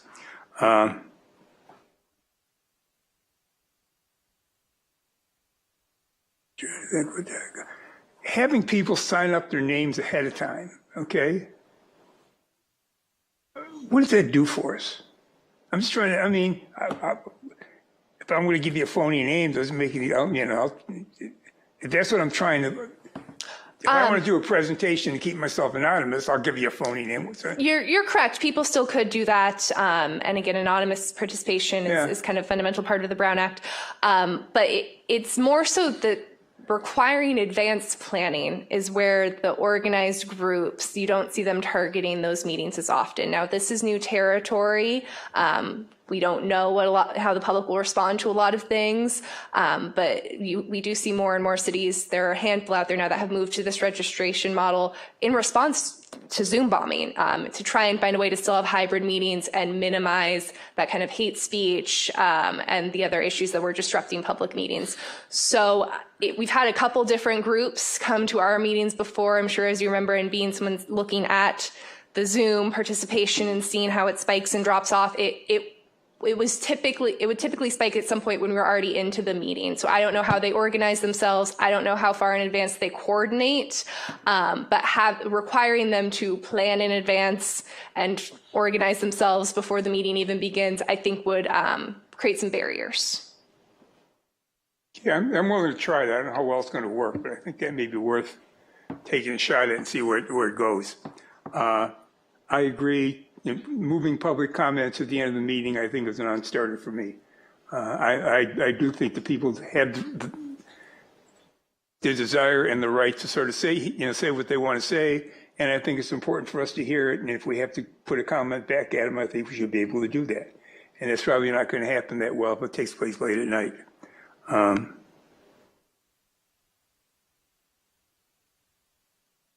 That's pretty much, look. I think moving, 2 o'clock doesn't work, 4:30, I'd be willing to try a couple of meetings at that point, and let's just see what happens. I mean, does it get us out of here earlier? Does it make it easy for the staff? None of this stuff is in cement, so if it doesn't work, we can always tweak it later on. But, if we can try some of these things and see if they help us out, I'm more than happy to do that. Okay. Great comments by everybody. Yeah, I think let's do an incremental would be my suggestion. I'd say 4:34, whatever we kind of agree. I do think pushing it any earlier than that, we do run the risk. But then again, as other people get elected, as you said, they can always make proposals to change the meeting times. I think if we look at the public comment, if we were to have gone with the 2 o'clock suggestion, public comment then would have probably occurred at 5:36, 6:30. So that would have been a little bit more reasonable of a time for having that available to people. So I'm with let's move it maybe an hour earlier, see how that works out, if that does help on the back end at getting staff members out a little bit earlier in the evening. It does allow a little bit more participation while they're still technically on the clock instead of into overtime or flex time. I do like the idea of the other meetings with an owl. I think that's something, because I don't think that we're actually looking to have remote participation for those commissions other than Planning Commission, but just a recording, because I did find it really helpful to be able to, when they were on Zoom, to be able to go back and watch those meetings and hear the comments and things like that. So it's a simple recording of the meeting only, not any kind of interaction for the public. Quick question, the owl, does it make the meeting live so people can watch it? Is it? Yeah, well, if it can do that, I mean, look, in the board meetings that we have where we've used owls, everybody's around the country. So it's a live conversation. It's like a Zoom meeting, but you could put it on YouTube just as easily. I just think the ability, whether they record it, giving people the opportunity to, public safety is like one of the most important groups. Everybody should have a chance to see what the hell is going on during that session. So, I mean, if we could do something like that, I'm sorry, Miriam, but I agree with you. I welcome the comments, because I think it is something, I think our community would be very interested in making sure that we have that record kept And as I said, I find it very valuable, so I'm sure there's others that find it valuable. And if we can make sure that it's just a simple setup, the recording secretary can just place the item there, plug it in, and forget about it, and then unplug it at the end of the meeting. It should be something that's a very simple subject to, or item to do. Let's see, where are we at? The zoning matters. I see merit in the 30 days and the items, the 10 to 14 days, however you're counting the calendar. But with Doug's, I agree. If we don't have it in a reasonable amount of time, there should be a de facto approval. You know, if we can't get it on the schedule and we can't hear it, we're not being responsible in getting these matters resolved one way or the other, whichever way it's going to go. Is there something that we can do to speed up the scheduling of them, that they have to be heard within 30 to 60 days of the appeal, just to make sure that we're trying to deal with these things in a timely manner? Because we've got 6, and they have been waiting out there, some of them for over a year. One of them's a single-family home that's a quasi-Woolsey rebuild, you know? So it's not fair that that person has been waiting all that time. And I think that we have a responsibility to hear things in a timely manner. So I would be in favor of the staff report being out 30 days in advance, and any materials by either the appellant or the applicant in that 10-day advance business. But I want to see it also coupled with having that meeting scheduled early, as fast as possible, and not a year. So let's see.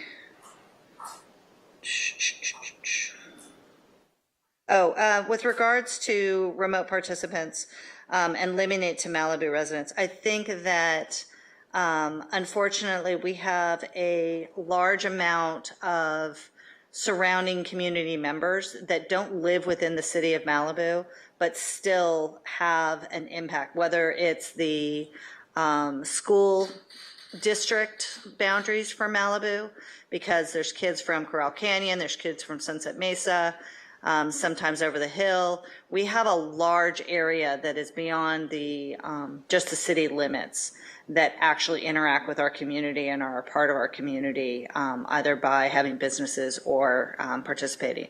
So I'm not in favor of limiting anybody being able to do on things, but if we were going to move forward, I would want specific boundaries beyond our city limits that include that. And obviously, anybody who's been displaced by a fire is exempt from that, regardless of where their registration is. And you know, even that, we're going to have to kind of put a time frame on how long they're considered a resident if they're not actively moving forward with rebuilding their home, if we're going to limit. My first choice is not limiting it at all, but if the votes are there to limit, I think that there are some parameters that we need to put on that. So I think that's all I've got. So let's hear people's. I'm just wondering if it'd be a good idea to maybe do a straw poll to give some direction on each one of these items to Kelsey. Sure. Let's start with meeting time. Is everyone in favor of moving to 4:30? I am. I'm in. Yeah. Okay, so that looks like we're gonna. I'm a no, but that's okay. Okay. And is that for the two meetings a month? That's for the Monday, our regularly scheduled Monday meetings. This is primarily intended to get direction on how to set your regularly scheduled meetings. We can determine the scheduling of special meetings as needed, but your regular meetings need to be set by ordinance. Bruce, where are you posted at? Just. Well, I said before, one, it's going to interfere with both council members as well as participants who work.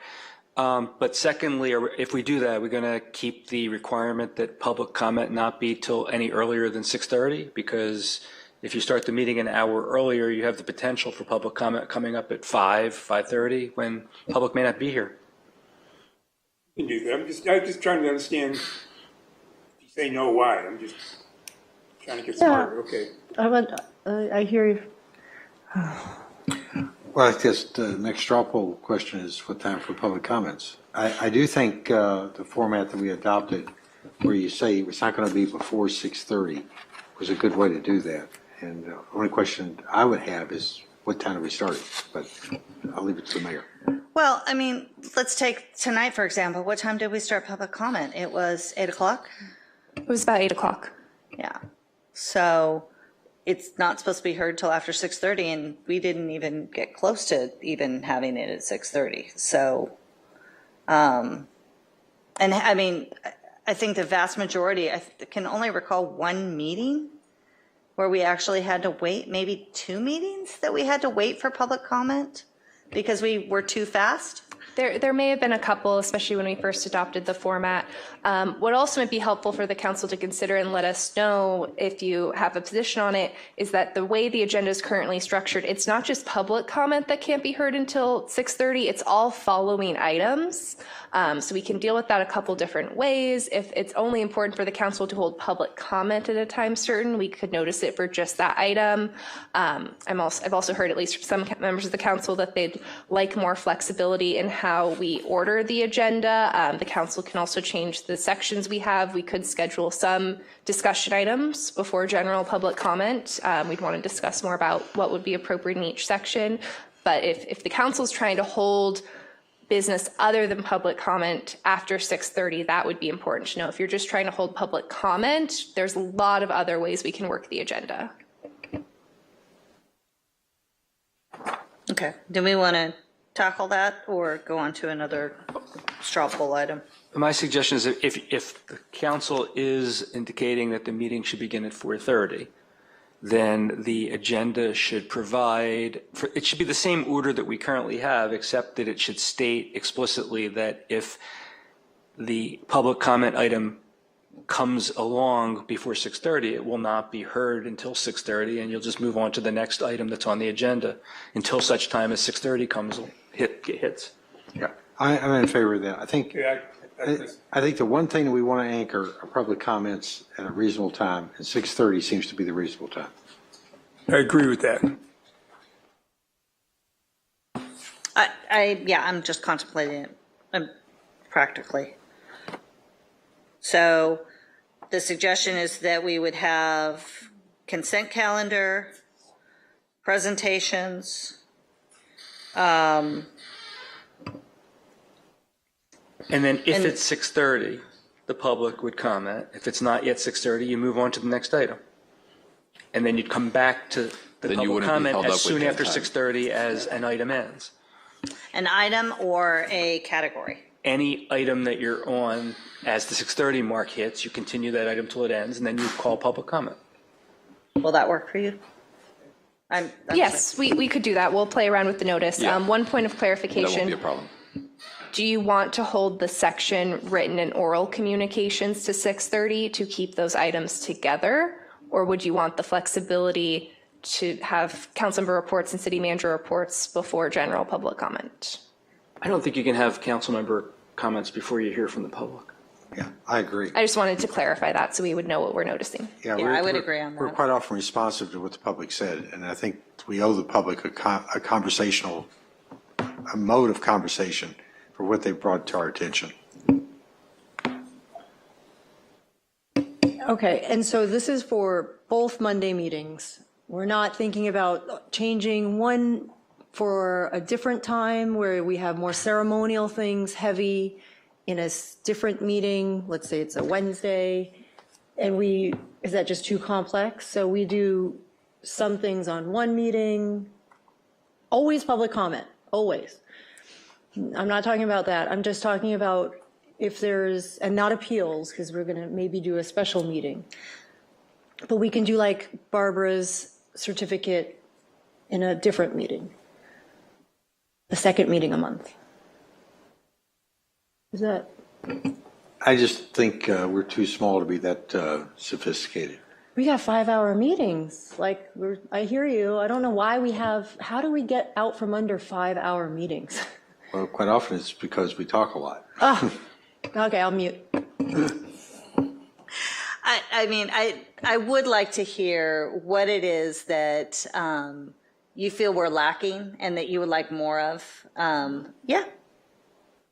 Well, I mean, I was just looking at the times that other meetings have, and they're just 1 hour, 2 hours. I know that we're a complicated city because we have fires and things of that nature. So I don't know if we're lacking, but maybe it's just not organized where we do like the ceremonial stuff, the presentations in one meeting.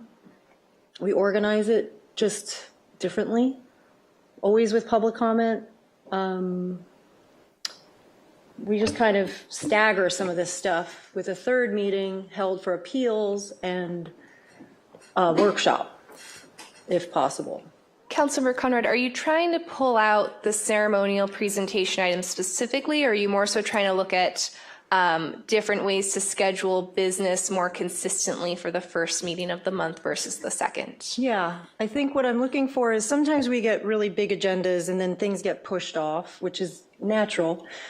It would be, I don't know, a different way of organizing the two meetings. So it's not to not overcomplicate your life. It's the same format, except one is maybe more ceremonial, where we have those presentations from people, or instead of doing it, like last time we had Chief Drew Smith here, he could be those could be the second meeting of the month. So we have one a month. The second regular meeting of the month, are you envisioning other business being conducted after the ceremonial presentation items? Yeah. Just council meetings with reorganization so that some of the fluffy, fun stuff can go into one separate meeting. If the council wanted to consolidate its ceremonial presentation items to typically only be scheduled on one meeting a month, we certainly could. We need to talk about it a little bit more. The only consequences would be that occasionally we might miss a proclamation because the month has already passed and we didn't get on the first meeting of the month. And then, of course, we just wouldn't be able to schedule presentation updates for the other meeting of the month. We do internally have some kind of rules of thumb we use to try to manage those items. I typically try never to schedule more than 3 for a meeting. We advise the presenters to limit their presentation to 10 minutes, although they often run over. That's something we could also codify in your rules of procedure and decorum if that's the kind of tightening up we're trying to do. I'm not sure, but thank you. I'm not pretending this is simple. This is all complex. The amount of times I've researched something and then it's been pushed and pushed and pushed, I can't remember what I researched. I'm trying to also avoid that, especially with appeals, which is maybe we do the one meeting, we got the 2 meetings, and then 1 extra meeting. Yeah, Bruce. Well, I think it's a good idea to limit the ceremonial presentations to 1 of the 2 meetings a month. I like that. In fact, and I also think it's a good idea to explicitly limit the amount of time for those presentations. Sometimes they do go on for a long time. I would go so far, and I may be in the minority on this, but I actually question why we need to do them at city council meetings. I mean, the mayor or the city manager or somebody could do them with the presenter on video and just post it on the city's website. I mean, I find for the few people that are usually at the meeting and the very few that are watching the meeting live, the use of that time is probably wasted in comparison to the amount of people that it would reach in any event if you just recorded it. So I don't know if I'm the only one that feels that way, but I find that when we're doing those presentations, they take us away from doing business. I'll throw in a quick comment on this. First off, if you have it limited to 1 time a month, not everybody's going to be able to make that. One of the advantages of having 2 meetings is you have a little more flexibility for the people that are not going to be here anyway. The city staff is here, but a lot of the visitors may not be here. The other thing is, the reason why we give these proclamations and presentations is because it's to make them feel special. It's a special moment. If we can't do it in front of the city council, then we have to ask ourselves, why do we even have these? I really think this is a special occasion. It needs to be treated as such. It's like in the military when you get a service award or something. Everybody in your unit or your group is there. That's what this is for. So I'd recommend we keep the same format for that. Yeah, I was thinking more of the presentations than the proclamations. The ones where somebody gets up and shows a video and talks for 10 minutes or gives us a report on things for 10 minutes or more. Well, you had the presentation from Drew Smith, okay? which it was very informative, and I think there were questions when we got to the end, and you don't want to lose that. I mean, that made us all, I think, made us all smarter. So. And Drew's not always available to meet our schedule, and people like Drew. Yeah, so I would say if we're moving up the meeting to 4:30, I think we're going to allow ourselves the time in order to have those, still be able to keep the community involved in that. I agree with Doug. I think it is something that is special, and people feel honored by that. And I think that's an important thing that we continue. So let's see if we're knocking any of those out. Can we just draw a vote on the signups? The Zooms? Okay. Yeah, I'm in for that. Register in advance? Yeah. Yeah, I am too. Resume? Is that with an address, no address? Are we restricting people? I need more specifics. Let's start off with just sign up. Yeah, And figure out if we are Yes. in for anything else. Sign up. Well, when you think about a Zoom webinar, you have to sign up for those. And yeah, that just, you don't get in unless you sign up. I think we agreed to that. Okay, cool. Okay, all right. Trevor, is there, I mean, I understand the point about the Brown Act allows people to walk into a meeting and participate anonymously, although, again, unless you put a paper bag over your head or something, you're really not anonymous because you're standing there. When we're extending the courtesy of Zoom, can we require them to provide their true name and maybe even an address? I think it would be potentially problematic. I wouldn't recommend doing it. There's a lot of protections for anonymous speech, and it also could be due process rights depending on what the particular item is. I think you would be likely to draw a challenge from a number of groups if we did try to put a program through that was requiring verification of who people are in order to participate in the virtual portion. I think that we have, by and large, other than a few isolated times, we've been relatively lucky in not really. I know that there have been times when it has been aggressive and there have been issues and problems, but for the most part, we're getting our residents doing that. So unless we see an uptick, I think we just stick with having people sign up, do the registration, see how that goes, see if that gets anybody excited to do some stuff, and we'll see if there's any consequences for that. So far we've got 4:30, not to hear general public comment before 6:30, keep the presentations and proclamations and other ceremonial items, require remote participants to register in advance. So materials from the public.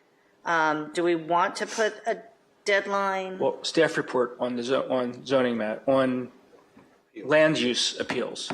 30 days before the hearing is scheduled? Okay, yeah, I'd like to try that, see what that gets us. I agree. The 30 days in advance, give us a chance to look at it. Yeah, I think 10 days in advance for participants' responses. Right. And then what about public comments? Or public Friday before the meeting. Friday before. Yeah, and honestly, I think that needs to go also to our meetings that we have. Well, I'm going to change my mind in mid-sentence here. When we change the agenda for a public meeting, people have to have time to respond. And if they can't respond 3 days in advance because we didn't have the agenda. I'm just talking about land use. I know. Appeals. Okay, I'm with you. I'm with you on that. So the direction is publish report 30 days in advance. Any written submission from the applicant or the appellant would be due 10 days. Including the PowerPoint they plan to show during their argument. Okay, including the PowerPoint. And then you're saying any other written comments need to be submitted. You're basically saying 3 days in advance of the meeting. Yeah. It could make an issue with the PowerPoint, because if there's public comment that comes in about the item, of them being able to respond to it, if they have a graphic or they want to be able to do it, prevents them from doing that. It's up to the council. I don't think there's a requirement that they let them talk. They'll abuse it. And Mayor, if I could also just clarify, we were saying Friday before the meeting for the written comments, but if we're having the land use items on special meetings, they may not be on Mondays. That's why I'm saying 3 days. So if we're going for about 3 days, if we can adjust that a little bit based on weekends, most likely we'd have special meetings on Wednesdays just because that's when scheduling and room is available. But we can be a little flexible with that. 3 days, but then not to land on a weekend and just advance farther backwards, right? The Friday before? So if 3 days in advance would fall on a Sunday or a Saturday, it would rewind and you would need to submit anything on Friday so staff could receive it. Is that what you want, or do you want to move it the other way? I think 3 calendar days is fine, given modern technology. Even if it lands on a weekend? Yeah. Does the council expect to have the materials distributed to them over the weekend? Before Monday? Yeah, because I mean, if they come in. We have a couple of issues with that. First is just staff being available, but then they're, okay. No, thank you. Yeah, we're thinking that they're going to email us directly, but yeah, Which if they use the, but not all the time. All right, 3 business days? Yeah, 3 business days instead of calendar days. Yeah, Okay. cool. Or do we just say the Friday before? Whatever day it lands on, it has to be in by the Friday before. We're going to have a special meeting on Thursday. Anyway. 3 business days will be more consistent if that's 3 business days. Okay, cool. I'd like to make one other suggestion on that, on the land use appeals. I believe that the applicant should go first, whether they're the appellant or not, because it is a de novo hearing and we need to decide whether to grant the application. So it's their application, they should go first. And Just so I'm just, again, trying to absorb some of this. Okay, Halen comes with my application for the house that's being appealed. You're asking that I go first. Because we need to decide whether to grant your application. And then the appellant goes. Is that not what we do? No, the current way it goes is whoever's appealing. So if the applicant's appealing, if the project was denied, then they would go first. If the project was approved and someone's appealing it and challenging it, then the appellant would go first. Okay, sorry. yeah, because it's the person that is bringing the issue, so they should be the ones that are That's how it's set making up. their argument why The decision is wrong. That's the way it's set up now. That's what you're proposing? No, he's No, proposing because what's strange, that would make sense in court, and that's the way it works in court. But what's strange about our land use appeals is that they're really not appeals. We're really deciding in the first instance whether to grant the application. Just like it's as if there was no planning commission hearing. We're now deciding the same thing they decided. But it has been decided by the planning commission. But it So- disappears upon appeal. No, I still think about it. I get it. It's like, what did the planning commission say? Oh, they denied it, 3-2 vote, or they approved it, and then it's been appealed. I do have that record in my brain.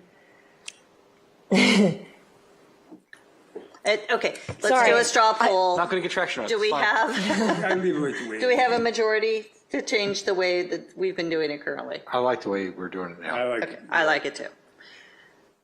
I'm good. Okay. Leaving it. Okay.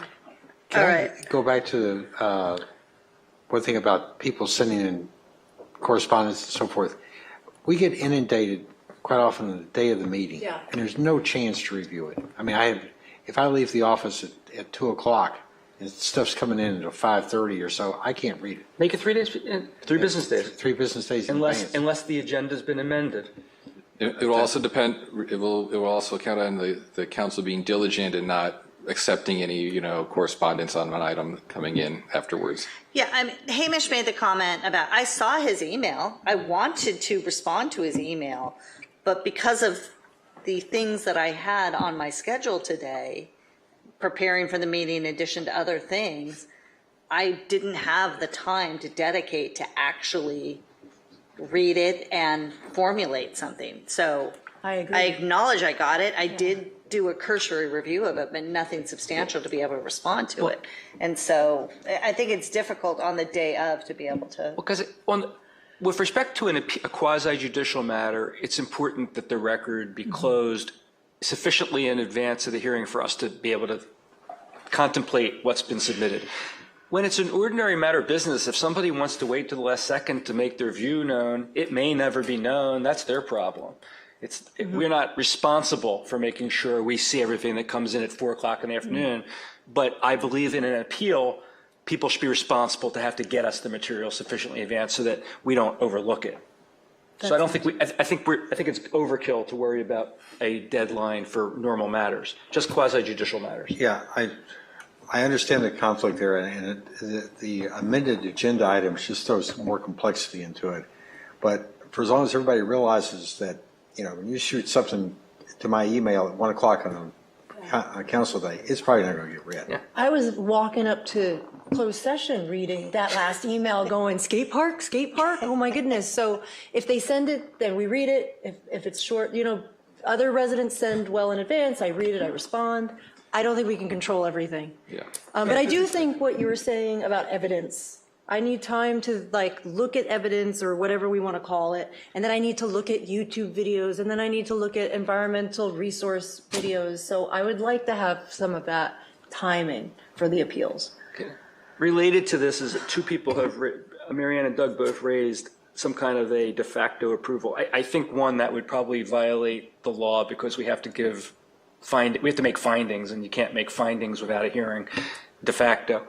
But I would support a requirement that the report that has to be 30 days in advance of the hearing has to be prepared within 90 days of the filing of the appeal, unless the staff member responsible for the report provides the city manager an explanation for why it can't be done, and the city manager agrees that that's acceptable.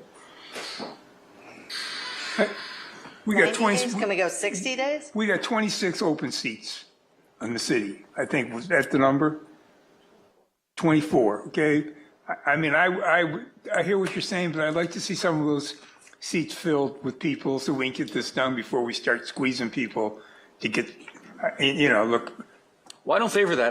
That was an accommodation to Doug and Mary Ann wanting it to be a de facto approval. I thought at least give them. Yeah,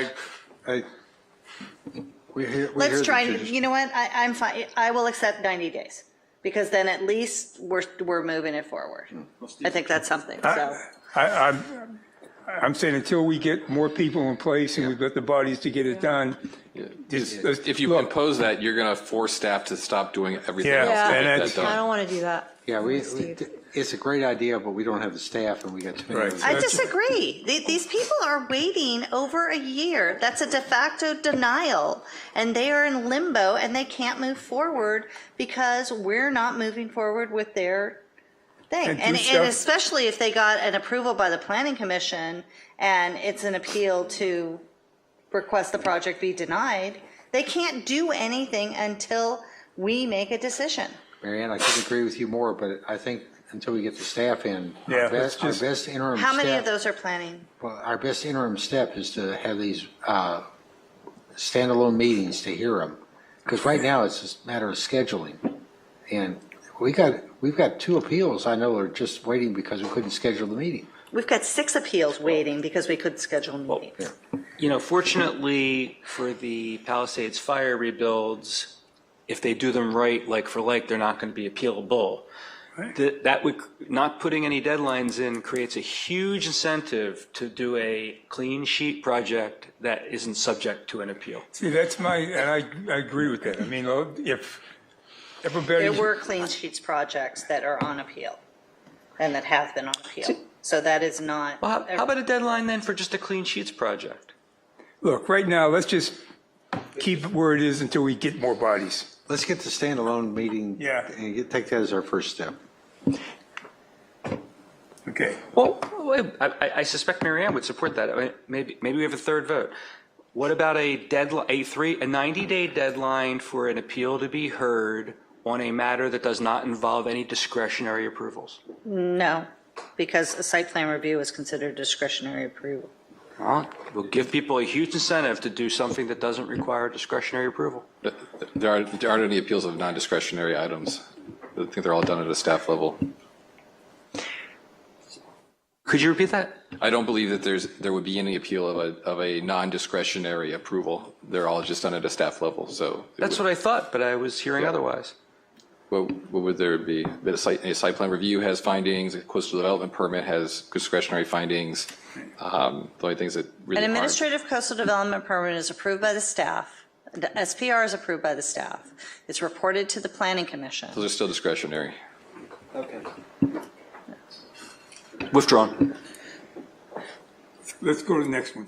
I think, what else is there? We're going to talk I lost about track. presentations.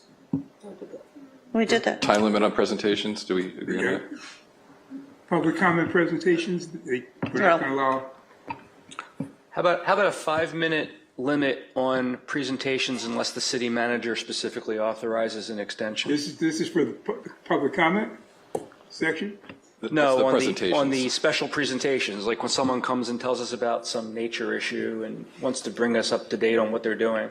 So Give them the 5 minutes or ceremonial give them 10. presentation items heard after the consent calendar, a 5-minute limit for each of those. Does that apply also to commission reports? They're limited to 3 already. Okay. So Drew Smith is supposed he had 10 minutes, he's only going to get 5. City manager can give them 10, 15, whatever. Just the default would be 5 minutes unless they ask for and get an extension in advance of the meeting. You would be that judge? I mean, I don't think those are the ones that are really causing that much of the issue. It's the, Well, I'd like to it's our differentiate. technology, honestly. I mean, it's. I'd like to differentiate, like the Drew Smith versus the, whatever, the lovely charity who came 2 weeks ago, and they spoke for a while. Actually, his was pretty, I told him 10 minutes, so. Well, He stayed pretty close. I think maybe he went 12. Are those so the Drew Smith seems they all seem very important to me. That's why I was like, let's put them on a different meeting than the business meeting. Then we can give those people the 10 minutes. Okay, how about we do this? Look, let's move the meeting start time to 4:30. That will allow, and if we're not going to have public comment start before 6:30, that gives us a 2-hour thing to do this. Staff is already limiting those to a maximum of 3 presentations of maximum 10 minutes. The mayor will be more diligent at making sure the clock is there to cut them off. And so we've got start time meeting 4:30, remote participants sign up on Zoom. We all agree on that, correct? Okay. General public comment will not begin before 6:30, and we will just adjust items on the agenda to fill that space if for some reason we do get through other things first. Materials from the public on just general items. Are we saying that we want those things by Friday, or are we fine with those coming in? Just appeals. Submit them at your risk. But if we do have a speaker and they want to bring in a PowerPoint, are we still going to allow that? I thought we said no for the public comment. Okay. Public Yeah, comments. because of no. technology, it becomes the Well, time. I disagree with that one. Just, I know a lot of times members of the public will come in and 2 or 3 of them will have recorded 3 minutes each of a 6 or 9 minute presentation. I think it's very clever, and I actually appreciate the way they do it. I wouldn't stop them from being able to do that. But Okay. So does But that's staff not need up to me. those items submitted earlier in order to resolve? Well, I think when I talked to Kelsey, as we talked to Kelsey earlier, that it's the time suck for staff to deal with all this stuff. Our technology isn't exactly booming at the moment. So why don't we sort of work on stuff that we know is going to work and say no to the presentations? Yeah, I think in the public comments, it's not about a particular item. It's just a general statement. They can give us a hard copy. They can tell us about it verbally. If we've got a particular agenda item, I can see having a presentation. But just doing your butterfly collection doesn't do us any good. And let's leave the presentations for the items we're actually considering. it usually does occur during a regular item. So I agree with that. Okay, is that clear? So general public comment, no AV materials, and I just want to make sure that's the consensus of the body. So general public comment, no AV materials, but for all scheduled business, we should still accept and be prepared to support video, PowerPoint, any presentation materials that are submitted by the public. Is there a deadline for submitting that? It's currently noon. I would ask to have a chance to review all of our deadlines, and we'll need to bring this back for final adoption, so the council could make further adjustments at that point, but we may be changing it with the move on But the no start time. earlier than noon. No later. I would say no later than noon. We might I'm consider sorry. I looking at meant it that- earlier. We'll discuss it internally. I would And consider making it 24 or 36 hours. with Monday meetings, it's not typically very meaningful since we don't work on the weekends typically, but we could set very early in the morning or even by midnight the night before and have everything ready the day of. But it would also be helpful to fine tune that guidance on the written materials to be submitted, so I could think about how these could all play in alignment. I heard Friday before. I also heard 3 business days, not for land use matters, but for all general matters. What would the council No, like? we didn't set a deadline for submission of written comments on general matters, just on the land use appeal. Only on the land use appeals, and then that's 3 general business days. correspondence for all other items can continue to be submitted up until the meeting? Yes. At your risk. I like that. One thing that we should make clear, I think, is that those audio-visual presentations regarding a land use appeal are written materials, are the same thing as written materials. So if somebody wants to submit a video where they're talking for 3 minutes, they better submit it 3 business days before the hearing, or else they're not going to be able to play it. It may be simpler to just set the deadline the same for those meetings. The deadline for their written corresponds to their deadline for the AV materials. No, my point is that that's really part of the advanced public comment that we should be getting. So they should be submitting it no later than 3 business days before the hearing. So you want it distributed to you no later than 3 business days before the hearing. Do you still want them to be allowed to display it during their 15 minutes at the podium? Yeah, they have to be able to. And what about the general public that's not one of the applicant or appellant? They don't have 15 minutes. No, this is the general public. Right, this is their 3 minutes of.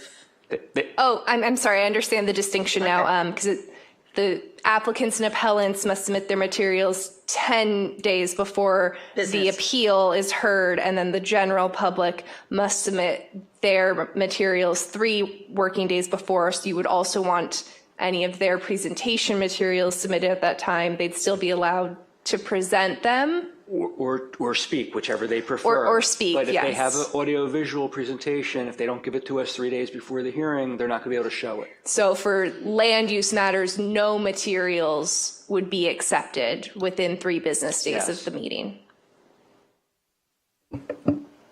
That works for me.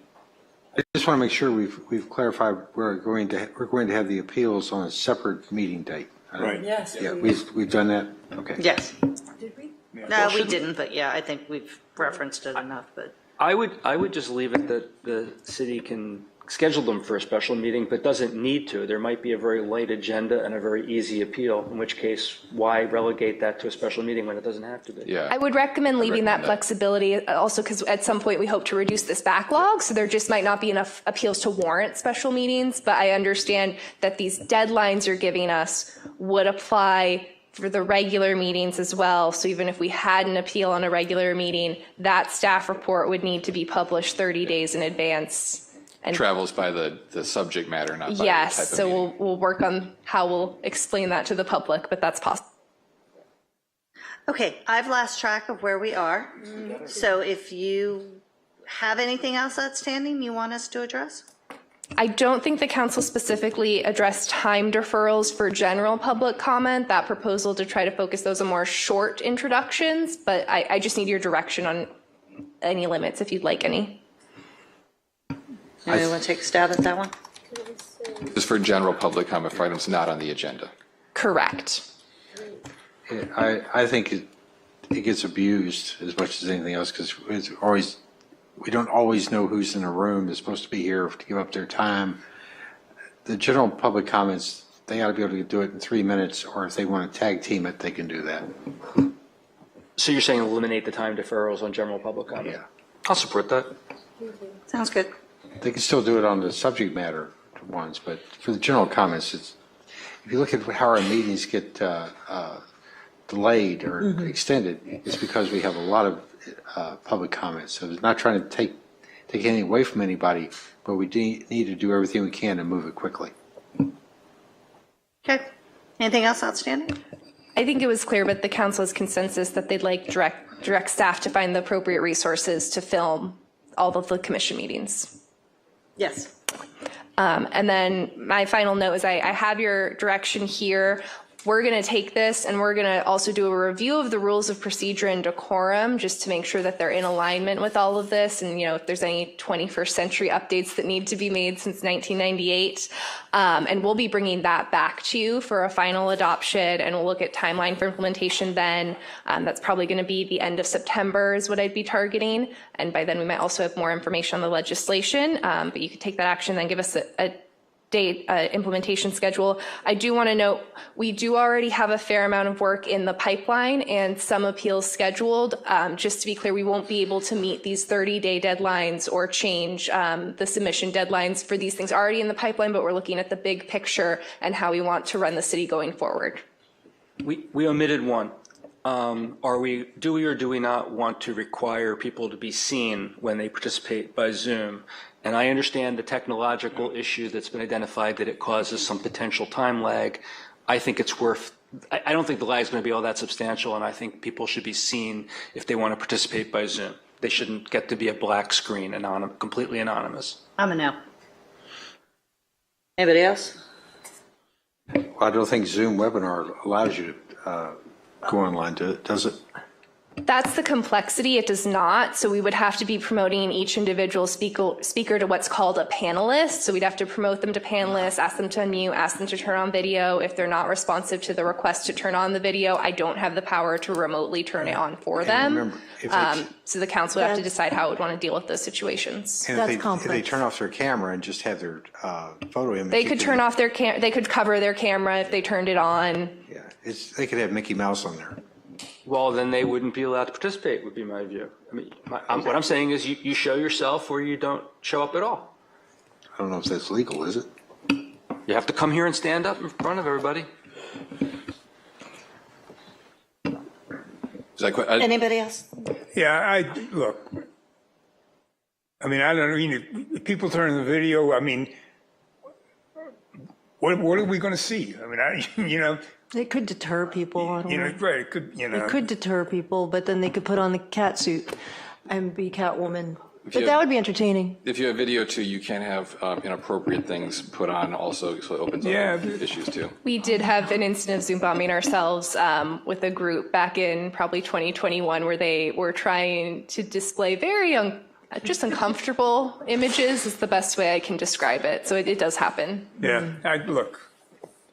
I think we're making enough changes. Let's get those in place, and then if we think what we've got so far is going to work, we can always come back and revisit that item. That'd be my suggestion. Okay. Anything else? No, I think we're clear on consensus, and again, we'll bring back that kind of item that's more refined and ready for hopefully a final action, but you can make additional adjustments then if needed. Cool. Great. Okay, so it's after 10:30. We do have one item left. I'll move that we hear this one because I think that the residents of the mobile home parks really have been waiting for us to do something. But didn't they get their meeting set? This is more than just setting a meeting, isn't it? Well. Frequency? Meeting schedule and frequency. Can I go to the bathroom while we decide? Or you need me here? I'm happy to hear it if. So that's a second? Yeah. All in favor? Aye. Aye. None opposed? Hey, we got to keep the card?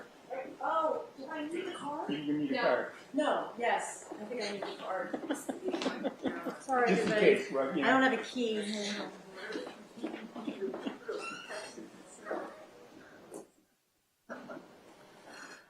We can continue on, Gary. Yeah. I think they need a minute, so.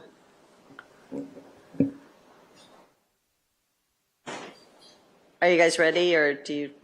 Do you want to continue without all of the council members present? I'd rather wait for her, and I suspect that she'll be back quickly. So if you guys need a minute, or are you ready to go? I have a very brief staff report. Okay, just give us a... Yeah, go ahead. Yeah.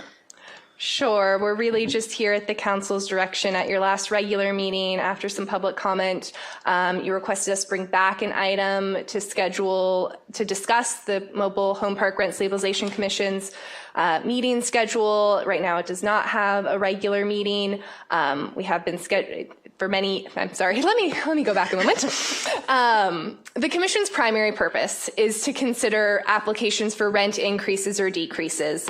So it has not met in many years. It had about 20 years dark, but you've reappointed members and we've restarted meetings. We had our first meeting in June, and now we are scheduling the next meeting for September 11th, but the council wanted to have the opportunity to discuss this body and what an appropriate meeting schedule would be, so you can discuss that now. It's also something we could revisit in the future if need be.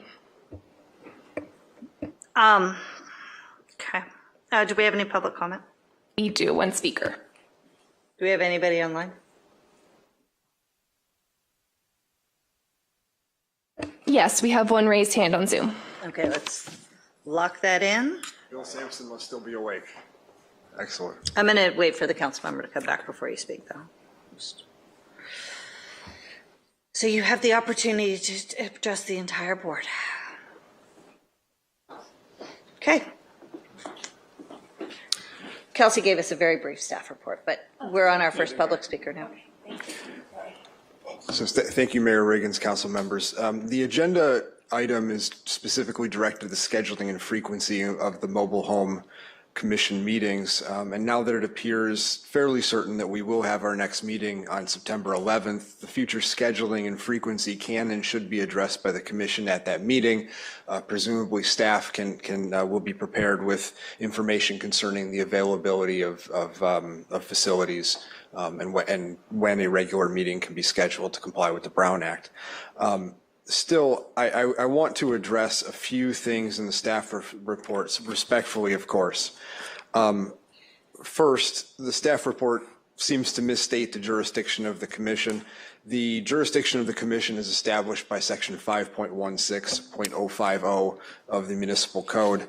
And what is reproduced in the staff report is the language of that section and then things added.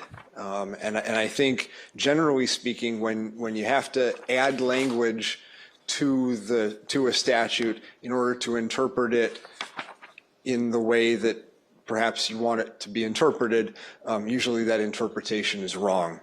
And I think this is certainly the case here. Second, while the staff report is correct that no application for a rent increase or decrease has been filed with the city in accordance with the Malibu Municipal Code section 5.16, the reason for that may be that it's actually not possible to do so currently. And it hasn't been possible to do so, to my knowledge, for at least the last 17 years, because to submit such an application, the code, specifically 5.16.100, requires that such an application be made, quote, on the form provided by the commission. To my knowledge, there is no such form provided by the commission. I've been an attorney for over 20 years. I tried to find one, couldn't find it, and frankly, I wouldn't myself know how to make such an application. And 17 years ago at the meeting, there were several people that came to the meeting and said my rent had been increased dramatically, quadrupled, but they didn't go to the formal step of making an application, perhaps because that form was nowhere to be found. And then third, the staff report seems to suggest that the commission can't opine on council legislation or policy. I'm not suggesting that the commission or any commission can usurp your role in establishing legislation or policy, but any citizen, any resident can opine on council legislation or policy. And why wouldn't this council want any commission designated with a particular subject matter to take the first stab at figuring out what perhaps an amendment to a statute might look like? Thanks, Kevin. Thank you. Our online speaker? Our speaker is Bill Sampson.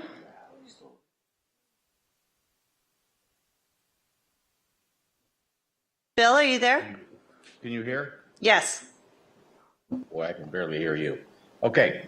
I am using, it may say Rosemary, I'm using her machine because mine isn't working and I'm not in Malibu. I'm not in California for that matter. Mr. Schenkman's the chair of our commission. I'm the vice chair. I will second his remarks. I think the agenda was simply to get was simply addressed to getting us scheduled. I would say I'm concerned because we as a commission told a lot of people who lived in the mobile home parks, who had a lot of things to say, that we were going to meet in the next 30 days, and we failed. I don't want that to happen to the people that I was appointed to at least respond to, I guess, as a quasi-judicial officer. So let's try to do better on that. I agree with Mr. Schenkman on some of the, I guess, the legal analysis. I do agree with him. Let's have us meet and we'll try to work on this. I have found no forms at all. There was a lady who said she was getting a $25 a month charge. I believe it had to do with water. And there is no way for her to do anything about that now. Maybe that's de minimis, but it's $25 a month that she may or may not owe. I don't know. I have no opinion. I haven't seen her lease. I don't even know if it's true. But she doesn't have a form to tell us about it. So it looks like we're going to have to work on that unless you guys want to. And I think you have some other things to do. So that's one of the things. But thank you for getting the meeting arranged. I know Halen mentioned it. I don't know who else did. I've been away and I'm supposed to be sleeping 2 hours ago on my vacation. So Mrs. Sampson's glad I'm not up there with you. Thank you for your attention. Thanks for having a meeting. I'd like to have them every 30 days for a while because the residents apparently want us to do that. But that's going to be up to you guys. Thank you. And Mayor, I did have a member of the public contact me telling me they were trying to indicate their desire to speak by flashing their hand up and down, but it was not raised at the moment I checked for you, if you want to acknowledge them. Yes, please. I would ask all members of the public, if you are indicating your desire to speak, please raise your hand and do not lower it until you are recognized. Agreed. And this is Ryan. Thank you. I appreciate staying up after 11 so I can comment on this. The city's existing ordinance has basically 3 categories of investment for annual, I think, submission of reports to the city.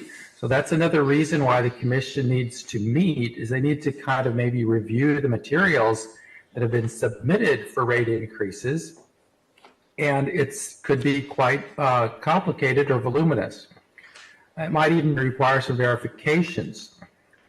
In particular, for instance, the long-term capital projects, things that wear out every 20, 30 years is one category. Then another one is what do you do every 4 to 5 years? Are you going to re-slurry the streets and fix things in that level? And then there's the more day-to-day annual operating costs. Now, if a new buyer decides to start shifting around what is a medium or a long-term or, starts deferring maintenance, then this can lead into things where a stitch in time doesn't work anymore.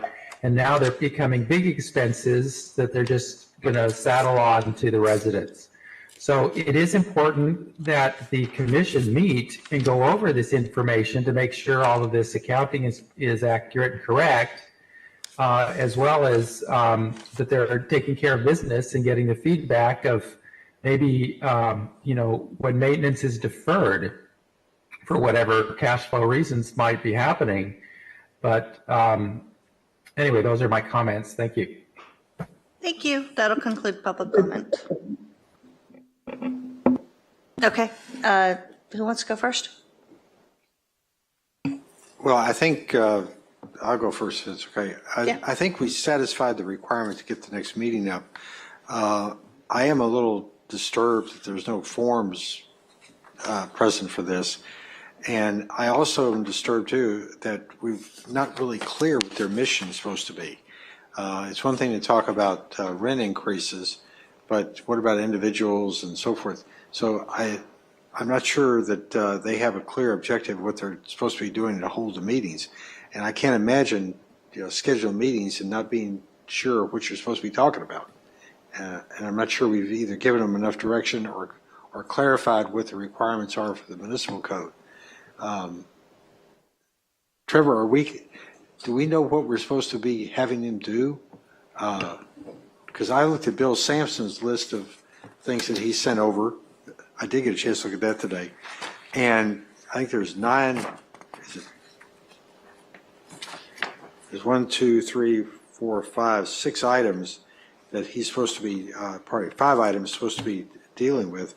And there's some conflict about what the staff report was relative to what they're supposed to be doing. So are we sure their mission is clear? The primary function of what they're dealing with is rent increases or rent decreases in applications that come in. It sounds like the forms need to be updated and there might be some administrative work that needs to happen about that. It is very critical that the body remains a quasi-judicial body that is unbiased and doesn't create any type of advocacy positions where we would have an issue with them ruling on any type of application. We only have 4 commissioners on there, and if we had a problem, it would be we may lose that quorum on a particular application. So it does lay it out there. I think there are things that need to be done to update this. I think staff is working out the staffing for these meetings and how these items are going to come forward. I don't know, Kelsey, if you need more direction at this point in time, but we do need to get the next meeting coming forward, and there are a few items that are already on the agenda for that meeting. Correct. And we do have forms. I think, unfortunately, over the decades, they didn't make the digital jump. So we've digitized them now. They were available upon request, but that's not the ideal way to make a form available. That's certainly something the commission can review and can update for the 21st century. I don't think they've been updated since the 1990, judging by the fonts. Script. Okay, but so as I understand what you're saying is their judicial operation, they can only operate based upon someone actually submitting a request form or some kind of a form. Is that correct? That's the general way that it's designed to operate. There are other duties and needs here, talking about, administrative rules and effectuating the purposes of the chapter and other rules, other aspects that are supplementary to, the work. But the primary function of them is to, be able to rule on these applications, for a rent increase or a rent decrease when they come in, and make sure that the operation and the rents charged do comply with our ordinance. That's the primary function of what they're set up to do. So if we're talking about individual properties having a rent increase, that would be an administrative nightmare. I would think there's 150 units there or more. So every time somebody's rent changes, they get to file a complaint? If it doesn't comply with the chapter. I mean, the rules are set up about how, the rents can be increased or decreased and the rules that apply to that. And, we expect that the people that administer these mobile home parks comply with that. If they don't, then an application comes in, there's a dispute and it needs to be resolved by the body. Okay. Okay, so I don't think the commission is a quasi-judicial body. I think the commission is a commission which conducts both quasi-judicial matters as well as regular commission matters, just as we do. We hear land use appeals, which are quasi-judicial. We also establish the rules, both substantive and procedural, for land use matters. We create the zoning laws. We determine the way in which appeals will be heard. Those are not quasi-judicial decisions. Those are statutory legislative decisions that we make. And I believe the way the statute is written empowers and obligates the commission to do that same type of work. So for example, the very first, the powers and duties include, first of all, and I'm going to note, I don't know what this means, receive, investigate, hold hearings on, and pass upon all issues relating to mobile home park rent stabilization, as set forth in MMC section 5.16. There's further words there that are in the report that aren't part of the statute, as Kevin pointed out. I don't know what it means to receive, because it doesn't say receive reports, it says receive, if you then skip investigate, hold hearings on, and pass upon, maybe it says receive all issues, or maybe it just says receive nothing. I don't know what it means. It's another example, as I said before, of some of our statutes which are drafted horribly. But in any event, they also investigate all issues relating to mobile home park rent stabilization. They hold hearings on, it doesn't say on things that are subject to an application for an appeal. They hold hearings. A resident, I assume, can complain about a rent increase that wasn't properly applied for, that they believe violates the ordinance, and there can be an investigation and a hearing on that. They pass upon, again, all issues relating to the rent stabilization. I take that to mean what the statute means, because that's an issue relating to mobile home park rent stabilization. They then go on to, they also can make or conduct independent hearings or investigations as may be appropriate to obtain information necessary to carry out their duties. That seems pretty broad to me, and it's not quasi-judicial in nature when they're doing that. They can adjust space rents either upward or downward upon completion of a hearing. It doesn't say only if there's been an application made for the adjustment. It just says they can adjust the space rents upward or downward after they've had a hearing. I guess anybody can request a hearing. And then they also have to, or they can and have to adopt, promulgate, amend, and rescind administrative rules. So it seems to me they can and should be meeting to decide what their rules, their administrative rules should be. They can and must meet to decide what, if any, investigations they should conduct with respect to issues relating to the mobile home park rent stabilization. They can do those investigations. What powers they have to do those, whether they have subpoena power, I don't know. Whether they have the power to, the statute's clear as mud, as I said to Kevin a couple days ago, but it does seem to empower them pretty broadly beyond their quasi-judicial acts. And I understand they want to meet every 30 days, or at least they want to decide how often to meet. I'm concerned that if we don't say they should meet once a month, they're going to say they should meet once a month, and then the staff's going to tell them there's some complication. It's going to end up coming right back to us anyway. So I think we ought to just set a monthly schedule, subject to them deciding to defer a meeting. And I think we ought to let them work out what they think their powers mean, and if we disagree with them once they work that out, we can say so.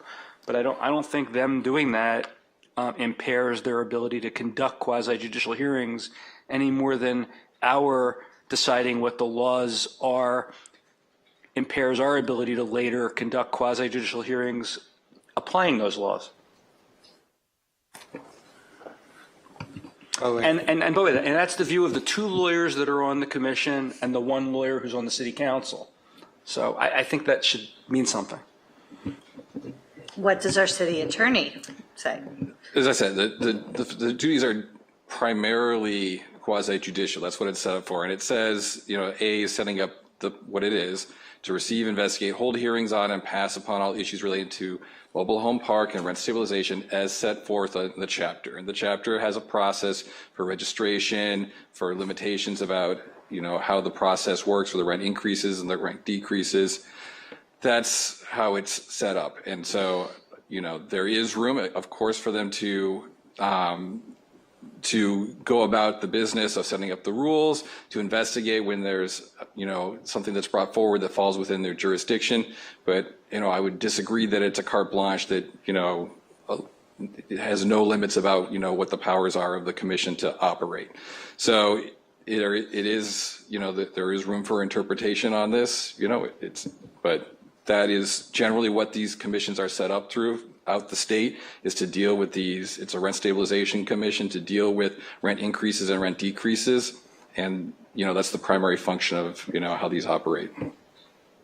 Could I make a suggestion that we empower them to have meetings for the balance of this year once a month, and to review their commission forms as submitted or proposed by the staff, and come back to us with a set of broad rules about how they plan to operate. And the other thing I'm worried about is, I'm not saying that we don't have power over the mobile home operator, park operators, but we need their cooperation on this. And I'm surprised we haven't heard anything from them at all.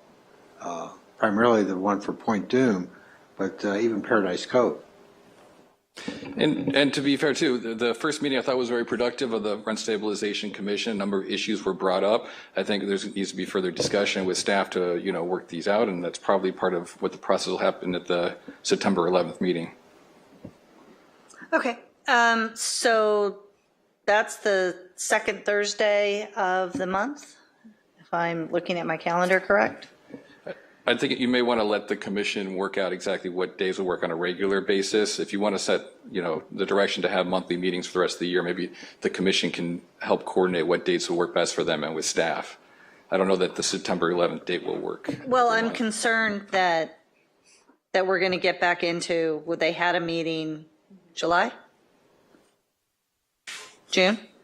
And then there was difficulty getting their next one scheduled. So if it benefits everybody that we assign a date and then those commission members can meet, and if it's problematic on that, I know, other commissions have a set date, but if that doesn't work out for some of those commission members, they've adjusted the time or they've adjusted the day based upon the recording secretary and staff that staffs those meetings availability. So is it better for us to just go ahead and suggest the second Thursday of the month?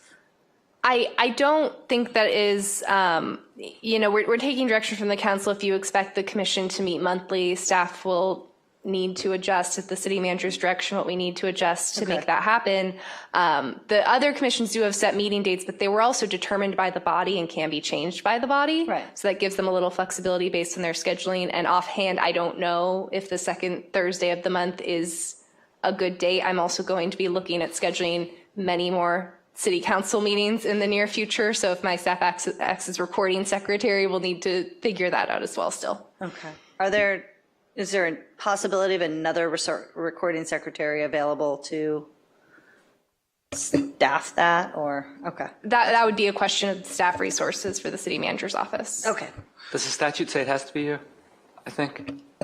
I believe it does. Those things can often be delegated. I don't think historically it necessarily was the city clerk, but I think it's specified to make sure there is someone to act as the recording secretary, and there is always a city clerk. Okay, so I'm getting the sense that we need to say that, yes, we would like to have a monthly meeting for this body for the foreseeable future.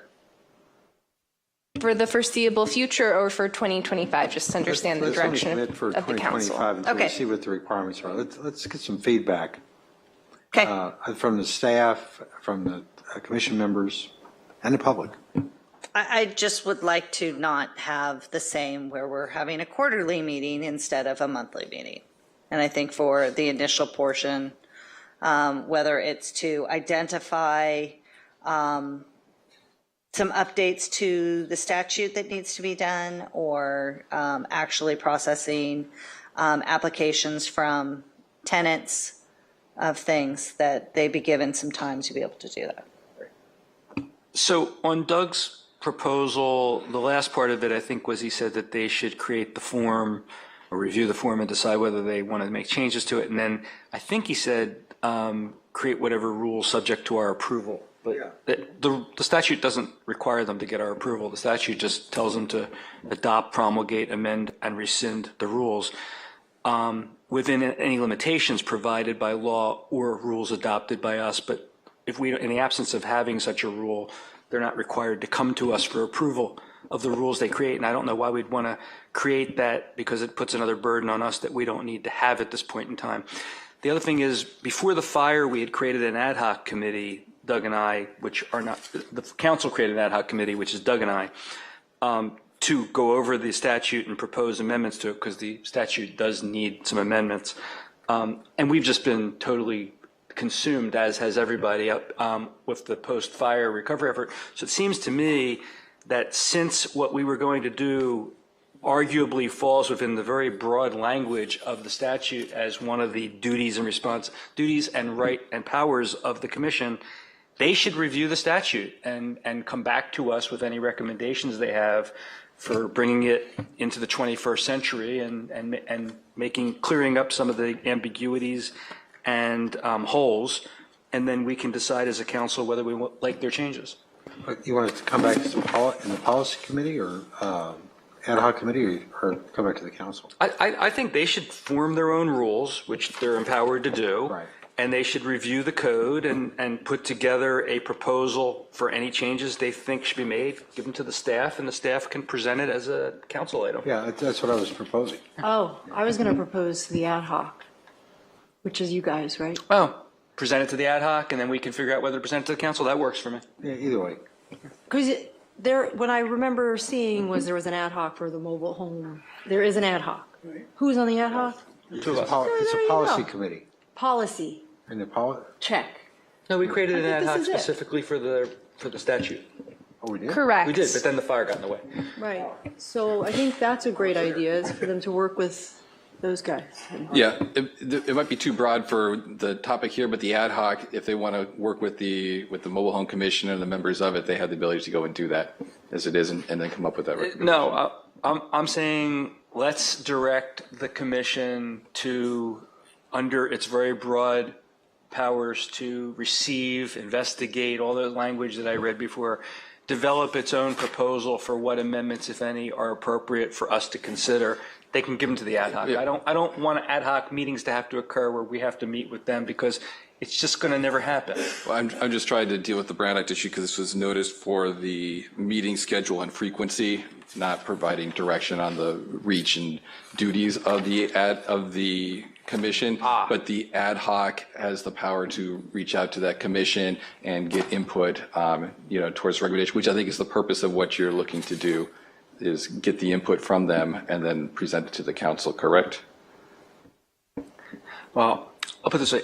I think they have that authority without us directing them. The problem is, as Kevin pointed out, the staff report suggests otherwise, and I want to clear that up. I don't believe that the statute limits their powers from being able to do what I just described. So implicitly, it's in the staff report that was published. And I'm trying to correct that so that they can go forward not being constrained by what's been presented publicly.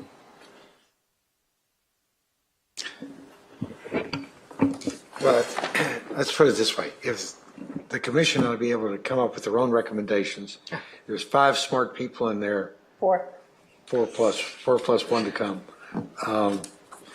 And have them submit it to the ad hoc committee along with staff. I mean, this is a working process. And what we're looking for is a result, not necessarily, dotting the T's, dotting the I's and crossing the T's.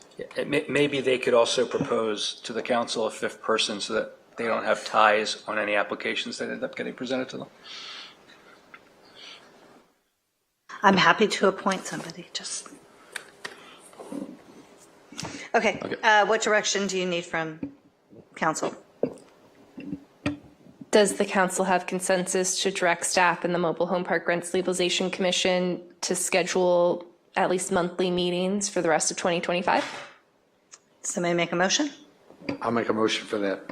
Second. All in favor? Aye. We have concluded our meeting. Again, we are adjourning in Toshihito Ozawa, who passed away on May 19th. And I also, we adjourn in Howard Ferguson, Candy's No, I husband. don't think we did. Well, Did we do that last week? Did we? Let's do it again. And we adjourn with We're adjourned. those memories. We adjourned in memory of how